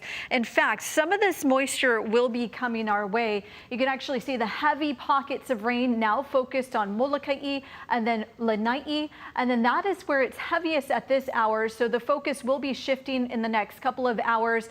And what has been a big issue today is the already saturated ground. That means the ground has no absorption for any of this rain. And because of that, we are seeing big changes in the forecast. As we take a look at the big picture here, there's that Kona low that's north of the islands right now. It's a little bit different of an orientation than the first Kona low last week, which was a powerful, massive system. This one's a little bit messier, but you can see that it's actually shifting more towards the northeast as it does. Instead of being due north of us, it's bringing up this deep tropical moisture that we're seeing well south of the island that is going to be entrained over the island into the next couple of hours. That continues to sit on top of us.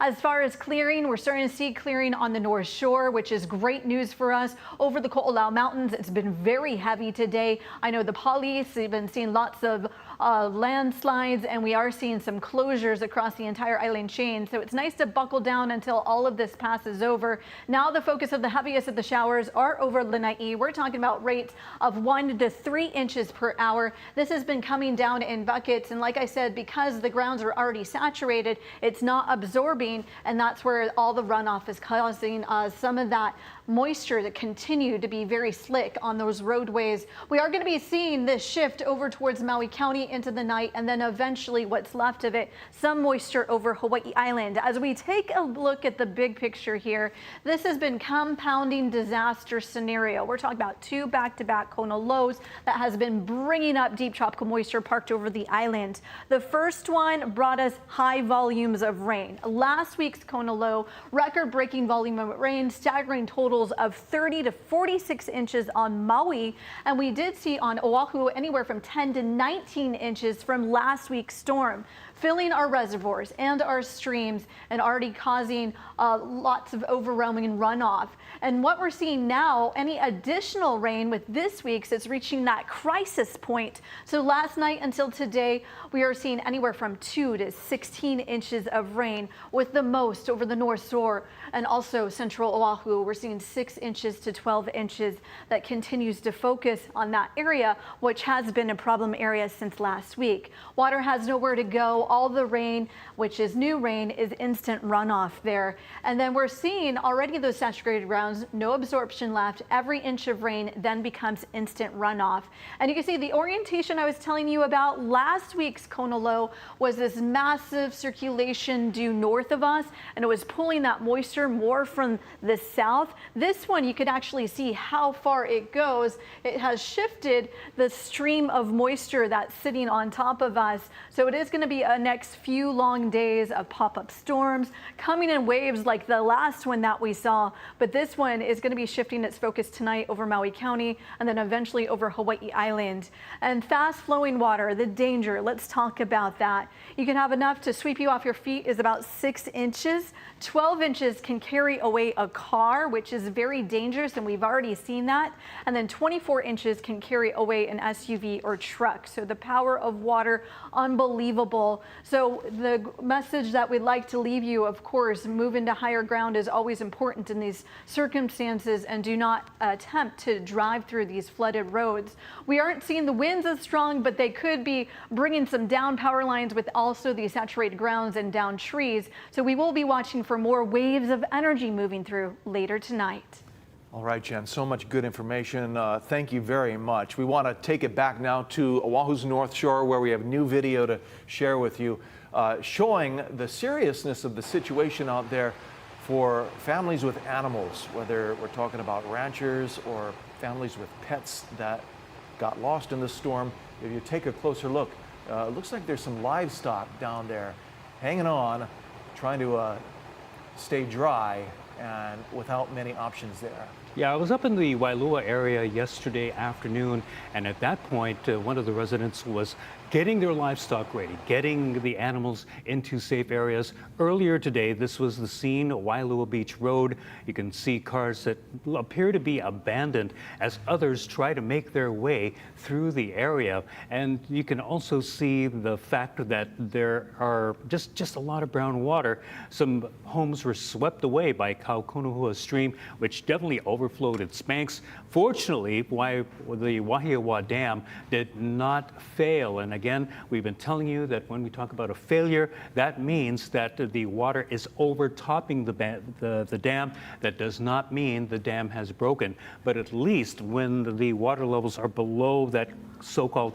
failure level, that means that the water is still controlled. At last check, looking at the NOAA gauge right now at the Wahiwa Reservoir at the spillway, the water level has gone down to 83.2 feet. So it is starting to inch downward, but it is still dangerously close to the minor flooding level of 84 feet. We peaked last night or early this morning, 8:40 a.m. at 85.29 feet, and the trouble area is 90 feet. That's when we start overtopping the dam, and that is a dangerous situation because that means that the water flow would be uncontrolled and could cause major damage as we head downstream on Kaukonahua to Waialua and Mokuleia. Yeah, I do have some new information about the dam just in from Dole Foods, which is the owner of that property.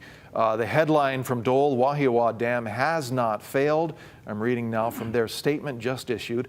The system continues to operate as designed. The dam has been continuously monitored, and there are no signs of damage. The dam remains stable and structurally sound.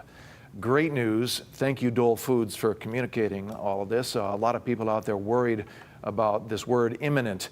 It feels scary, but again, Dole Foods saying right now the dam is okay, no signs of damage.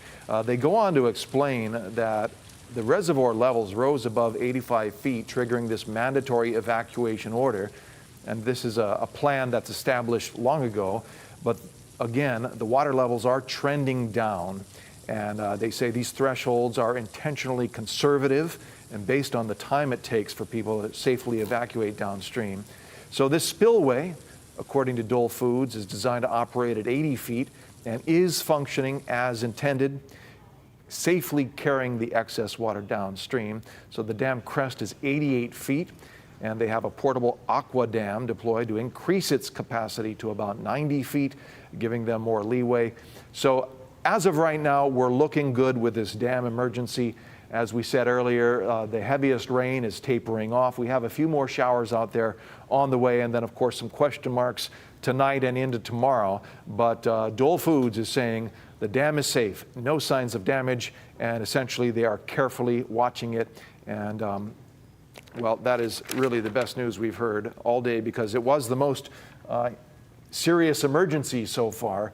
And it's good to know that thousands of people downstream are in a better place than they were earlier this morning. Yeah, a little bit better now, too, because we just got the latest observation from the dam levels up at the spillway. The reservoir is continuing to trend downward. It's now to 83.1 feet. So little by little, bit by bit, that reservoir level is on the way down. Yeah, but I mean, it was scary there. The levels went from 79 to an 85.25 in about 8-9 hours overnight. And you can imagine how much rain had to fall while people are trying to sleep, and also with the anxiety of knowing just last week they had to leave their homes because this dam might be overtopping, and then wondering if it's happening again, wondering if their phones are going to work and get them the alerts in time. Just an awful situation out there. Our hearts go out to all the families on the North Shore. The evacuation order has not been lifted. We are not out of the danger zone, but you can rest a little easier right now, thanks to this message from Dole Foods. We also have some traffic problems basically island-wide. This is a live look from the city and county traffic management cameras at Kamehameha Highway and Pali Highway. Looking at the lanes to the right side headed toward Kailua, they are shut down and traffic is being rerouted onto Kamehameha Highway at the area that is known as Castle Junction. Kainoa Carlson, usually of High Now Daily, standing in the rain right there at Castle Junction. He joins us live. What's the situation there, Kainoa? Ben, thank you very much. Yeah, so we're actually street level here. We've been on scene for right around 45 minutes to an hour or so, where we have some updated information, but we do want to show you a little bit of what's taking place here. Windward bound drivers who are coming up on the intersection once you come down through Pali are being asked to hang a left as soon as they get to the light that is fronting Aulua Road. That's because we're told by one of the sergeants on staff over here that right around 10 o'clock this morning, behind us, there are landslides that took place on both sides, the town-bound and the Kailua-bound direction when you were coming down the Pali Highway heading to Kalani. We were also updated as well as we walked over here at Aulua Road for residents that are in the Maunawili community, that right now currently only Maunawili residents are being allowed to access inside Aulua Road. Previous to that, they were allowing people to come through. We were told that landslides happened over there just moments ago.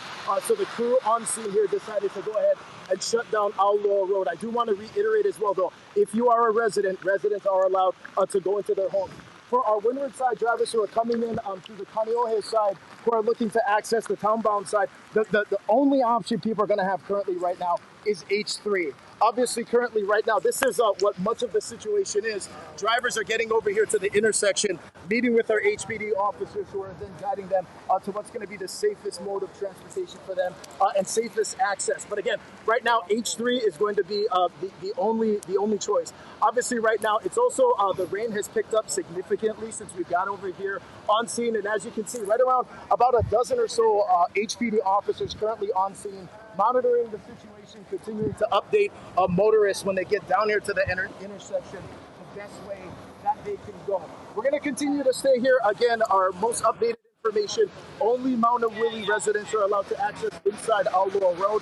Landslides took place over here at around 10 a.m. both on the town side and the Kahaluu bound side when you get down here to the Windward side. But as you mentioned, people are still continuing to come down here and ask our officers on scene where to go. Best thing to do right now if you're watching this, stay home. Do not go out on the road if you do not need to.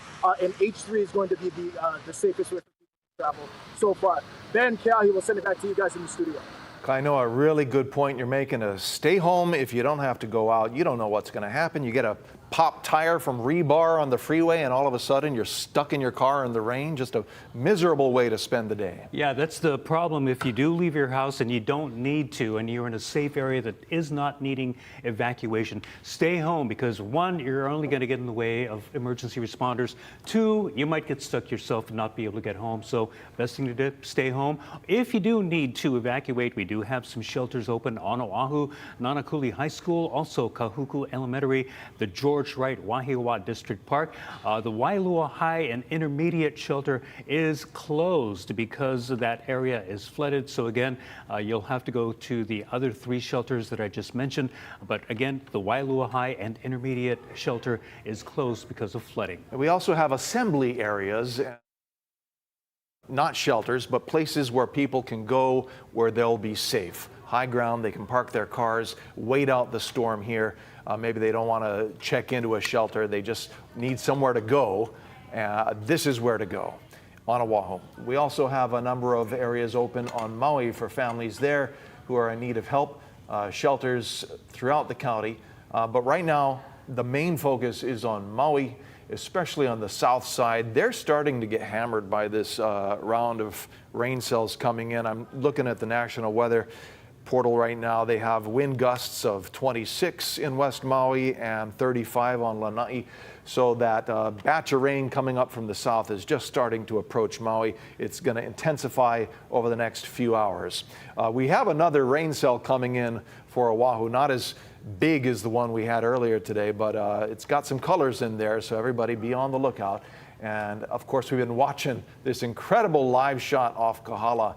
It is very rare the water gets this brown. Especially this far out offshore. This is from all that rain that fell in East Honolulu as well as Kaimuki. We had a lot of video earlier this morning from all the rain that fell, and all of that only can go to the ocean. And here it is at Maunalua Bay, just off the Kahala Resort. Off in the distance, you can also see some dark clouds and more rain that is coming in from the southwest, so it might miss this area, but it will be heading on to what is normally windward Oahu, and so we are definitely not out of the woods yet. Flash flood warning remains up for all of the island of Oahu until at least 5 o'clock, and we also still have the areas of the North Shore that are under the flash flood emergency. Yeah, and I know it's tempting for families right now to think, oh, there's a break in the rain. Let's go for a walk outside. Let's go walk on the beach, check out what's come ashore. But remember, even walking on the sand, you're exposed to all of this mess. And this brown water runoff carrying pathogens, chemicals, dead animals, not only that, jellyfish, just all kinds of nasty things you don't want to be walking on, touching. You have the tiniest little cut in your foot and it can become infected. So yeah, you really can get leptospirosis. Not a good idea. If you do have a dry spot, you are looking to take a walk, put on some good shoes at the very least. We also have some video of Kaimuki, where this brown water came from. Look at all this. Kaimuki normally not getting a lot of this kind of water activity. This is around 16th Avenue, I believe. Yeah. And you can see all that rushing water through a neighborhood that is definitely not used to this kind of flooding activity. Yeah, that 16th Avenue is basically a channel for all of the water coming off of Wilhelmina and the upper areas, Malka of the city. And look how fast that water is moving. I mean, if you're trying to get through it and you slip, you're just going to be rushing down, bouncing along the pavement there. Yeah, as Jen mentioned, it only takes 6 inches of rain, flooding water, rushing water to knock you off your feet, and a foot of water, rushing water to basically take your car away. This is Cocoa Head Avenue and Waialua Avenue. A lot of rainfall. The good news, at least in this video, was that the traffic lights were still working.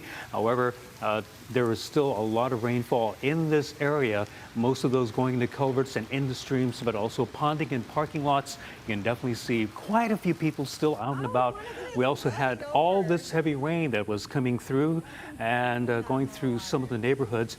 These are basically flood areas, or areas that are supposed to be taking a lot of the flood water out, but you can also see so much rain in the Kaimuki area came through. This is a look at the backside. You can see Laie off in the distance. This is more like the Kahaluu and Kaimuki areas. Just a ton of rainfall moving through neighborhoods and basically causing major problems. We haven't had reports of any flooded homes in this area, but you can definitely see the streets definitely were impacted. Yeah, some numbers from the National Weather Service. Manoa got about 5 inches of rain in a 24-hour period, ending at 1 p.m. this afternoon. Kahana, Punaluu side, got about 13 inches. Mount Ka'ala got more than 16.7 inches of rain. And that's why we had so much widespread flooding down in Waialua, where all that water runs off. Here's a live look at Waikiki. And we can learn a lot about what's going on right now by observing the conditions. Nothing but clouds out there. No rain at the moment as we're in this little lull, but you can see how the ocean is whipped up with all the white caps. That's the south wind pushing messy storm surf on shore. And again, I'd advise not to go in that water. There's some jellyfish out there. My son got stung himself a couple of days ago, and it hurts. Oh, yeah. And the water isn't brown here yet, but places by the Alawai Canal, at the exit there at the Alawai Boat Harbor, that's probably a major mess right now, as all those streams definitely are running down toward the ocean, no doubt. Not a good look. And also you can see the clouds are so heavy with moisture, it's topping, it's touching the top of Diamond Head. Yeah, Diamond Head's going to be nice and green next week. Oh, yeah. That'll be nice. And this water, by the way, is a lot murkier than it looks in this shot. Nice and turquoise from this view, but it is dirty. Yeah, it's a lot yellower. of that runoff from the Alawai has seeped around the corner there from the Kaiser Bowl area and gotten into Waikiki, and it's a lot dirtier on the Eva side, where the current takes it down there through the town, Ala Moana area.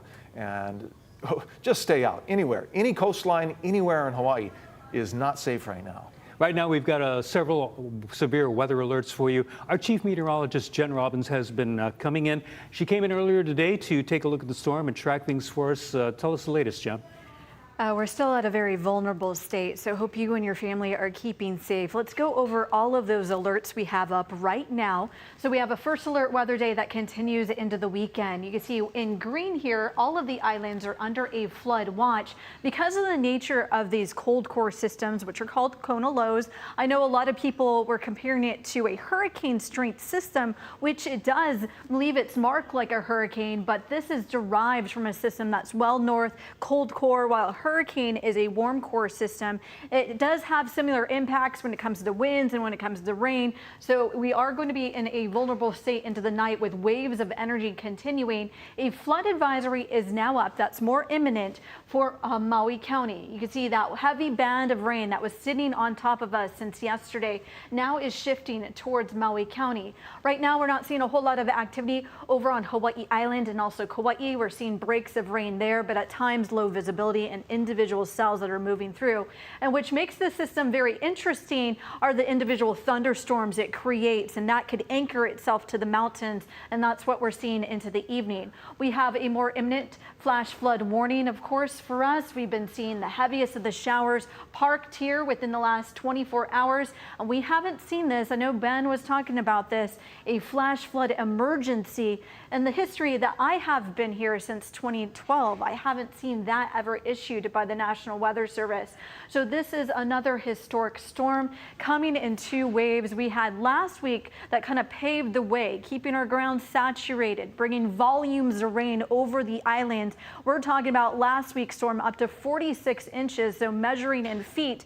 Now this week's storm, it's like runoff has nowhere to go, and that's why we're seeing lots of all of that completely in overwhelming rates. As far as the Wahiwa Dam, just in a nutshell, this is what we're seeing. The rain coming in waves, the heaviest rain now shifting east over Maui County. So we're getting a little bit of a break, which has been good news. 80 feet is when the spillway mark is at critical levels. Current level is about 84 feet. So that's why we have those evacuations in place. You can see how close it is. Critical levels when it overtops the dam is above 88 feet to about 90 feet. And that was a big concern when those heavy cells were sitting on top of us all morning long and all during the overnight hours. Now until Saturday, more waves of rain coming our way. So we're not out of the woods yet, even though we're getting a break. This is a really interesting coastal low. We were talking about earlier in the week. I know I was actually on vacation, but the National Weather Service was talking about how this was going to be more of not a prolonged one, but now we're seeing the effects a little bit more oriented to the north rather than probably northeast rather than due north of us. And that's pulling up all this trailing moisture that you could actually see just offshore there. And that continues to be directed over towards us. So it's a train of moisture that continues to be directed over the islands. And the mechanisms with the Kona low, it continues to pool that moisture, a conveyor belt over us, originally focused over the western end of the state. Now that band is focused over Maui County as we go into the evening. As we pull on out, you could actually see the orientation right there. It doesn't look very impressive when you're looking at this Kona low itself, but it's all that deep tropical moisture that it's pulling up from the south that is bringing us at critical levels here. So that's a big concern with the amount of rain, how long the rain is sticking around that we're getting. That is now just in turn, any new rain is turning up as runoff over the islands. And then already seeing those overwhelming streams, they continue to be overwhelmed. As we take a closer look at the radar, this is the latest imagery here. You can actually see along the North Shore, this is all offshore, which is good news, but some of this can make its way and just pockets of heavy rain come into the picture. But earlier this morning, we had some thunderstorms that anchored itself over the Waianae Range and even the Ko'olau Mountains along the North Shore. The most rain dumping 16 inches today, and we are seeing astounding rates. As we stop the loop here, you can see just pockets of rain continues.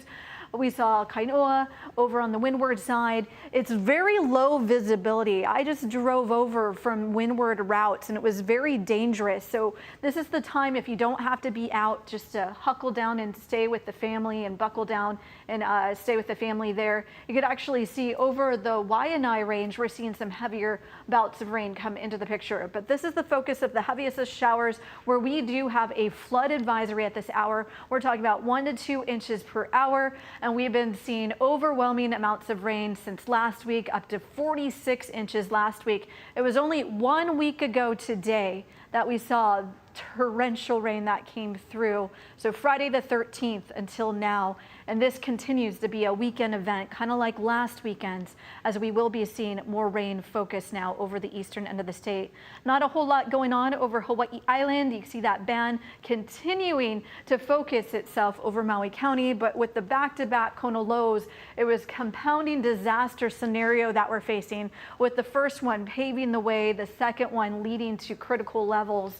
As we take a look, there's the orientation of the system. The center is well north of us. It's pulling up that deep tropical moisture. The water vapory image shows you how moist the atmosphere. You can see how moist it is well south of the islands, and it's that river or band of moisture that continues to move closer to us. We're talking about the power of water. 6 inches move a person. 1 foot can pick up cars. 2 feet can move SUVs in heavy rain. So if you're on Molokai, Lanai, Maui right now, especially near the West Maui Mountains, this message is for you. Just stay indoors because we are seeing overwhelming amounts of rain. Your grounds are already saturated. There's not enough for it to be observed, so that's why all that runoff is there.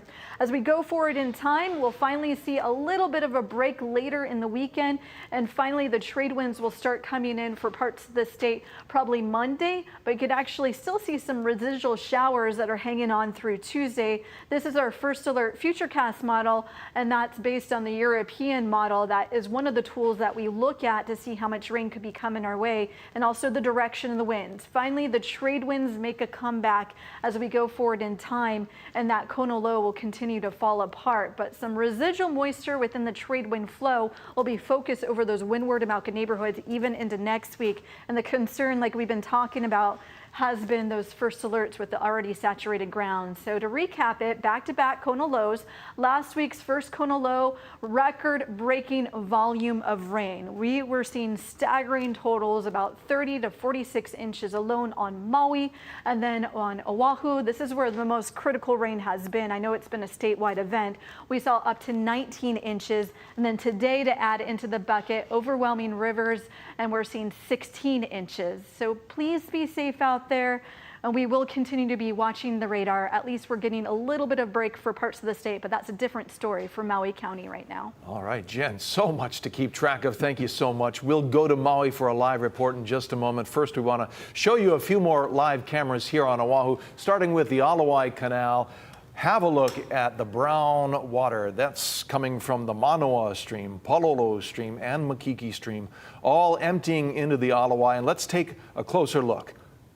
Look how high that water is. Oh, yeah. It's not even just the tidal waters. It's also all that water that you mentioned coming down the streams. I have been to the Alawai Harbor right after a big storm when what's known as non-point source pollution, all the debris coming down from the mountains, branches, trash, all that stuff coming down into the Alawai. And we've seen it before. No doubt we're going to be seeing it once again. It's probably a little bit higher up at the canal, closer to where the Manoa Stream empties out into the canal, but it is definitely brown.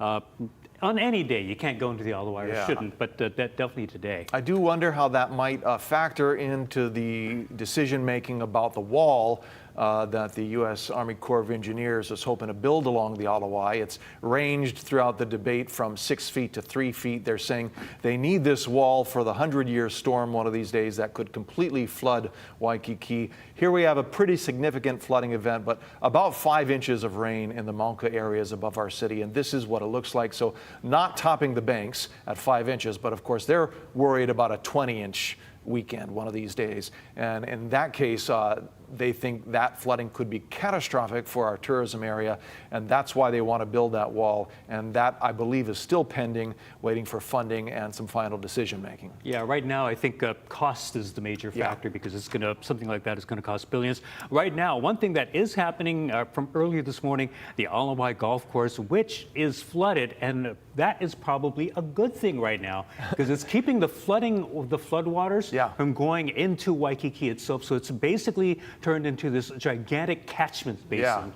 And being able to keep a lot of that water maybe farther away from roads, farther away from the residential areas in Makiki, Mo'iliili, those areas that would be prone to flooding. So if that water's in the Alawai, good, because at least it's an area that doesn't cause that much harm to residents or to people. Yeah, it's a great point you're making, and in fact, calling this a catchment basin, it's what it is. And in that U.S. Army Corps of Engineers plan, they wanted to build a wall around the Alawai Golf Course as well, for one of those 100-year storms, to basically hold all that water and keep it from going into Waikiki. Another small example of what can happen with 5 inches of rain, and you can imagine how much worse it would be if we had more. We also have this pothole that we've been showing you on and off. This is on the Ward Avenue overpass, and viaduct rather, and you can definitely see the size of that. What's been happening is that the rain gets in through cracks in the pavement and undermines the foundations.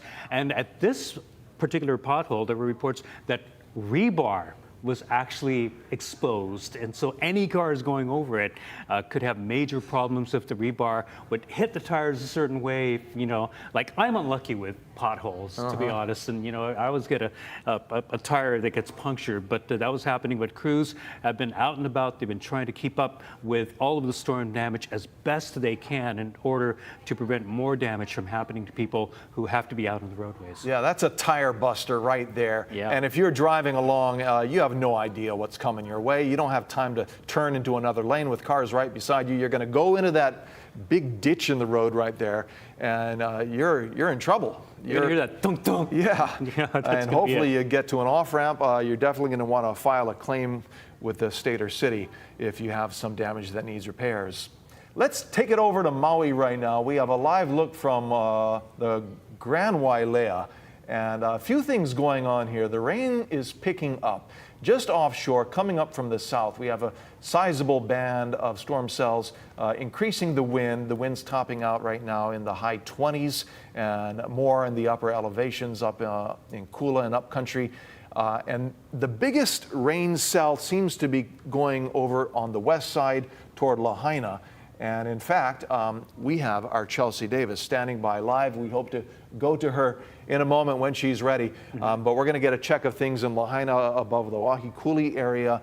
Maui, if you're listening, get inside. Charge up your phone just in case you lose your power. Make sure your house is safe. Close the windows. Now's the time for you folks to hunker down there on the Valley Isle. Yeah, especially since we've got flood advisories that are now up for 3 of the islands there. For the island of Molokai, you're under a flood advisory for excessive rainfall for 1 to 2 inches an hour until 5:30 p.m. The island of Lanai is also under a flood advisory until 5:15 this afternoon. Rainfall rates also at 1 to 2 inches. And the island of Maui until at least 4:30, but that's likely going to be extended. And on Maui, we have our Chelsea Davis, who is in the Wahikuli area of Lahaina, and she joins us live. Chelsea.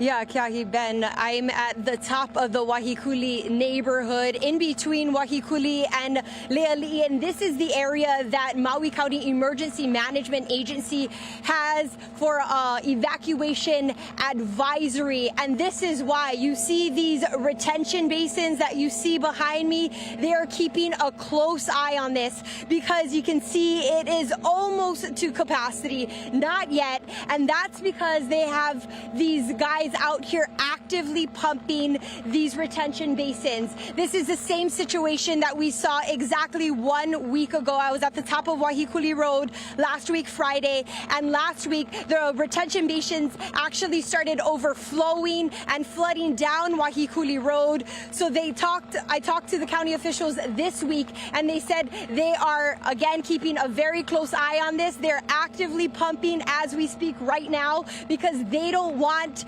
this overflowing into the Wahikuli area, into the Laie area. Much of this area did burn down. Many of the houses did burn down in the 2023 Lahaina fires. This is below actually temporary housing, state Kalaiola and housing and FEMA's Kilohana. So those areas are not in danger or under an evacuation advisory. It's just the homes that are downhill from them. I did talk to county official Loxmi Abraham. She's the director of communications for the county. Let's listen to what she has to say.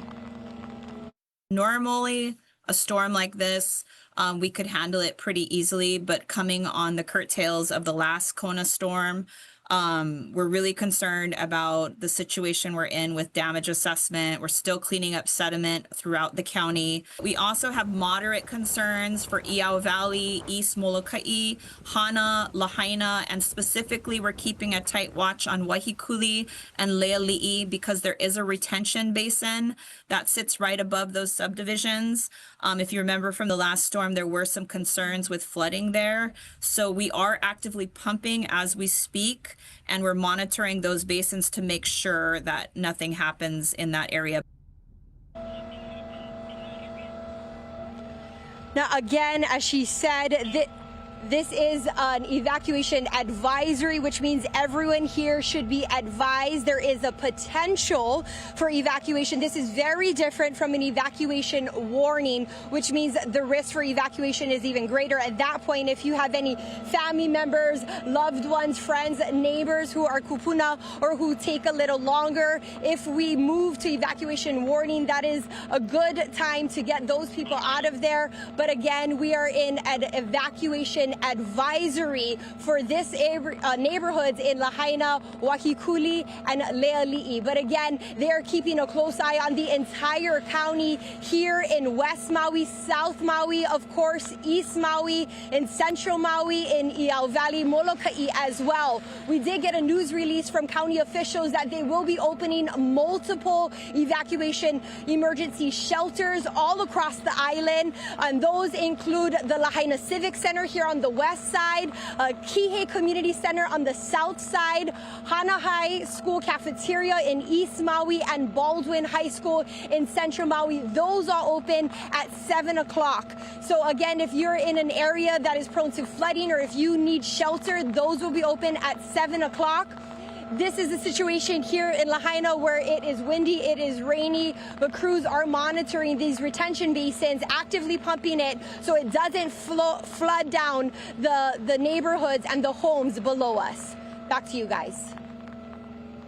And thank you, Chelsea. Great information. I'll add those shelters are allowing pets if they're in crates or leashes, and those shelters will provide cots, food, and water, but you should bring your own bedding and essential supplies if possible. This is a live look from the El Dorado in Ka'anapali. You can see down there at the pool, some kids are having a grand old time, hopefully using their best judgment, looking out for lightning there. You can see the weather is really deteriorating as that storm cell we've been talking about moves up from the south. This is in West Maui and just offshore there. You can't even see the ocean in this shot. Yeah, even as we've been watching it, it's been getting worse. Yeah. You know, I mean, we could see off in the distance just a few moments ago, and now everything off in the distance is disappearing. The good news for the kids in the pool, at least, is that we haven't seen any lightning, at least so far today. It's just been extreme downpours. The other place that we've been looking at very, very closely as these rain cells have been continuing to migrate eastward is, of course, Lake Wilson, also known as the Wahiawa Reservoir. Looking at the observations right now, it has gone down a little bit more. It's now under 83 feet, just by a tad. It's at 82.99 feet. So I think they wanted to get that information out. So it is still trending downward. Our meteorologist, Drew Davis, has also been monitoring the lake levels very closely, as well as any incoming moisture. Drew, how's it going? Aloha Ben, aloha Kiahi. Again, just above me, or just to the neck, just next to me, excuse me, you can see some of the video from the Wahiwa Dam Reservoir out there. Again, we've been seeing the water levels starting to subside out there as the heavier rainfall is moving away from Oahu. Let's actually take a look at the first alert radar and satellite, showing you the latest data. I know we're seeing this band of moisture that was up over Oahu earlier today is starting to further eastward towards Maui. We're actually seeing the heaviest rainfall across the state falling over West Maui, like Kiahi was just mentioning in that Ka'anapali cam. Let's just take a look at some of the rainfall rates coming down over eastern Molokai, an inch of rainfall per hour, half an inch over on Lanai, and then if we zoom in closer to Ka'anapali, I want to focus on some of the heavier rainfall we're seeing out there. So if we just click right over near Ka'anapali, we're seeing rainfall rates closer to a 4/10 of an inch of rainfall per hour. I do want to say a caveat here. This is poor radar data. We are currently lacking one of the more crucial radar sites across the state. The Molokai radar is currently down, so we do not have the Molokai radar available to us. So we're relying on data from the Kohala Coast radar. And the further away the radar beam gets from the radar, the higher it's going up in the atmosphere. So again, we're likely seeing higher rainfall totals coming down over West Maui, and all of this rainfall that's off to the southwest is going to continue moving up towards the northeast. The concern here is that we continue to see heavier rainfall over the heaviest hit parts of the last Kona low, which would be over near Kihei, South Maui, Southwest Maui, and parts of Kahului as well. So again, another round of rainfall is on the way for Central and South Maui. You can see it starting to develop off to the south and southwest. Another thing we've been concerned about, again, is the Wahiwa Reservoir Dam. Again, we read out the statement from the Dole Food Company just a little while ago. Kiahi read it out. But we're still monitoring the water levels very closely. I've been making it a crucial point whenever we come back to the digital center to actually display the latest data. Let's take a look, again, just recapping what happened last night. The first Kona low set the stage for this. This is kind of both of these Kona lows coming together, putting so much water in Lake Wilson, the Wahiwa Reservoir. You can see slowly subsiding throughout this week ahead of the arrival of the Kona low last night. And then it starts to just incredibly increase really quickly last night as we saw the heavy rainfall coming down over Northshore Oahu, central Oahu, peaking around 85.29 feet. And again, the Dole Food Company put out that statement. We've been saying this throughout all of our live coverage that 90 feet would be the level that we start to see spillover. It's a lot harder to actually increase those levels because as the water levels rise, the reservoir gets wider. But it is there is the potential that we see heavier rainfall throughout this weekend. So we're going to have to continue monitoring these levels very closely. You can see as we've been going over the last couple of hours, as we've been continuing to monitor the latest impacts, the water level has subsided. We've actually seen it drop below that minor flood stage that we saw earlier today, which triggered the evacuation warnings. So we're back down below the 84-foot mark for the minor flood stage, and that triggered the evacuation warnings. We just got to keep monitoring this very closely. All right, another thing I've seen in the chat, one of the things that I have been trying to do is answer questions for everybody on the Facebook and YouTube chat. Here's one of the main things people are asking for is a map of the evacuations. Again, if you were in these areas, any of these red areas, parts of Waialua, Haleiwa, Otake Camp, all under an evacuation warning for the potential spillover or water rushing out of the Wahiwa Dam if we do get to that 90-foot mark. So again, these are all the areas. I know that's been the main question that I've seen over the past 20-ish minutes in our chat on Facebook Live and YouTube. Again, we're live on both. I'm doing my best to answer questions. Let me just do a quick scroll through to make sure we are not missing any new questions. Doesn't seem like we have any new ones that I can see just quickly out of the last couple of messages that have come in. But again, we are really going to continue monitoring the reservoir levels, the rain coming in from the south and southwest for Oahu and for Maui County. That's it for me in the digital center. We're going to send it back to you guys in the studio. All right, Drew, thank you so much. We do have an update to the Alawai conversation. We've been watching the canal filled with that dirty brown water runoff from the mountains above Honolulu. And we got a message from Honolulu's mayor because we were talking about that U.S. Army Corps of Engineers plan, thinking that it was pending. And in fact, the mayor sent a note saying, in fact, that plan's been dropped. And the reason is because it came in with an $11 billion price tag. And the feds were willing to cover 90% of it, but that would still leave Honolulu with $1 billion to pay for this wall around the Alawai. And the mayor says we just don't have the money right now. But he does say, and I'll read a quote from the message, "It is of the deepest concern to me, the potential threat to Waikiki and the impact it would have on not only Oahu's economy, but just as much for our entire state." So it looks like that is an issue we'll have to come back to at a later time when the city is a little richer and has some money to spend. Thank you to Honolulu's Mayor, Rick Blangiardi, for updating us on that. Also, we had those problems, obviously, in the evacuation areas in Waialua and Haleiwa. Our Dylan Anchetta, along with multimedia journalist Ali Duklo, have made their way into Camp Otake, and they sent us this report. This part of the island saw some of the most severe damage. All of this that we're passing right now is the remnants of homes in this area. We are on the front of a bulldozer, this heavy machinery. The crew allowed us to jump on with them. And that bridge, we're told at least one home, upwards of possibly 3, were swept away in the height of the rainstorm. Now, we have been driving through Waialua and the north side for the last maybe 10 or 15 minutes or so, and we have seen some properties that have seen heavy flooding. Some of their yards are completely submerged. We even saw one property where the water level was halfway the height of their garage, and so that family will have a lot of damage to sort through after. A lot of the water is a bright orange. Of course, the dirt here has turned into a slushy mud, making it very hard to get anywhere on foot.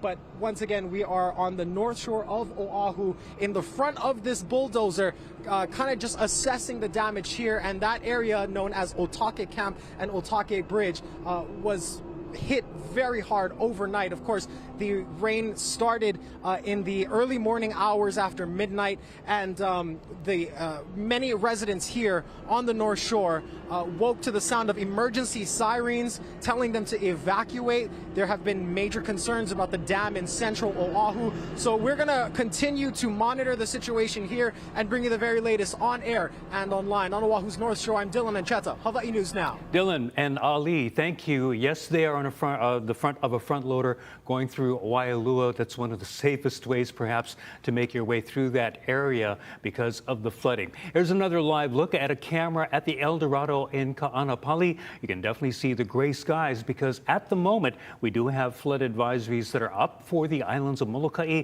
Lanai, and Maui through the afternoon. No doubt they're going to be extended because the threat of rain is continuing to inch its way eastward over areas that are already flooded, particularly South Maui and Kihei. But as our Chelsea Davis showed us just a few minutes ago, the Wahikuli area of Lahaina, where the catchment retention basins are being pumped out. There is an evacuation advisory. It's not in order, but it is an advisory for residents in that area to be prepared and be ready in case an evacuation order is actually issued. And let's go back to Oahu now. We have some new images coming in from the North Shore.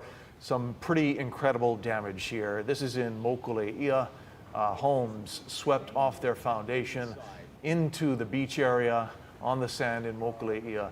I believe this is just north of the beach park there. And there's a big river that empties out closer to Kaena Point. And boy, the land is being reshaped by this storm with nearly 17 inches of rain coming down on Mount Ka'ala in 24 hours. It all goes down to the ocean, and these homes are along the riverbanks there emptying out. And well, we're going to have to tally up the damage, but it's going to be significant. Yeah, we're talking millions of dollars in damage here, not to mention the fact that we mentioned earlier that the situation on the North Shore is very similar to what happened at Iao River, where the couple lost their dream home and it went into the river.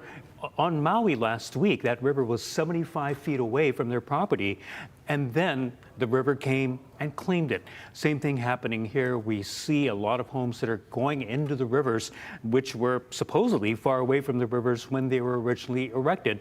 But the flood has been so high that the waters have gone all the way to these houses and swept them away. You can also see in this video that along the shoreline, we're not talking about ground that is particularly firm. A lot of these soils are very sandy, they're very loose. And so when you add a lot of water, the volume of water that we've seen since around 11 last night or 12 midnight, the only way that the ground is going to hold is if it stays dry. It did not.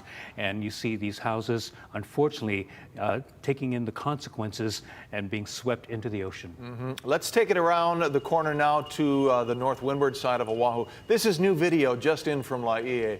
Mahalo to Joyce Matagi for sending it in. This is an area where we're told about 100 homes were underwater at one point this morning.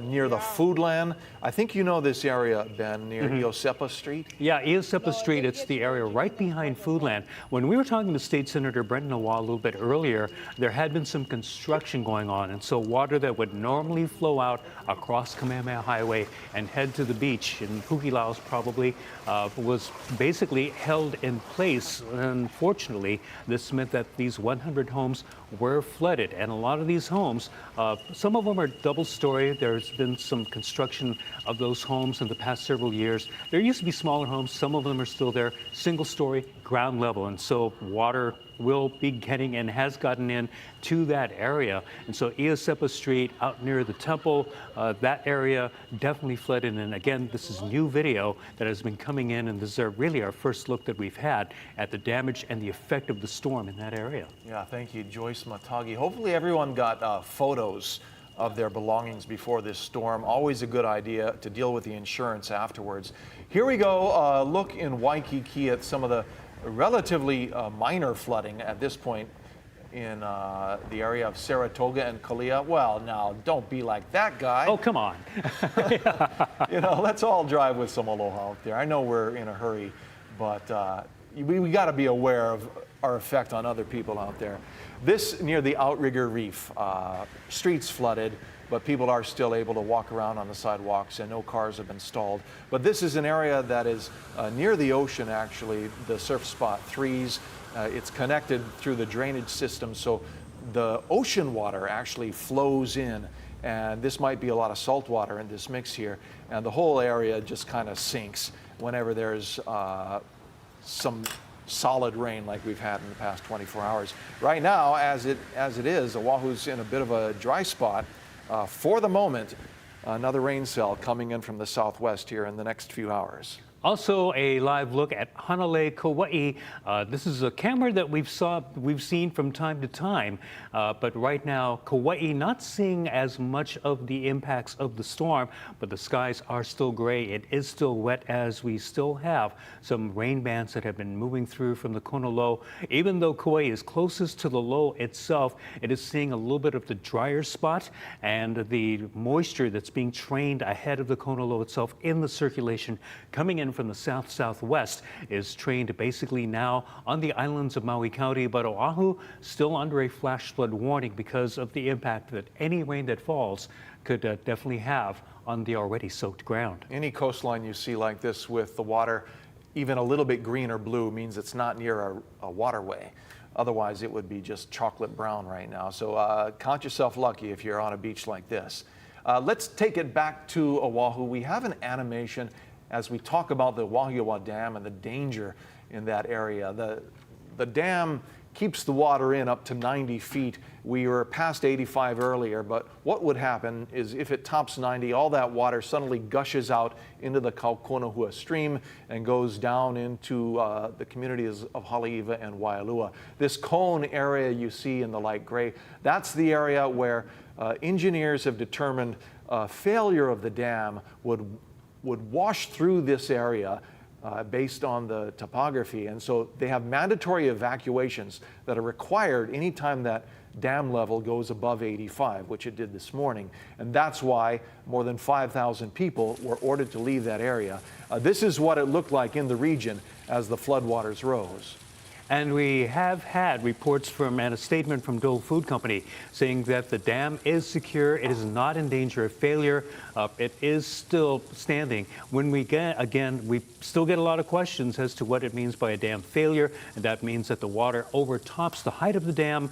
And that means uncontrolled water flow that could cause major problems, major flooding downstream. It does go past the gully next to Schofield, but the Schofield residences are high enough. But when it gets further down toward the ocean, it goes through Waialua, goes through Haleiwa. That's why those evacuations are underway. Right, and we're clearly making the point that we're not talking about a dam collapse, which is what we saw with the Koloko Dam on Kauai all those years ago, where the ground actually gives way and you have all that water coming out. This would be an overtopping, a spillage of all the water over 90 feet that comes out of the top of that reservoir and then gets into the river, and you have just a lot more water coming down.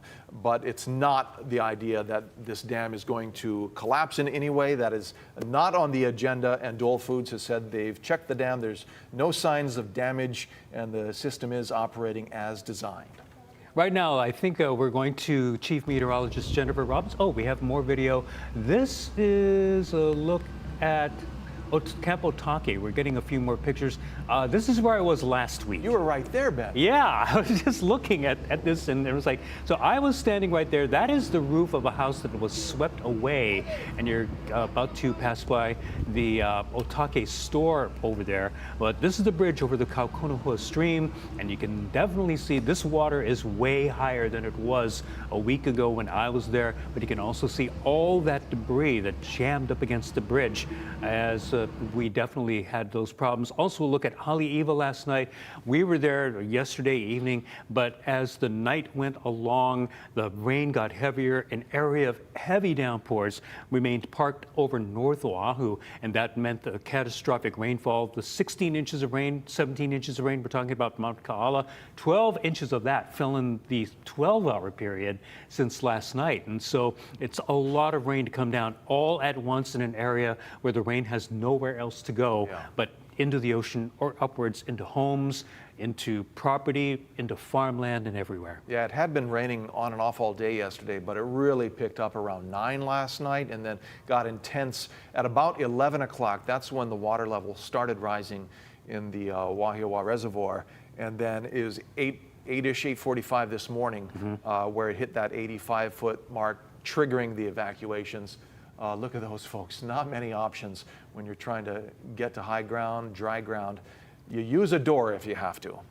Yeah, I think a lot of people just ended up on their rooftops and they had to be rescued.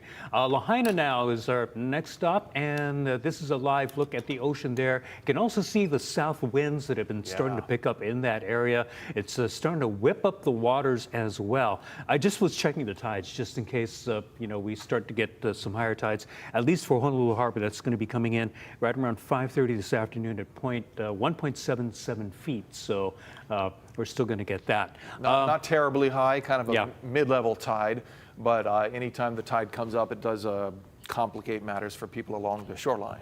Yeah, especially when the brown water is getting pushed against the incoming tide and any debris that is also there. Where are we going next, Eric? Let's go to the evacuation shelters. Yeah, Maui's been really proactive with their shelters. Especially since the wildfire. They revamped their emergency protocols. They opened the shelters early. They're staffed, and these are the ones ready for people tonight. You can take your pets if they're on a leash or in a crate, and they will provide cots, food, and water, but you're advised to bring your own personal things and your bedding. Blankets and pillows, whatever you need to stay comfortable. We have been monitoring this storm, this Kona low, the second one, for the past several days, with first alert weather days up all the way through Sunday. Our chief meteorologist Jennifer Robbins is here, and she's got the latest on what we can expect going into tonight and the weekend. Jen? Thank you so much for all of that helpful information. So heartbreaking to see the images flood in to the newsroom right now. We are going to continue to see days of rain because of the nature of the system. It's cut off from the jet stream. I don't usually show this graphic very often. It's a water vapor imagery. It shows you how moist the atmosphere is. There's the circulation of the Kona low spinning counterclockwise. This is not a normal system. Usually the center of a system comes over the islands or a front, and then we get a lot of rain. But then with this system, it's pulling up deep tropical moisture from the south. You could think of it as an atmospheric river, that river of moisture that continues to be parked over the islands. There's no major steering winds with this Kona low, so it continues to pull up that deep tropical moisture. Weather models have a really hard time pinpointing exactly where the heaviest of the rain would be in situations like this with the nature of this Kona low, but it's individual cells. So this is on a much smaller scale. We're talking about thunderstorms or downpours that develop, and as it interacts with the island terrain, it could bring even more downpours and torrential rain in one spot for a prolonged period of time, and we saw that now with these back-to-back Kona lows. We continue to see pop-up storms come in waves, and it's a cold core system. I know a lot of people within the last week or so have been talking about, why hasn't this storm been named? Why isn't it named like a tropical system? It's because it's a cold core system. It's not a warm core system like a hurricane is. This is coming in from the north, associated, the dynamics, the atmosphere is much different than when hurricanes thrive, but the outcome of the strong winds, the rain, it's making its mark certainly kind of like a hurricane does. But this is not defined as a tropical cyclone. It is a winter system. During wet seasons, we get these kind of storms quite often, but we haven't seen this caliber of a storm in quite a bit. Last week, we're talking about on Friday the 13th, we shattered records, 75-year records, in fact, over Honolulu, getting nearly 6 inches of rain in one day. We haven't seen that since 1951. So this is certainly one for the history books. And we haven't seen something like this before as long as I have been here, since 2012. You could actually see a flash flood emergency. This has not been issued by the National Weather Service very often. we are first seeing this firsthand, and we're seeing very critical rates come in, dangerous situation, flash flood emergency that they're stating. Also, what we're seeing, a flash flood warning continues on the island because of the runoff. Even though the rain is backing down for us, we're still seeing the stream levels very high, moving at rapid rates. Now the situation is focused on Maui County as we face flood advisories. This will likely be upgraded to warnings in some spots if the rain continues to pile up there and anchor itself to the mountains, especially over the West Maui Mountains. We'll be watching that over Haleakala like we did last week, getting up to even 44 to 46 inches of rain along the slopes. Even though it may not be raining right at the coastline, it's the mountains, and if you're downstream of the mountains, that is a big concern.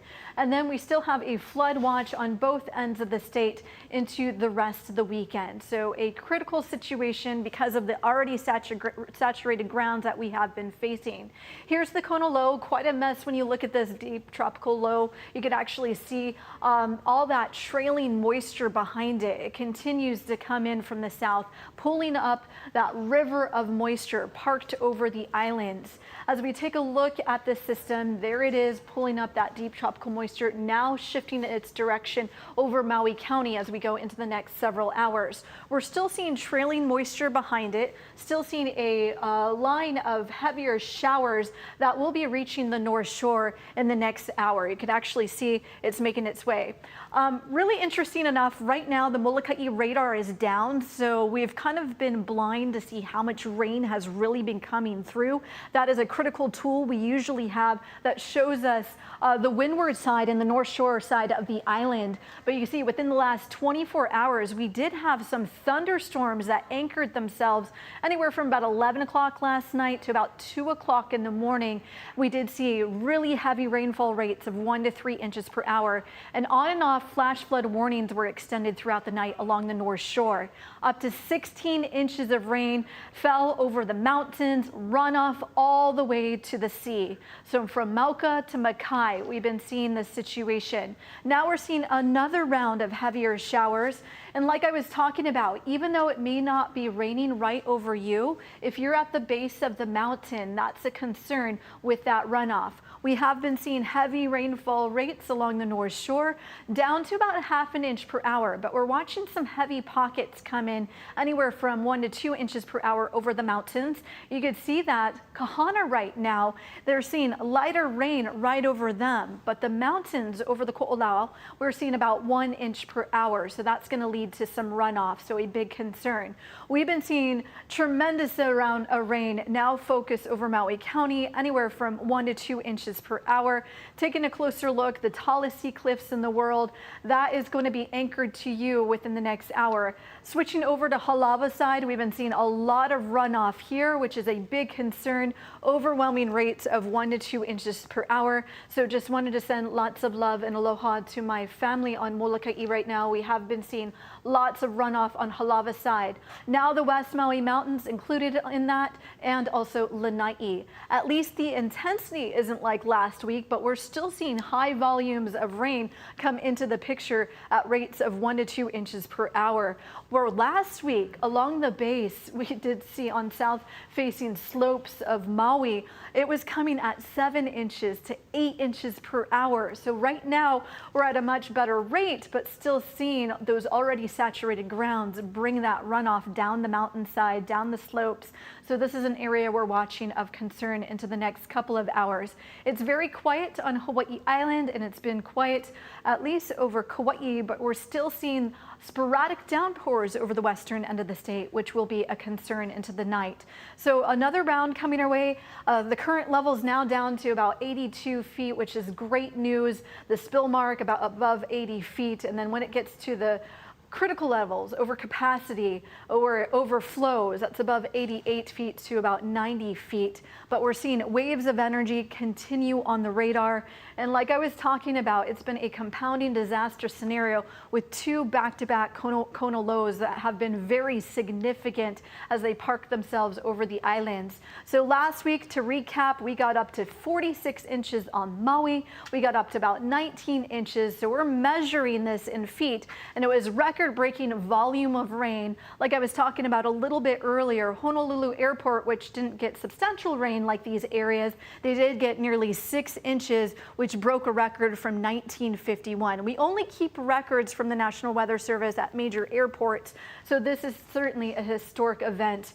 Overwhelming rivers and streams creating runoff, and this is what we're seeing right now with this second low. We're talking about reaching crisis point. Last night until today, we did see 2 to 16 inches of rain, but some of that was locked in along the North Shore and also Wahiawa. We did see critical rain there at 6 to 12 inches near Schofield too.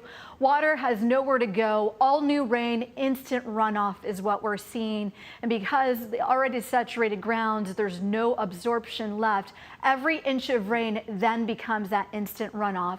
So a lot of moving parts as we go into the next couple of days, but we will start seeing the trade winds, which are more stable, come back into the picture. But that's not tomorrow. Still seeing that direction of the wind coming in from the south.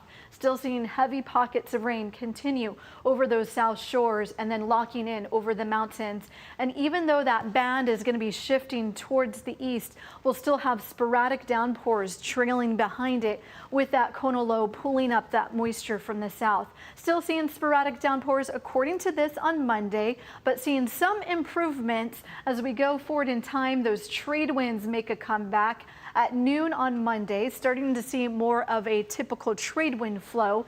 And then the winds will start shifting for the rest of us by the time we get into Tuesday. But then a wet trade wind pattern could set up shop on Tuesday. And with the already saturated grounds, that's something we'll have to keep an eye on. But at least some improvement as we look ahead. But right now we're in the thick of it with the second Kona low. Critical thresholds right now. And the weather models have a really hard time, especially with these individual cells, to show how much more rain we're going to get. But according to this, we could easily get several inches, but we've been seeing a lot more than what some of the weather models are showing. Back to you guys. All right, Jen, thank you so much. We have new video just in from Waimanalo, a stream overflowing there, and looks like some residents trying to unblock the area, the guardrail, to let the water through so it doesn't flood neighboring homes there. It definitely looks like that. Not much you can do about the guardrail, but a lot of those branches just get stuck under there, and so they're kind of having a hard time because, once again, water, the power of water, we've told you how much water basically it has the power to take people off their feet, to move cars, and then when you look at water pressure, Kiai, you spend a lot of time in the water, and some people say, water's not much, but try carrying 5 gallons of water around. Oh yeah. The federal government, NOAA, actually warned several days ago that the Kahaluu stream and Inoa Ole stream would likely be overflowing after last week's rain and then this weekend. These are streams that flood the areas of Hihimanu Street at that low water crossing. That might be where we were looking. And also Waikupanaha Street, there are some unnamed drainage systems that flood that road. Basically, the whole area is just too much rain, too much water. And the mountain ranges have been taking anywhere from 5 to 17 inches of rain in the past 24 hours. And that's too much. We don't have proper drainage to get to the ocean without them overflowing, and that's what we're seeing. Thank goodness we're in a drying phase right now. This was earlier today, but there's going to be so much cleanup then. Yeah, and this Waimanalo area is kind of used to a lot of the rain, but let's show you an area that is not. This is out on the Makaha area. This is where the road, Farrington Highway, partially collapsed into the ocean. Look at that. That guy's car, he's a houseless individual, according to our reporter, Raquel Kahlo, who's been out there. Just barely made it out of the car before it basically went in. Once again, lots of sandy soil in this area. So areas above Kea'au or toward Kea'au, at Our Lady of Kea'au, Farrington Highway is completely closed for, as you can see here, very obvious reasons. Some of the people who have been evacuated or who have left their homes are being brought up into this area. But even here, you can see a lot of flood water that has been coming down from the Waianae Range. And so this is definitely still a dangerous situation. Even as the rains have eased, the water has still been draining from upslope areas, and also just that repair work on Farrington Highway. That's going to take a while. Yeah, so many of our coastal roads have sand as their foundation because they're right up against the beach. You can see this one clearly in Makaha gave way. I think there are many others like this around the state where they're going to need to redo the roads, and that's going to take time. Well, we're going to be talking about the storm damage from this for weeks to come. The focus right now is West Maui. That's where the storm cells are just approaching from the south right now. And we've had a live shot of the coastline that we've been learning a lot from just watching the storm come in. If we can take another look, every time we go to it, it seems to change. We had stiff winds about 20 minutes ago, creating these waves that were running perpendicular to the shoreline. And it seems like they've let up a bit. Just a little bit. You can still see the palm trees. They're getting blown about. The fronds look like they are pointing toward the northeast. And so we still have those southwest Kona winds, and that's still bringing in quite a bit of moisture. And you can see off in the distance, the visibility just drops because we've got more rain that will be on the way. It's showing up on the radar. And we also have, once again, those flood advisories that are up for 3 islands of Maui County. That would be Molokai, which is up until 5:30, Lanai until 5, Maui until 4:30, but I'm guessing that likely will be extended. And just stay tuned for the possibility that if the rain gets heavier on already saturated grounds, those could be upgraded to flood warnings. Our Chelsea Davis is live in West Maui tonight. She's been giving us reports about county crews there pumping out some water in an area, trying to do some flood mitigation before it gets too bad. Let's go back to her now. Chelsea. Yeah, Keahi, I just want to kind of give you an idea of exactly where I am. I'm in West Maui, in Lahaina, at the top of Wahikuli Road, kind of in between Wahikuli and Le'ali'i, where there are multiple retention basins. And I'm standing near one right now, but these crews are actively working to pump them because they don't want them to overflow. And you can see one more truck coming here right now. These guys have been working hard. As I mentioned, there's multiple retention basins up here above the Le'ali'i and Wahikuli neighborhoods, and these guys have been going back and forth among all the retention basins, pumping them actively as a safety measure so it doesn't overflow and flood all these homes. These are homes that many were destroyed in the 2023 Lahaina fire, and this was a similar situation just exactly 1 week ago here in this neighborhood, where actually one of the retention basins, it was flooding down Wahikuli Road. The fire department came out here and told me if I need to evacuate, go up Mauka, do not go down. The fire department is also here. We are in a evacuation advisory for this neighborhood, and that just means to just be on alert. They are monitoring this area.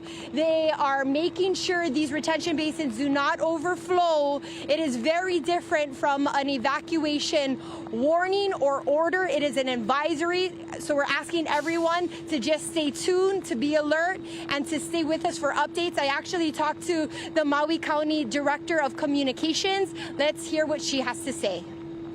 And as much as we've been working around the clock since last Saturday, our crews have been out there cleaning up all over the county. It's just not enough time given the damage that we saw from the last storm. So we are coming into this storm at a disadvantage for sure. So if you do see a warning, it is a good idea to start getting in motion and seeking refuge at a higher ground. And I do want to insist that when you are trying to get out of a flood zone, all you really need to do is go Mauka. We don't want people going back down to the shoreline. We just want them moving in their area, in their residential area, moving Mauka. And if that happens, we'll likely be opening shelters for people to be able to access as well. And then worst case scenario, if it were to happen that we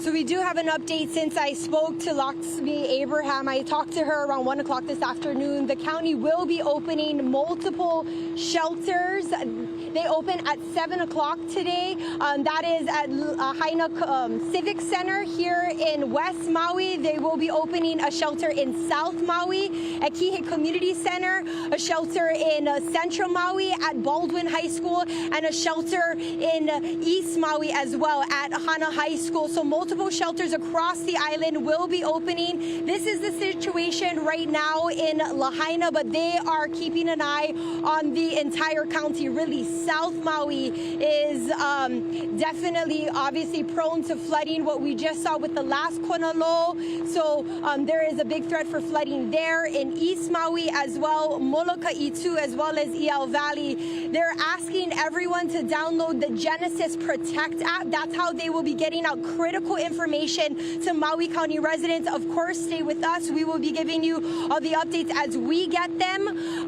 But they're also asking everyone to just stay off of the roads for the next 48 hours, or at least until the threat goes away, because it is not safe. It is windy. It is rainy out here. That is the situation out here at the top of the Wahikuli neighborhood in Lahaina. Back to you guys. Chelsea, thank you very much, and stay safe and dry out there as you can, especially on Maui. We just got a few new graphics. I don't have them up on a weather computer, but Maui Nui is going to be more in the sights, because from the National Weather Service, they're talking about 3-day additional rainfall for the islands of Maui County between now and 10 o'clock or Monday at 8 in the morning. And they're looking at Wailea getting another 10 to 15 inches.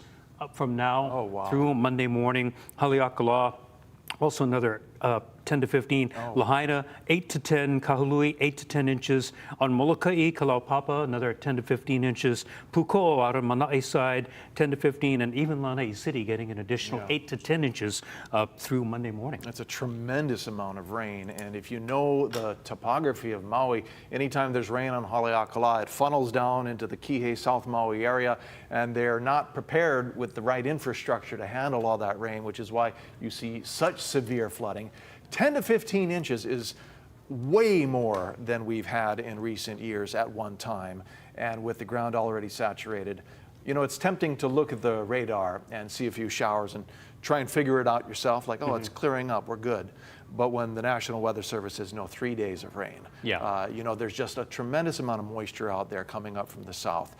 So we may be in a dry spot right now, but it is not over yet. Yeah, remember the flood watch is up until 6 p.m. on Sunday. Here we are Friday. We've got at least 48 more hours of this to go. Let's take a live look now at the Alawai Canal. We've been talking about how much water is collecting from the Pololo, Manoa, and Makiki streams here. It's all funneling down through Waikiki.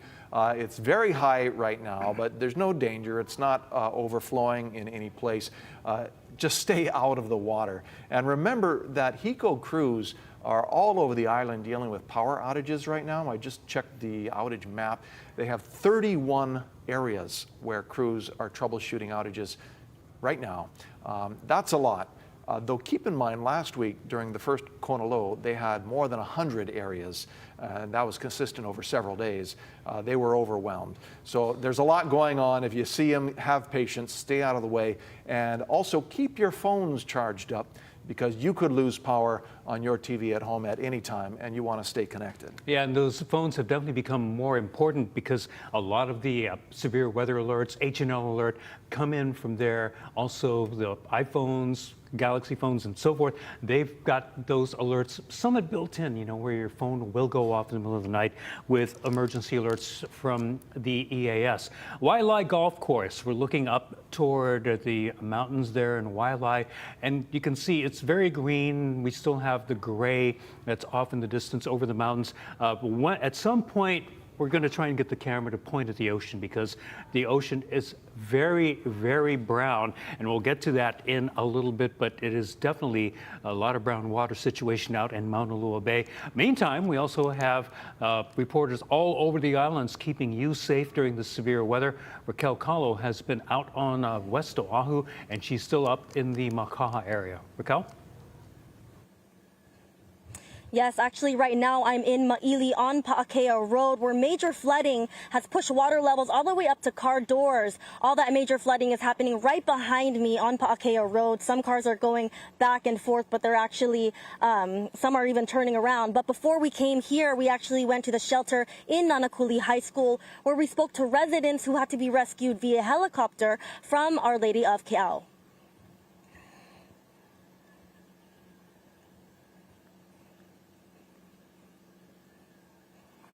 All of a sudden, both sides, it was a road, but it turned into like a river. I mean, all you hear is rocks coming down. It was crazy.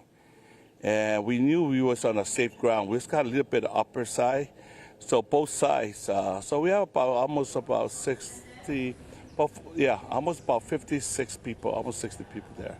There was one time that kind of feared that it might be a landslide, and we knew what the ground was, so we moved all the kids downstairs. So we have age from 3, to 10, that we have all the way to 18. So, but we have a lot of adults. So, but it was a very controlled. There was not like there was any panic. It's like we have the right people, the right time. It was really teamwork.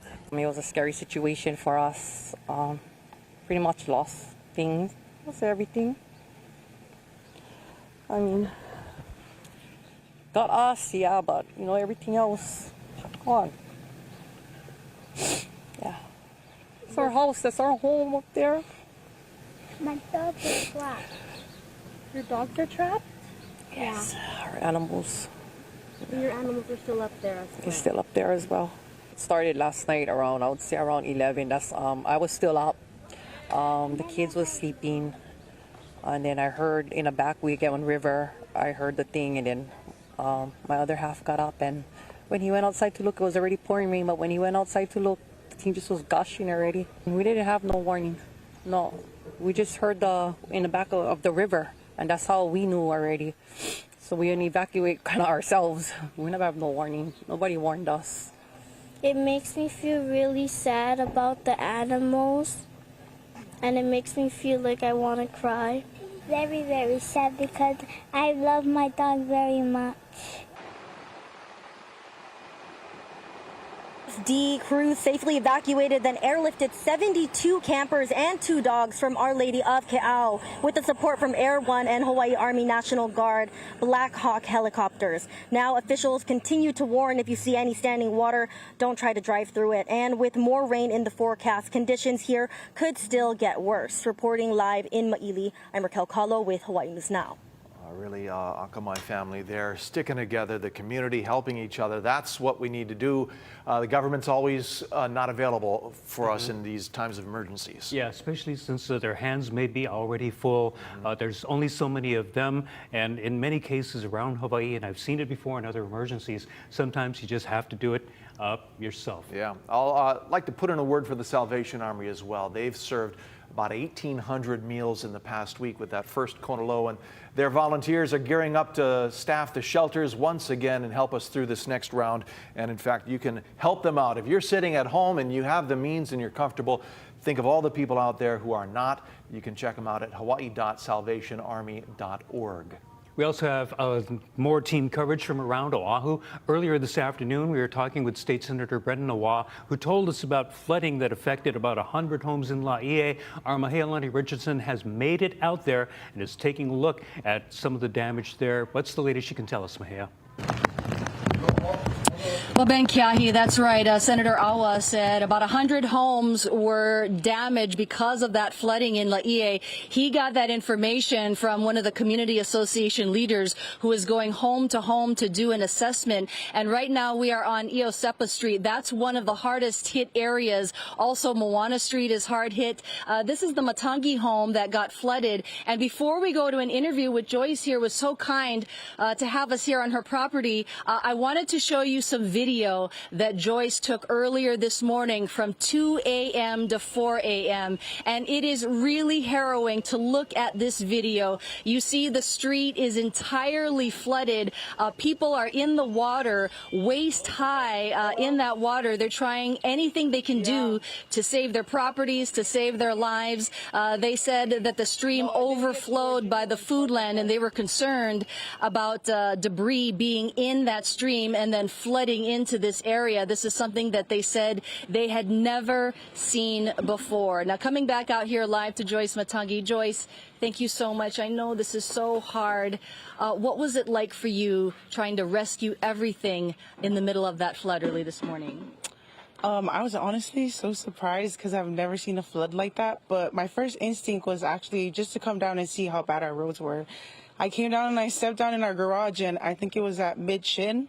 And I don't know, for most of the time living here, I've never seen it like that. You know, Joyce, I see a lot of people here up and down this street trying to help people. What does this say about your community in really desperate times like this? Man, if you don't know Laie by now, Laie is just tight-knit like that. We take care of each other. So, yeah, I honestly believe this is the best community here. Joyce, you know, 100 homes and so many people are in need. I know you love this community, and we were speaking earlier. Why does it hit so hard?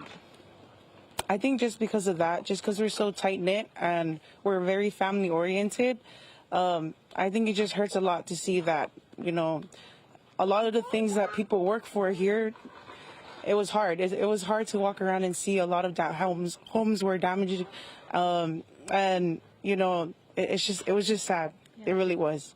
Joyce, you know, our photographer Dan Nikita is going to walk around and show us some of the things that you're trying to save. What is your family doing right now? We're actually just cleaning out the garage and kind of just separating what got damaged by the flood and what didn't. So, yeah, that's it. Joyce Matangi, thank you so much. I really appreciate it. And I just wanted to show some other things. You know, they're just doing everything they can to save everything. This is a family effort. This is a community effort. One of the things that we saw here is the Kahuku High School practice jersey, and the Matangi family says this is something they will not throw away. It's something they will definitely save. They'll try to get it cleaned and preserved, but it's really a testament to the spirit of this community. We went across the street into one of the homes, and there was mud and dirt everywhere, and the family just has a huge wet vac just trying to suck up all of the debris and all of the mud, doing anything they can. In fact, the family said that their elderly mother lives alone. So when the flood was happening and the waters were waist high, they said they didn't know at first, and that's why they rushed here and they found that their mom was okay. And one last thing I wanted to show you is that, you know, some of the Kahuku flags are destroyed, but as you can see right on this flagpole, it is still flying, and that is really a testament to the Kahuku Laie community. Keahi and Ben, back to you.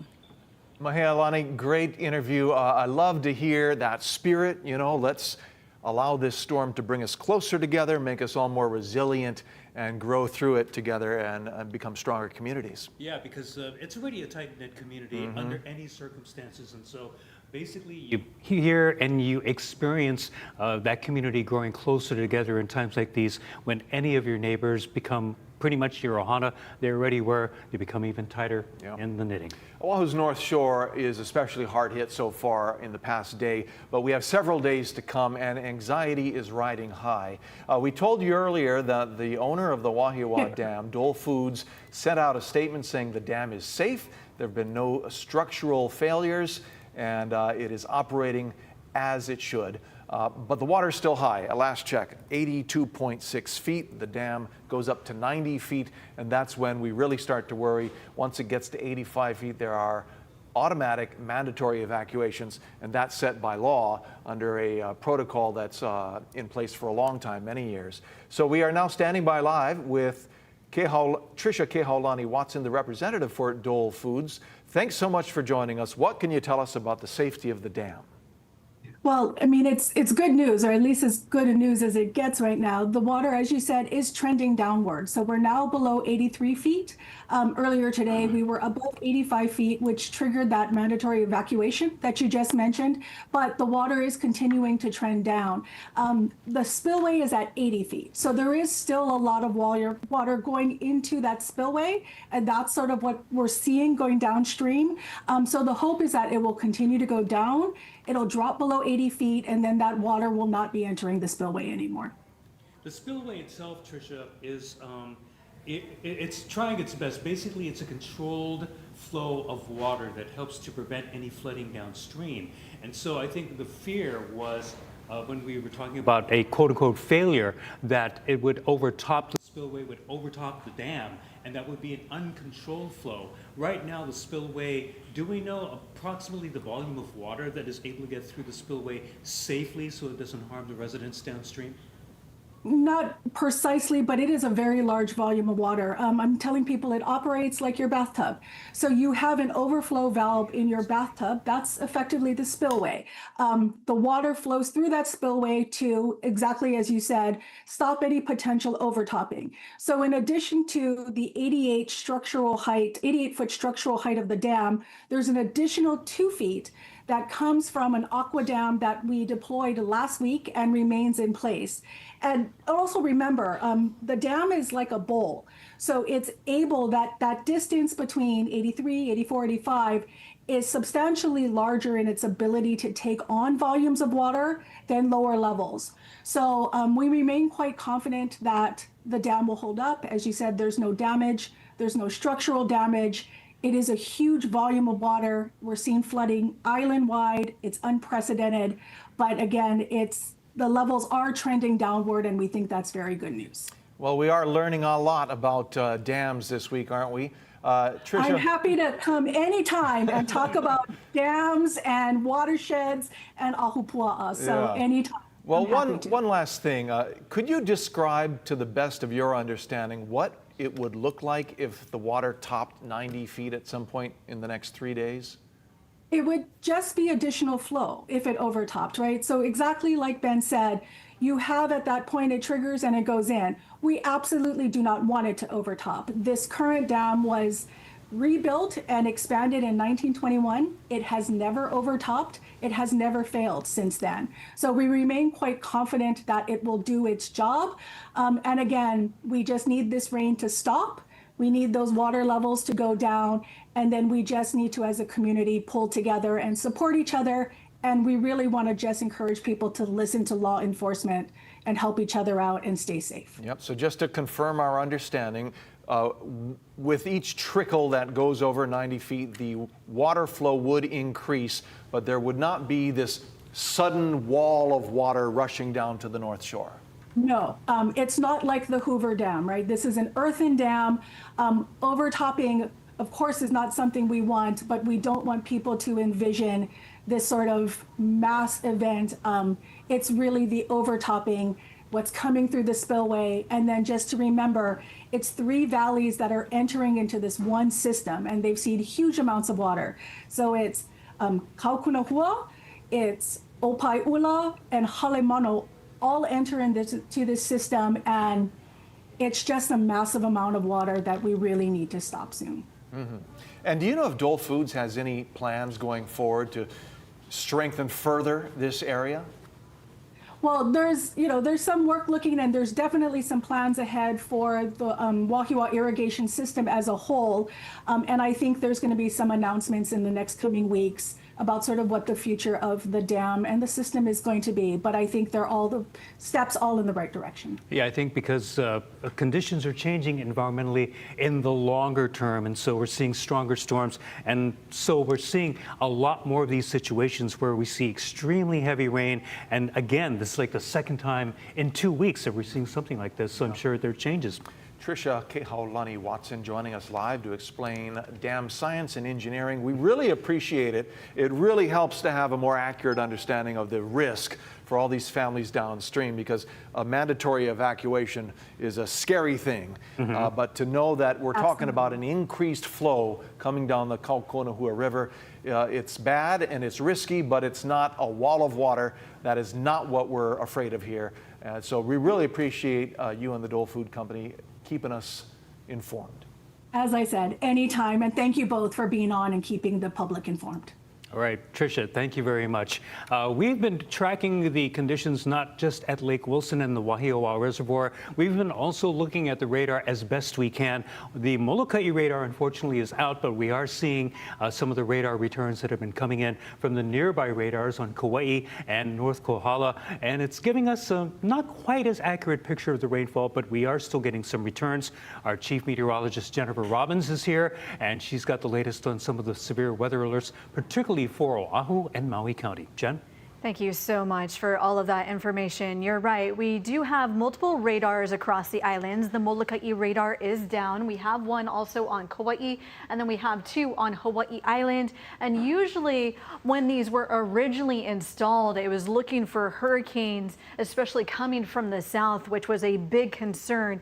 And now we're seeing some heavy pockets of rain continue to shift over towards Maui County. That's where we have a flood advisory. And like Ben was talking about, we're seeing the heaviest of the rain now impacting there. That shift has been sitting over the western end of the state, especially over Oahu within the last 24 hours. Now those heavy bands are collectively gathering over Maui County. We're not seeing a lot of action on Hawaii Island, still under a flood watch, and also Kauai. So both ends of the state much quieter, but the central islands have been very busy. We have a flash flood emergency that you don't see every day. On top of that, we're still seeing a flash flood warning, and that's on Oahu, and that's because of all the runoff and overwhelming amounts of runoff that we have been seeing within the last 24 hours, all due to back-to-back Kona lows. This event has been compounding between the two. The first one kind of paved the way, bringing saturated grounds, and now we're seeing the second one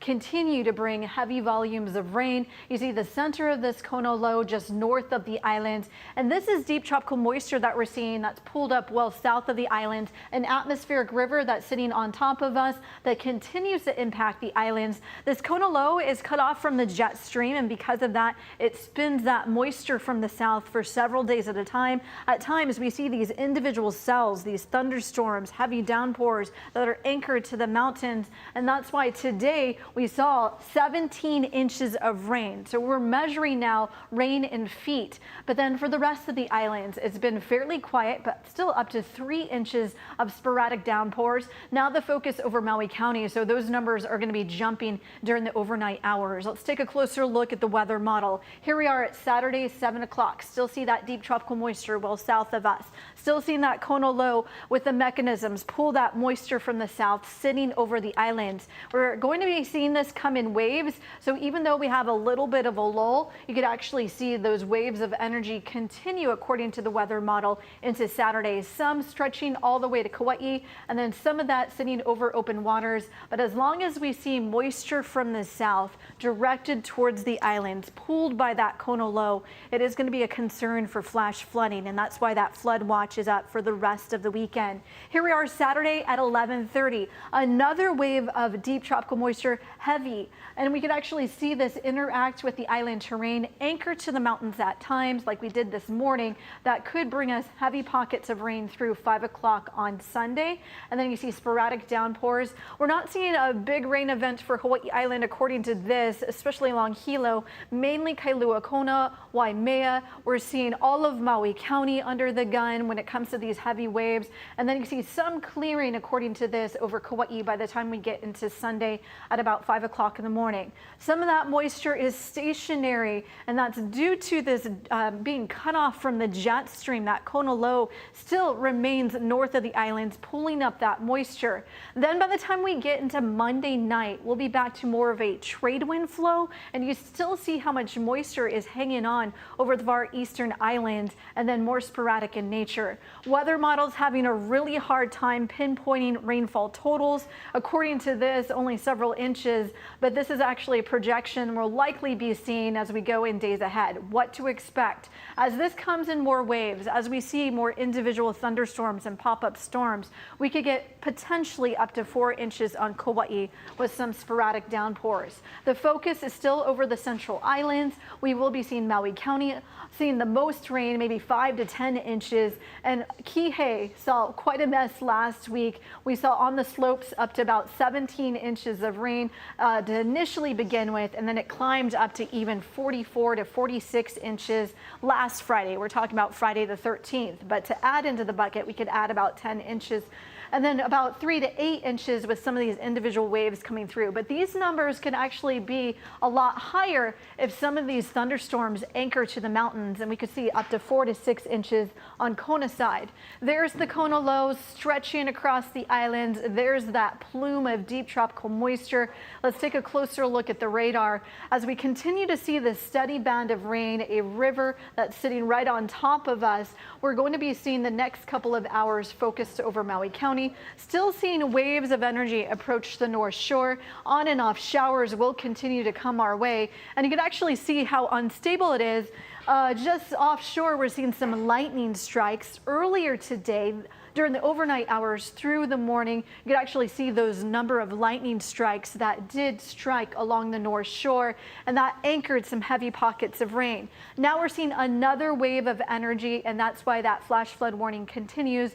Overwhelming amounts when it comes to our stream flow levels, and we're still seeing rain to add into the bucket. Now the Waianae range facing this 1 to 2 inches per hour. We will continue to see, even though you're not probably right over the mountains, the runoff, if you're on the base of the mountain, so Makaha right now, you're seeing flash flooding because of the rain that's happening over the mountain tops. We're seeing some lighter rain through Wahiwa. Kahana has been seeing on and off showers all the way to Kahuku, and can actually see the rainfall rates over Maui County have been varying anywhere from about 1/4 inch to 2 inches per hour. We continue to see this along the South Shore. Molokai has been getting hit hard along Halava. We've been seeing the heaviest of the showers, now finally getting a little bit of a break there, but south facing shore is seeing the brunt of the rain. And then Lanai socked in with some clouds and rain, and we have been seeing over the West Maui Mountains. With the West Maui Mountains, this is a concern for places like Lahaina. We'll be watching lots of runoff now produce over Lahaina.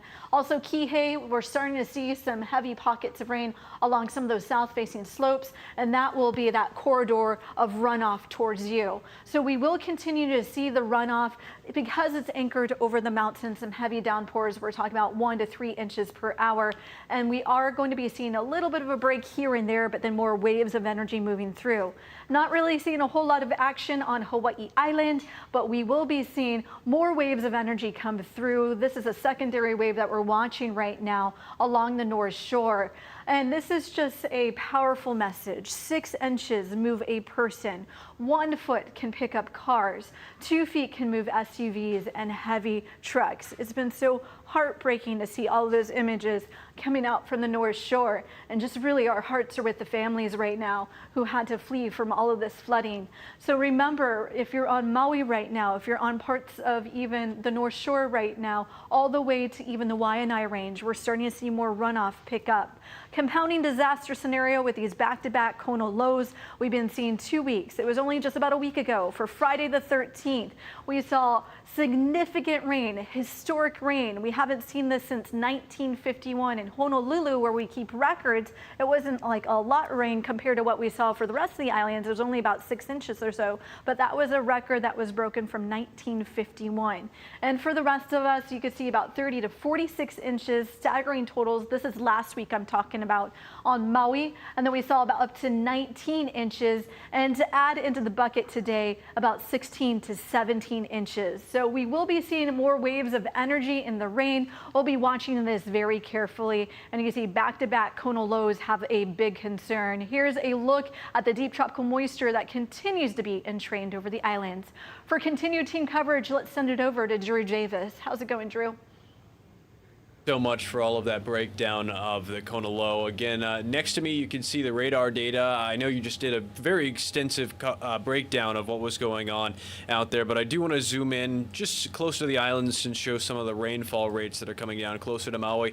Again, it's been incredibly frustrating. The Molokai radar is currently down, so we're relying on radar data from the islands of Kauai and the Kohala Coast radar. So we're not seeing the full picture of what's going on closer to Maui.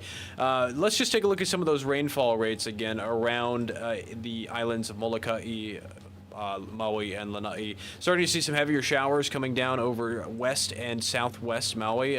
Anywhere between half an inch to a quarter of an inch of rainfall. But again, it's very crucial that we are reminding you guys that we are seeing the tops of these storms, the tops of these rain clouds. So we're not seeing the full picture here. Likely heavier rain coming down out there. And again, as we've been talking throughout most of this evening, another round of rainfall is just off to the south and southwest of Oahu. So you can actually see all of this rainfall is moving in.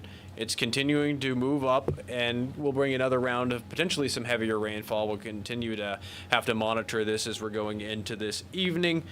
And again, we're here in the Digital Center like we've been all afternoon. Really, we started this morning. We've been answering questions in the YouTube chat and the Facebook chat. Lots of people still asking if we're going to continue seeing rainfall into this weekend. The short answer again is yes. We're going to be seeing rainfall, the potential for rainfall. All the ingredients are coming together with this Kona low until potentially even Sunday at 6 p.m.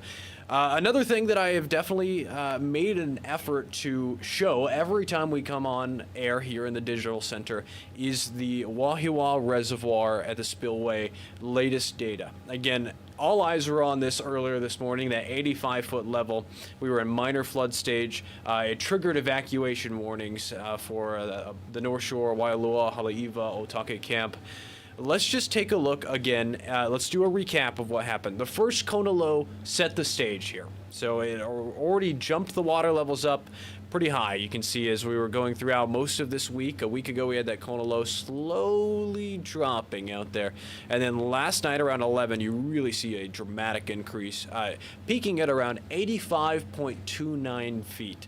That's around the time that we had those evacuation warnings issued. And again, the messaging here is that we're watching for that 90 feet level. We're not expecting the dam to fail. We're not expecting a structural collapse. If it were to happen, if we were to get to that 90-foot level, we would see spillage over the top of the dam, and the water would go downstream towards the communities that the evacuation order has been issued for. So again, we are on the decline. The latest data, again, as you can see, is still going down. The latest OB, let me refresh my page to get the latest information, again, was around 82 feet. So we're back below that minor flood stage. 85 was the number that triggered the evacuation warnings earlier this morning. Again, the messaging, as we've talked with Dole Foods and we've talked with city and county officials, 90 feet would be spilling over the dam. A reminder that as you go further up in the reservoir, it gets wider, so it takes more rainfall.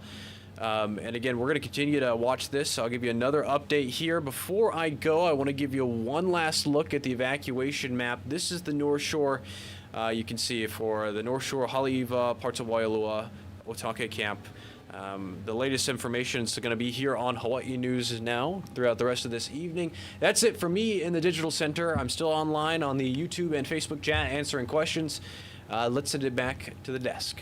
Drew Davis, thank you very much. And we are 5 past the top of the 4 o'clock hour right now. We are continuing to track a major breaking news emergency situation right now unfolding across of Oahu, specifically on the north shore of Oahu. At this hour, evacuation orders remain in effect for Waialua and Haleiwa, with thousands of residents impacted in the community.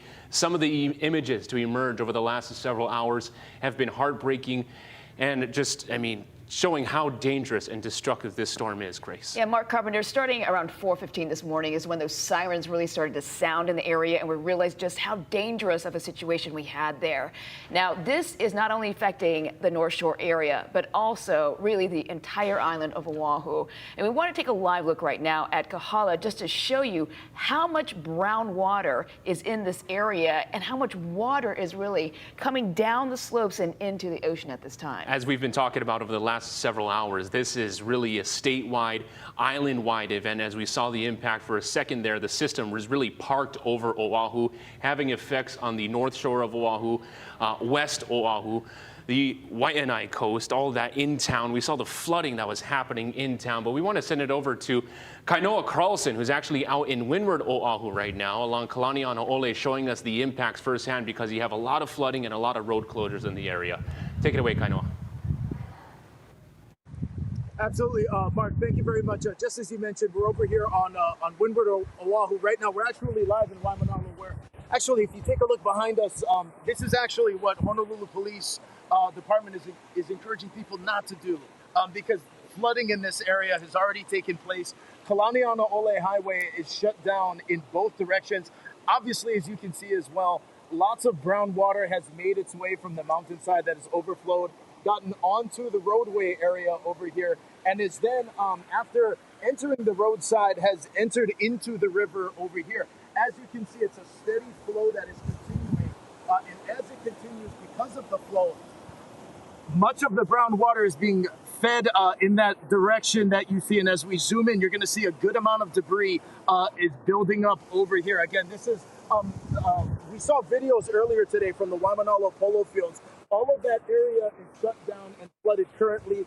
Brown water is high. And as you can see, again, one of the residents over here is actually making their way through that, which again, as I said before, HPD is encouraging people not to do. A little bit on the road closures that are also taking place when you come down here to Kalanianaole Highway. If you're coming into Waimanalo from the Kailua side, the Kaneohe, the Windward side, and you're trying to get to the Hawaii Kai area, they're going to shut you down right at Inoa Ole Street.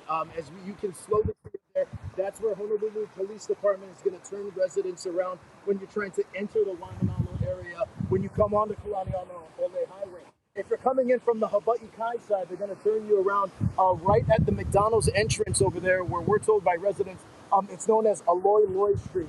But as you can see, this resident is trying to traverse through, walking through, which again, the brown water has collected over here. And you can also see it leaks over into Tinker Road, which is actually going to be the entrance of Bellows, which is the area that many residents are familiar with. It's also overflowed into passages over there as well. We've been talking with HPD, who's been on scene over here for the last several hours.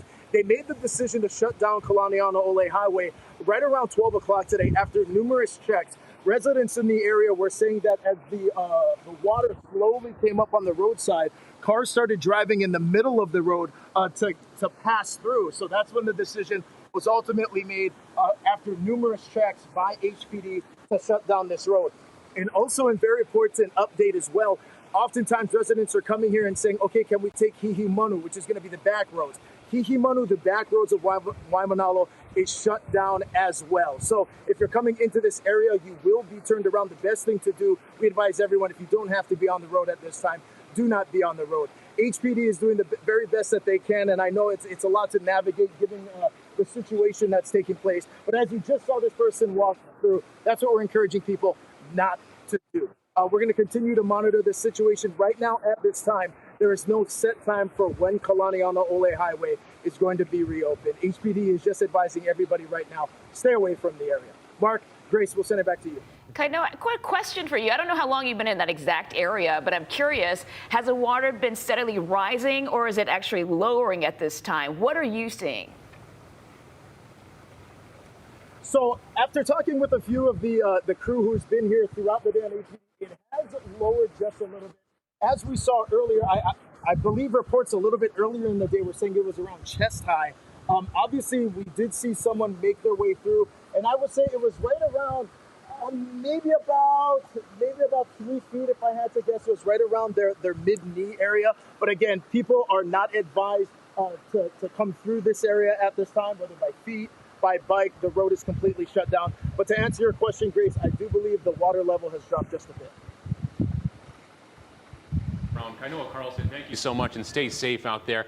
Over the course of the day, we've seen different live shots both in Waimanalo, in Waialua. We're seeing in Waikane, Kahaluu, all up and down the coast, all the major highways, right? Kalanianaole, Kamehameha Highway, Farrington Highway, H1. So stay off the roads right now, but really speaking to just the widespread impact of this second Kona low in 2 weeks, really. Yeah, and really, as we have been going through the day, it has been changing minute by minute, Yes. and that's what is making this so dangerous. In the meantime, we do know the storm is headed towards Maui at this time. We want to take a live look right now at the Royal Lahaina to show you the conditions. It doesn't look that bad right now, but you can see the wind is blowing, and we are expecting more rain. Especially as we've been tracking the radar, right? How this system has been moving more toward the east. And overnight, you had the flooding really pounding Oahu, specifically the North Shore. Then you had parts of town. And as it's moving over down to Maui County, evacuation advisories turn to evacuation warnings. And you're seeing the conditions really pick up right now. Let's go live out to our very own Chelsea Davis for a current check on what is happening out in Maui. Yeah, Mark, Grace, the rain has lightened up a little bit here in Leali'i in West Maui, but the wind has picked up, as you mentioned. And I just want to reiterate what you just said. Maui County's Emergency Management Agency has upgraded the evacuation advisories to now an evacuation warning for Iao Valley and for parts of Kihei. So that means with the warning, if you are kupuna, if you have family members, friends, loved ones, neighbors who are elderly or who take a little longer to evacuate, it might be a good idea to start evacuating them now. Again, it is a warning. It is not an order, but it has been upgraded from an advisory. So again, just want to reiterate that warning means if you are kupuna, if you take a little longer to evacuate from the Iao Valley area and for parts of South Maui where we have experienced a lot of flooding with the last Kona low, it might be a good idea to evacuate now. Just to get an idea of exactly where I am, I'm in West Maui at the top of Wahikuli, in between the Wahikuli and Leali'i neighborhoods, right below the temporary housing, the state housing, Kala'iola, and FEMA housing, Kilohana. And this is where we are in an evacuation advisory. And that is because you see these giant retention basins that you see behind me. There are several of them in this area, and they don't want these to overflow, because if they overflow, they will go down and there'll be risk for flooding in the Wahikuli and Leali'i neighborhoods below us. So these crews have been out here actively pumping all day long, going back and forth to the multiple retention basins up here. I did speak to the director of communications for the county. Let's listen to what she had to say. Normally, a storm like this, we could handle it pretty easily, but coming on the curtails of the last Kona storm, we're really concerned about the situation we're in with damage assessment. We're still cleaning up sediment throughout the county. We also have moderate concerns for Iao Valley, East Molokai, Hana, Lahaina, and specifically we're keeping a tight watch on Wahikuli and Leali'i because there is a retention basin that sits right above those subdivisions. If you remember from the last storm, there were some concerns with flooding there. So we are actively pumping as we speak, and we're monitoring those basins to make sure that nothing happens in that area. Now, again, I just want to explain the differences between an advisory, a warning, and an order, because they're all very different. Here in West Maui, in the Leali'i and Wahikuli areas, we are under an advisory, and that means to just be on alert, download the Genesis Protect app, stay up to date with us. As soon as we get the alerts, we will alert you folks. And again, the Iao Valley area and the South Maui areas are under an evacuation warning. That means if you're kupuna, if you take longer to evacuate, get out now. There are multiple evacuation shelters that are open. There are actually 2 in South Maui in the Kihei area. South Maui Community Center Gymnasium, that opened at 3 o'clock. That is open right now. The Kihei Community Center, that opens at 7 o'clock. They will be opening a shelter out here in West Maui at the Lahaina Civic Center at 7 o'clock. They will open a shelter at Baldwin High School Gymnasium, that's in Central Maui, also at 7 o'clock, and then in Hana in East Maui as well. As Locke said, they are monitoring the entire county, West Maui, South Maui, East Maui, Central Maui, and Molokai as well.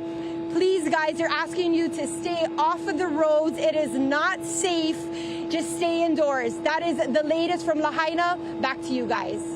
Much Chelsea Davis reporting from Maui. A very serious situation unfolding as we see the storm move toward the east. And these are areas that cannot afford more moisture. They're already saturated, and you have the increased flooding danger. So be careful out there. And the evacuation warnings are in effect for so many different parts of West Maui. We are getting new numbers from Honolulu EMS in regard to Oahu, actual statistics on the evacuations and rescues that took place. They say around 1 a.m. this morning, EMS responded to and assisted in the rescues of 14 adults, 6 children, 2 dogs, 2 cats from floodwaters in the Waialua and Wahiawa areas.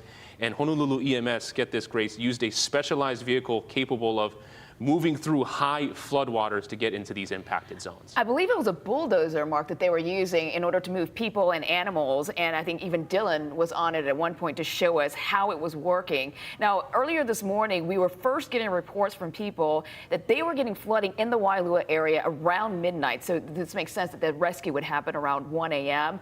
And a lot of the families were kind of shocked about how much water was coming into their houses at the time. And you can imagine at that hour of the morning when it's so dark and you're not sure what's happening, and it's hard to see how dangerous and how scary of a situation that is. We've also been hearing some really heartbreaking tales of people having to leave their animals behind because they've been trapped in these waters. Yeah, literal rooftop evacuations because the floodwaters got so high in such a short amount of time. Residents just trying to find any way they can get out, have their go bags ready, get on the roof, literally get to high ground so these emergency responders should reach them. And when as the sun came out, you could see the devastation that was happening, the view from above showing the entire neighborhoods flooded. And then in regard to the Kahimohala area, EMS tells us that around 1 o'clock this afternoon, paramedics and EMTs transported 20 people, 12 children, 8 staff from the Eva Beach area to a hospital in town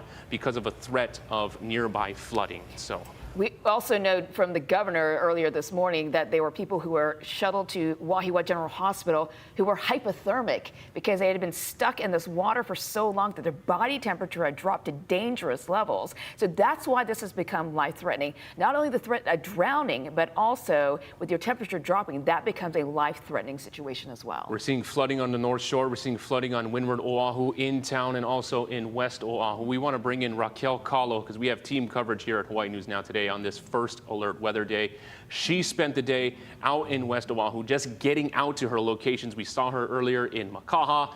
Right now, she is in Maili, moving past Farrington Highway, and we saw certain parts of the roadways just completely washed out. In one section in front of Kea'au Beach Park, the roadway just completely collapsed. What can you tell us what's looking like right now, Raquel?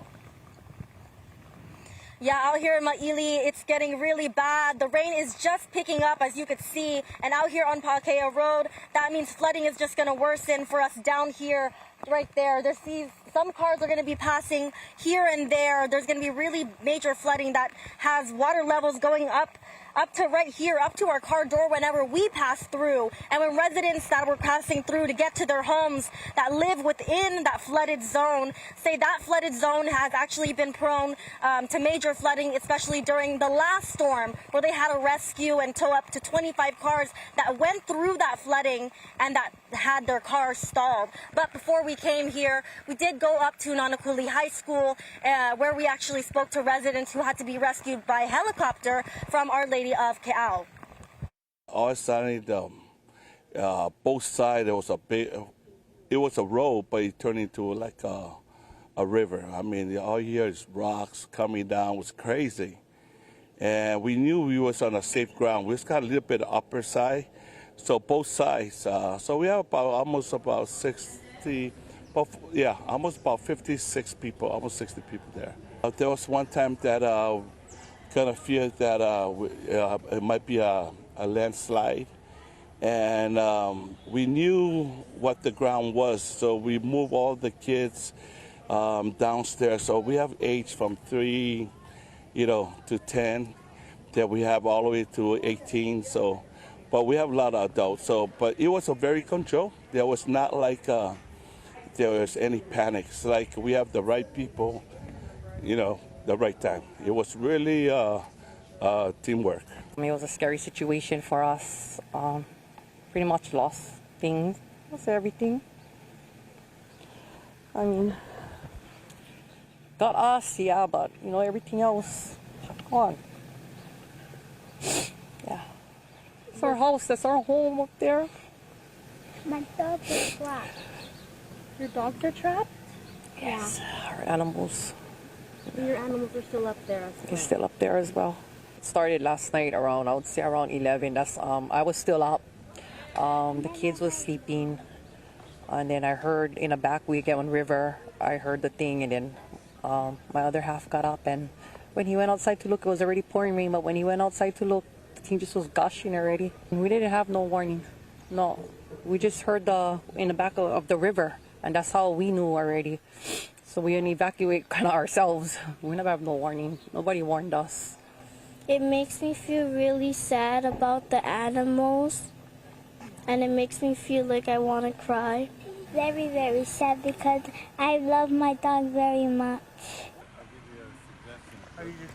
Now, HFD crews have actually evacuated and then airlifted 72 campers and 2 dogs from Our Lady of Ke'au. And with the support of Air One and the Hawaii National Guard Black Hawk helicopters, the group was shuttled to the shelter in Nanakuli High School once again. And just saying, officials are actually just continue to warn people not to drive through any ponded or flooded areas. And we'll actually keep you updated with that. Reporting live in Maili, I'm Raquel Kahlo with Hawaii News Now. I was going to ask her a question. Raquel, I don't know if you're still there, but I wanted to ask you about the campers, if you can still hear me. Forgive me if you covered this earlier, Yes. but for the campers, were they helicoptered out because the road was just not, you couldn't pass through the road at all? Is that why they had to be airlifted? They were actually, whenever I was chatting with them, they were actually telling me that it was a bridge that they couldn't cross, and the bridge was flooded and filled with debris and boulders tumbling down on it, and that was the reason why that they had to be airlifted out from that camp. Scary stuff. Yeah, absolutely. Raquel Kahlo, thank you very much out in West Oahu. The scenes and hearing the stories and the descriptions from the residents impacted directly by this, really just horrifying, and to imagine just how dark it was in those early overnight hours, and to hear the water rushing down and just the frantic moments leading up to all of that is really terrifying. Especially with all those children there Yes. together for this week. Yes.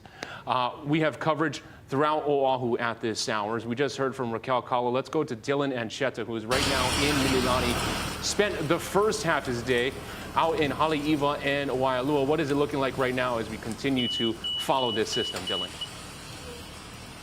Yes, aloha, thank you so much. Before we tell you about what we saw in Northshore on Oahu, we're going to talk about what we're seeing here in Mililani. We just came through a rather heavy downpour of rain. It's kind of been spotty light when we got here, but if you look down the road, it is still very, very wet out here in Mililani.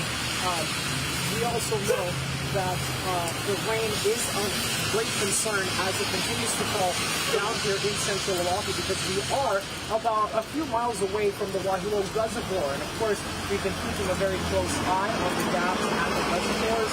The water levels, the more rain we get, the higher the concern grows for that. But out here in Mililani, we are in central Oahu, and when we got here, we actually heard of a number of different people, residents from the North Shore, who said that they've been waiting here since 7 o'clock this morning. They got word to evacuate earlier today, and they simply came to town center here in Mililani because it's the only place that they were aware of that they could go to. Of course, we have been sharing locations of rescue points and assembly areas and shelters, and people are basically just at a loss for what to do at this time.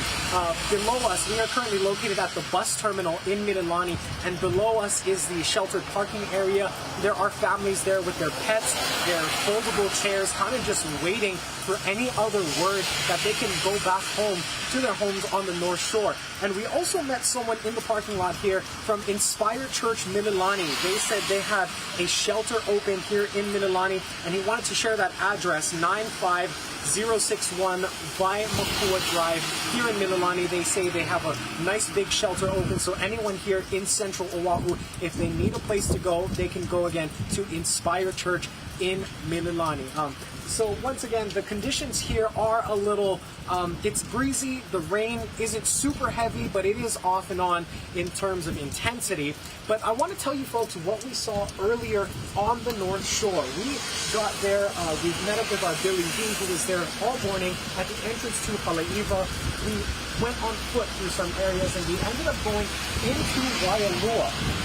We got lucky when we made it deep into the Waialua area. We met Alex Pearson, who owns a heavy machinery company, and he let us go onto basically the bucket of the front end loader that he was driving, Allied Machinery Corporation. He invited us on there, and he drove us around North Oahu for about maybe 2 or so hours. And in that time, the first place that we stopped was Otake Camp, and the devastation there was actually staggering. We saw the remnants of a house that was pushed up toward the bridge. It was in just debris, in pieces. You couldn't even tell it was a house. There were several other houses there in that area that had also sustained severe flood damage as well. The roads were blocked off, they were closed off. There were some stragglers here and there, but ultimately officials wanted people to stay out of the area because it was a little bit eerie being in that area, knowing that it is a potential disaster zone if the dam and the reservoir start spilling over. That is where we've heard a lot of the concern for the life-threatening flooding. And so we also spoke with Alex, the owner. Here's a little bit of what he said. Just woke up, we saw all the devastation on Instagram, and just kind of reached a point where it felt like we should do something. Tried to reach out to a couple people, but I know there's no service down here, and we just loaded up whatever we could fit on the trucks and figured we'd come down and help.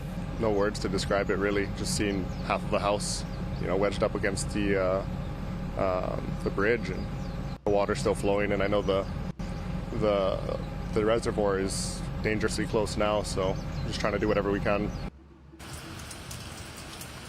And not only did we see the homes at Otake Camp being very badly damaged, we also were there as the crews drove through the roads that turned into rivers, and they rescued a number of people. They saw whoever needed help in those homes on the North Shore. They said, "You guys need help, just jump in, come with us," and they practically did what we did. They jumped into the front of the heavy loader and they just drove them out. Some roads were completely impassable by a regular vehicle, and so they did whatever they could. Alex again saying that he just heard that people needed help, and so he sprung into action. He brought his whole team. They had at least 3 heavy machinery, equipment, tools with them to get people the help that they needed to get them out of that disaster zone. And so once again, that is the latest from Central Oahu and the North Shore.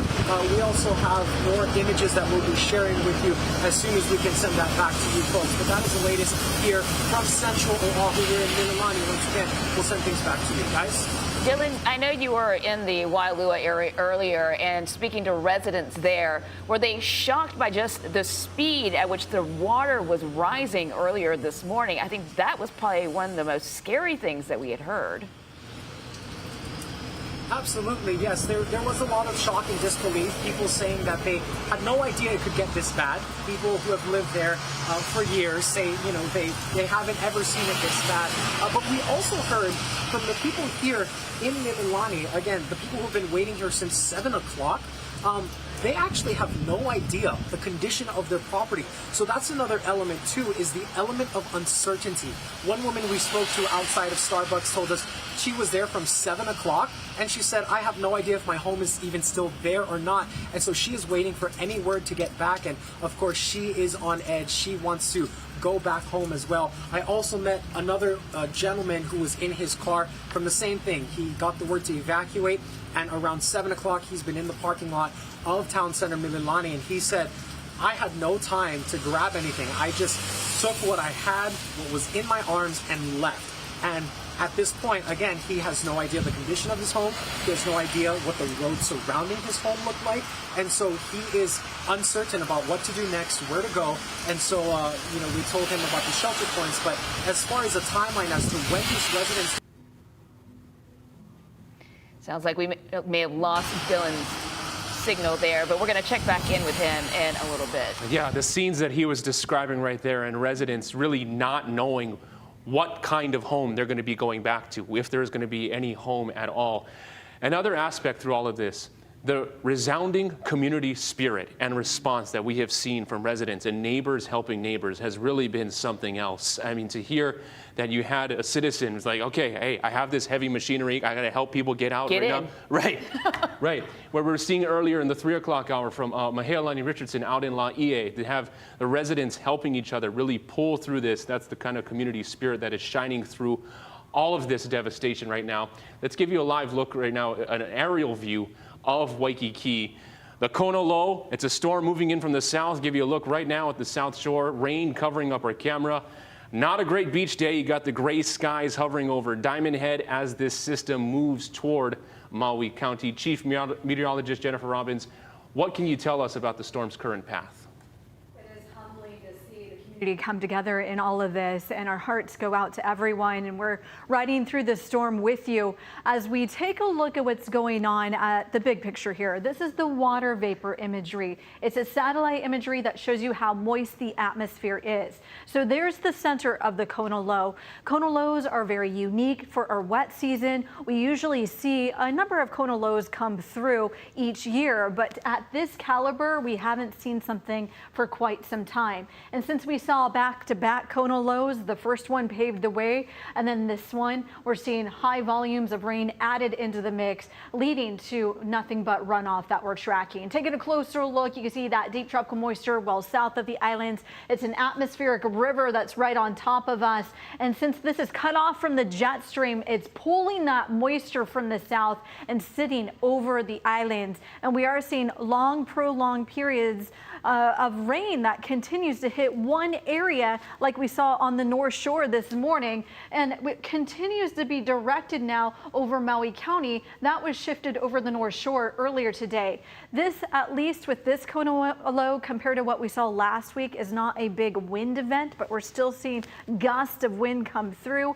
and it doesn't take much with those already saturated grounds to see some heavy debris that continues to fall through, and also some downed trees. But we're seeing winds anywhere from 15 to 25 miles per hour. Gusts have been coming up to 45 miles per hour. Last week, we're talking about 135 mile per hour gusts. And a lot of the strongest of the winds came through even towards parts of Hawaii Island on Kona side. Lots of wind damage there and roofs that were blown off last week. So at least that's one good element as we go forward in time. We have a number of alerts up. All of the islands are under a flood watch that continues for the entirety of the weekend. So to some degree, we will be seeing on and off showers on each of the islands.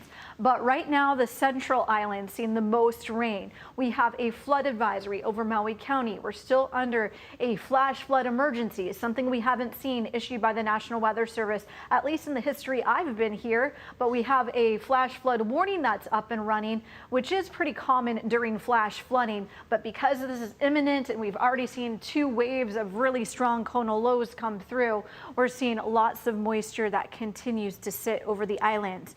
And one of the radars is down, the Molokai radar. So one of the other tools we look at is the infrared satellite. This shows you towering clouds that go high up in the atmosphere. The brighter the colors are, the taller the clouds are. Hence, the taller the clouds, the more they're associated with rain. And that's what we're seeing just south of the islands. You see those bright colors on this infrared satellite does show you there's plenty of moisture still to the south of us that we'll have to watch into the night. Some of that moisture is now making its way towards the eastern end of the state. As far as Hawaii radars, we have 4 of them, 2 on Hawaii Island, 1 on Molokai, so that one is down right now. So another tool we use is radar to, of course, look at the rain. And we have another one on Kauai. So we have 3 working radars, and also the infrared satellite does show you that there's plenty of moisture We continue to see this now shift over Maui County, and it has been a big concern, though, this morning over the North Shore within the last 24 hours. You can see some of those thunderstorms that were anchored on the North Shore. So at about 11 o'clock in the evening, all the way throughout the overnight hours, we saw extensions to flash flood warnings. Now we're watching another wave of energy. This is the current radar right now come onto land. We're starting to see heavy pockets of rain through Makaha, the Waianae Range, Nanakuli, seeing lots of rain come through. And even though it may not be raining like in Makaha right now, right on top of you, it's the runoff that we're seeing over the mountains, over the Waianae Range, that we'll have to be concerned about. So if it's raining over the mountains and you're down just wind or even downflow of the mountain, that's a big concern as we go into the next couple of hours. And we're also seeing that over the Ko'olau Mountains too.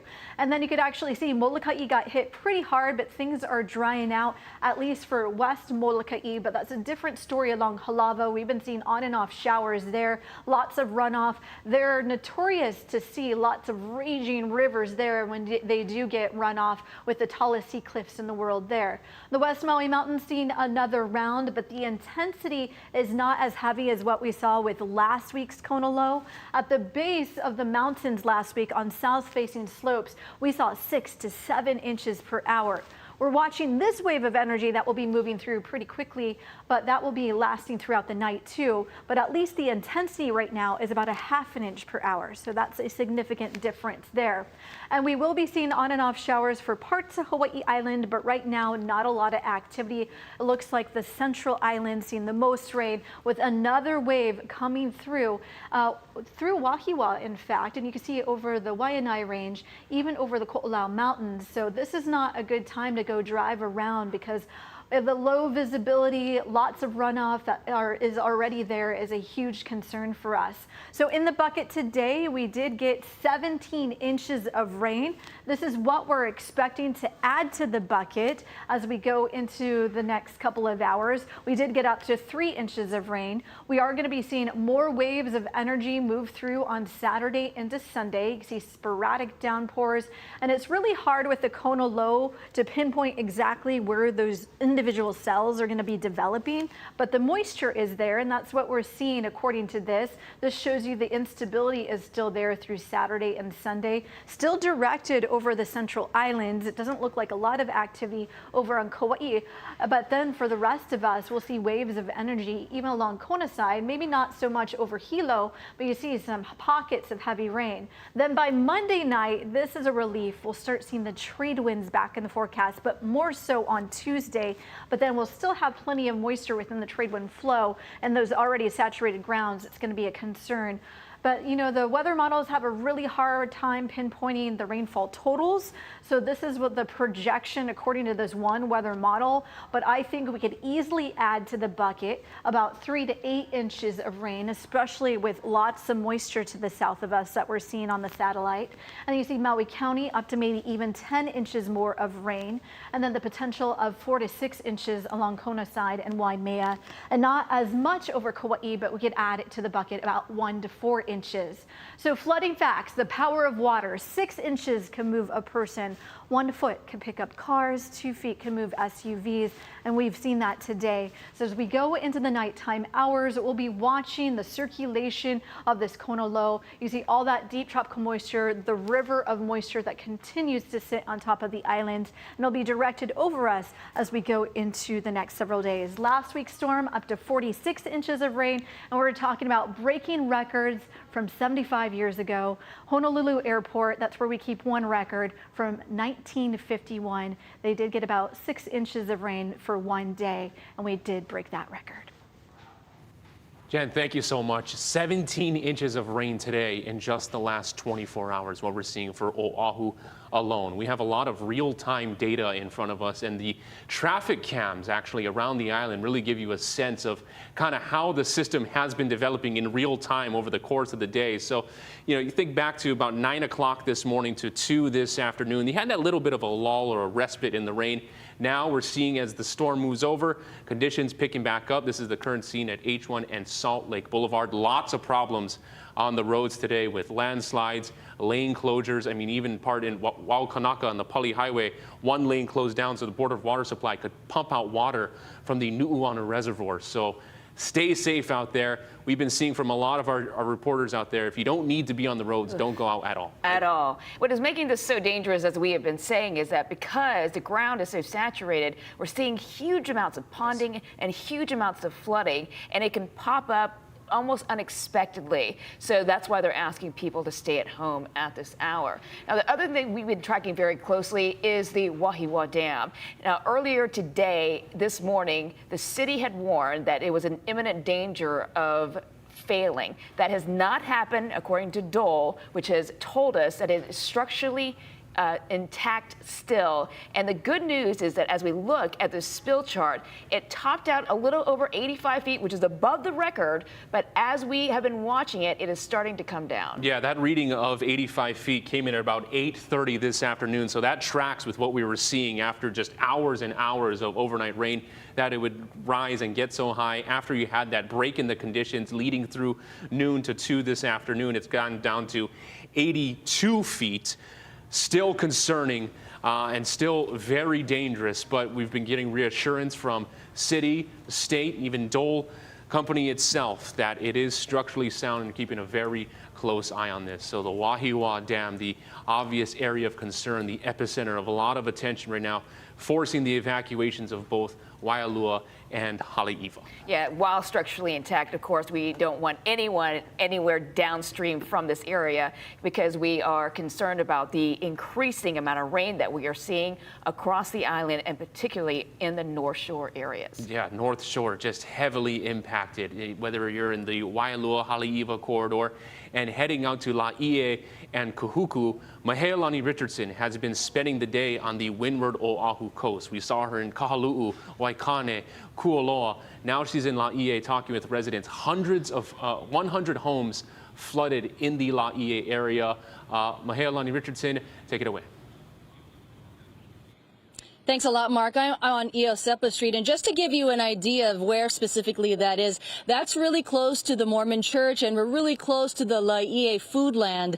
100 homes, as you said, have been damaged because of this flooding. That statistic came from Senator Brenton Awa, who was also talking to the Laie Community Association head, who did a survey in this area, and we've been walking around and seeing these flooded homes. One of them is just right behind me, and you can still see the ponding in the front yard there, and the water you could see went all the way up to the stairs and underneath the home. Now, obviously, the water has receded in this area, but when you take a look at the video that people shot from their own cell phones earlier this morning, from about 2 a.m.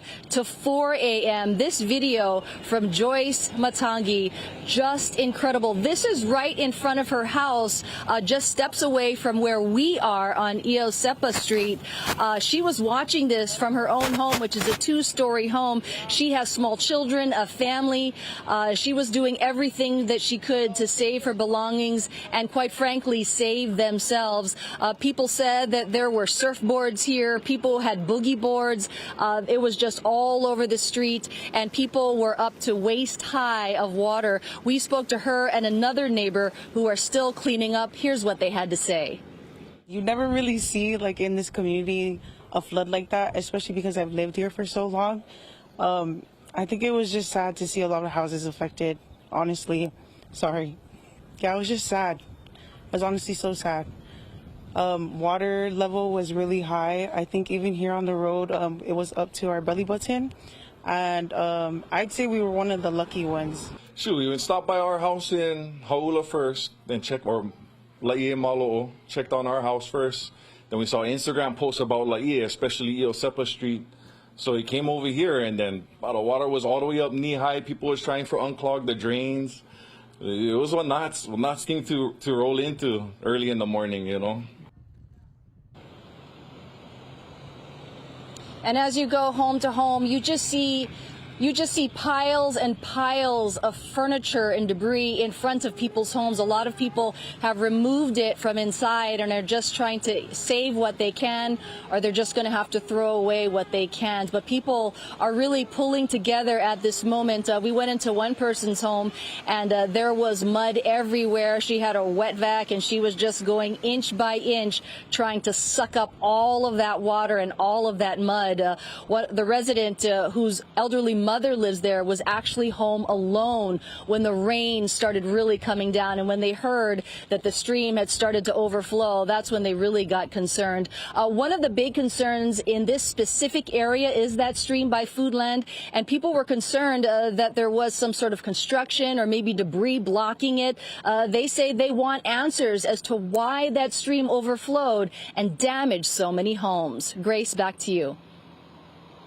May I had a question for you, if we can bring her back up, as far as the people that you've been talking to in the Laie area. I know they're cleaning up right now, but there's another wave of rain expected through the weekend. Is there anything they can do, sandbags, or any way they can prepare to try to stop that flow of water? You know, it's interesting you asked about sandbags because, Grace, I have not seen a single sandbag here. And we've been driving around on Iosepa Street, Moani Street, behind the Mormon Temple. There's a lot of homes. There's some new construction, old construction. And we don't see any sandbags. All we see is people just focusing on the now, which is cleaning up. And they know that more rain is coming, and so they are just working as quickly and as hard as they can to clean up what they have in front of them. Heartbreaking. Well, yeah, thank you so much. Just piles and piles of belongings from home to home. Everyone just trying to save what they can. Mahealani Richardson, mahalo nui for your great reporting out there along the Windward Oahu coast. Now, moving down the coast, we want to bring in Kainoa Carlson, who is at Waimanalo moments ago, earlier at the top of the hour. He showed us what it was looking like outside of Bellows with just the roads washed out. You have closures in effect, and we are getting some aerial shots of how the Honolulu Polo Club, the polo fields in the area, have been impacted. Kainoa, what are you seeing out there? That is correct, Mark. As you just mentioned, the Honolulu Polo Club currently right now is flooded. We're back over here live on Kalanianaole Highway, where the rain has also picked up. We want to bring in right now, this is Sarah Agnew Miller. She is a Honolulu Polo Club member who actually got her rain boots on, is going to go check on the horses, the animals that are being impacted. You were here in Waimanalo this morning. How did this day unfold? This morning it was pretty rainy. Came out to check the horses, feed. Water was slowly rising, just like last weekend. We were hoping it would be a little bit less, but the road pretty quickly shut down after I was here, and now we're back in on foot. Okay, now currently you're going to go back in on foot, as you mentioned. Again, we are advising everyone to be safe as they come across this area. What are you going to do, and how many horses are currently in there now? There's maybe between the Polo Club and Therapeutic Horsemanship in Hawaii about 30 horses or so. Go in, just check everybody's there in their paddocks. Just make sure that there's known if everybody's safe and well, and feed if we can. Pretty well. General wellness check, and we don't need a bed. Now, currently as well, you were mentioning you did want to bring in a trailer over here. So hopefully, again, currently at this time, Honolulu Police Department has not designated a specific time in which the highway will be open. We will be back here live, continuing to monitor the situation. Right now, we'll send it back to you folks in the studio. All right, thank you, Kainoa. We also wanted to share this video that's coming into our newsroom of the area that Kainoa was talking about, where these some 30 horses are still trapped. The first aerial images of the Waimanalo polo field right now, completely underwater. You just heard from one of the Polo Club members talking about how this day really unraveled, checking on the animals, and then just it was so heavy, so intense in such a short amount of time, in such a historic area.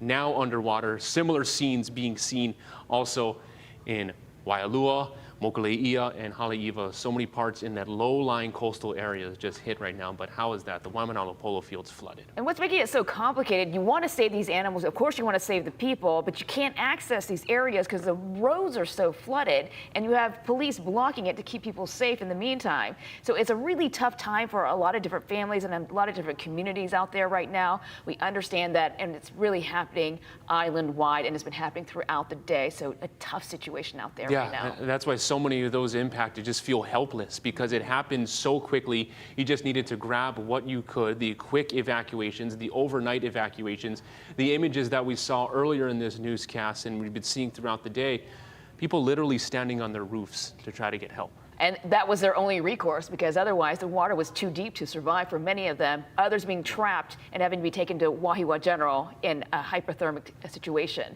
I think we do want to check in with Drew Davis. Drew, what have you got for us at this hour? Mark, aloha, Grace. Again, let's take a look. Every time we've come to the digital center, I know all eyes have been on the Wahiwa Reservoir. I've been trying to give you a little bit of an update out there. Just beside me, again, here's some video of the actual reservoir taken by our team earlier today. It's just looping through. But let's take a look at the latest data again. I want to show you what we're seeing out there because this is the thing we've been watching. Again, we're on the decline. The water is subsiding. It's going through the spillway, which again is at 80 feet. 84 is minor flood stage. 85 was the number that triggered the evacuation orders earlier today, and 90 is the absolute top of the dam. So if we see anything over 90, then it starts to spill over into the stream below and potentially into the communities as well. So again, you can see we have subsided pretty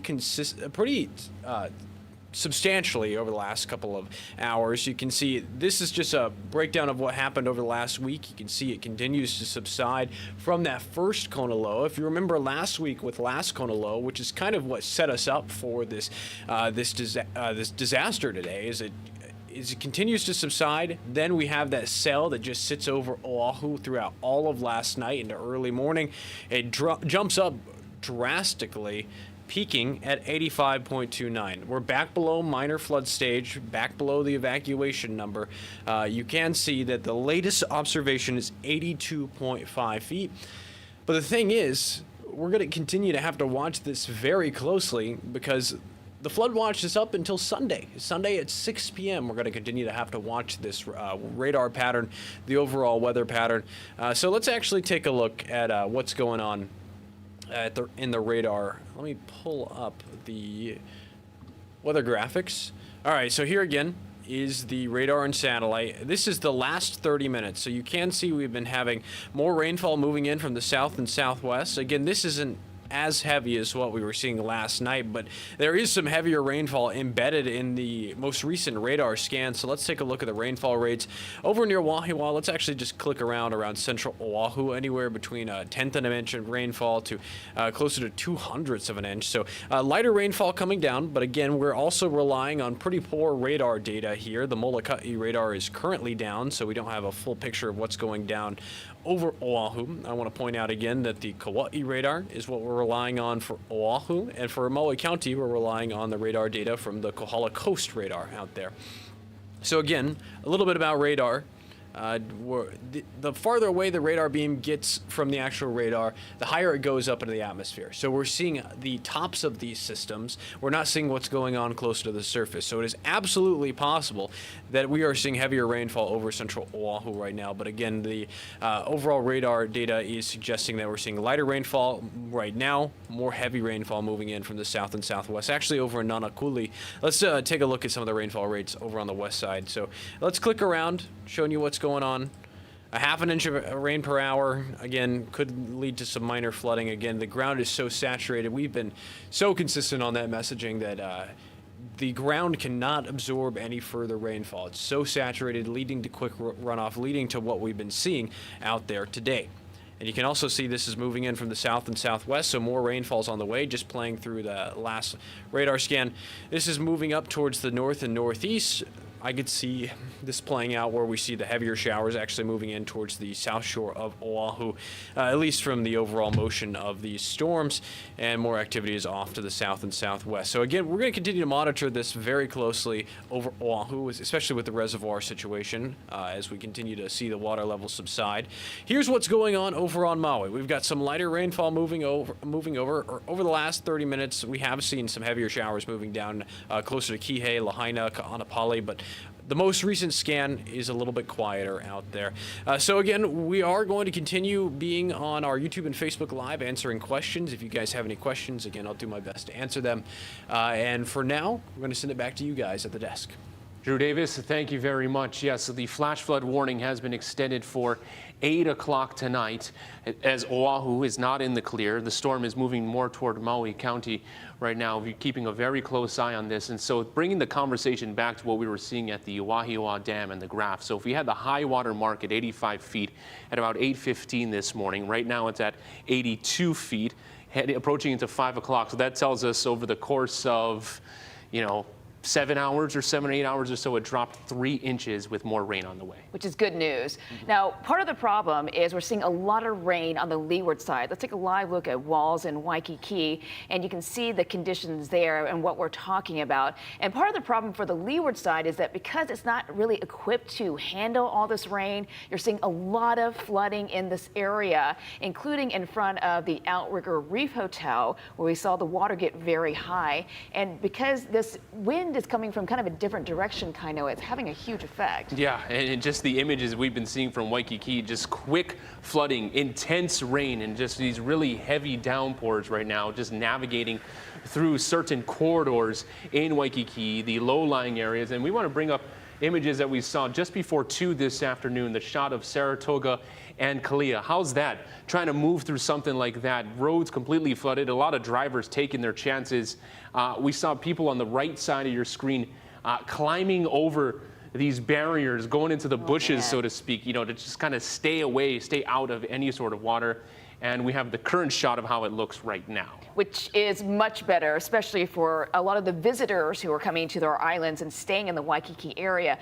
May not be familiar with how dangerous these flooding conditions can be and how dirty that water can be as well. So at least we're seeing conditions improve for now in the Waikiki area. Yeah, we saw a lot of intense flooding early this morning, especially in town. A lot of the evacuation orders, when they came down, the residents that evacuated from the Waialua Haleiwa communities, that order came down about 8 o'clock this morning when the warning of the Wahiwa Dam was at risk of imminent failure. A lot of those residents went up Mauka to parts of Mililani. We want to go back out live to our very own Dylan Ancheta, who's been speaking with residents. Those impacted earlier today, was on a piece of heavy machinery to just move through and see what the community was facing in terms of damage. Dylan. Yes, absolutely. We actually jumped into the bucket of a front end loader there. We were invited by one of the crews that was out there to help other people. But before we get out there, we want to recap a little bit more about what we have gathered here in Mililani. We are located at the bus terminal, which is right across of Mililani High School and right above Mililani Town Center. I'm going to have my cameraman Ali pan that way to kind of see the conditions and how that has changed in the last 45 minutes that we have been here.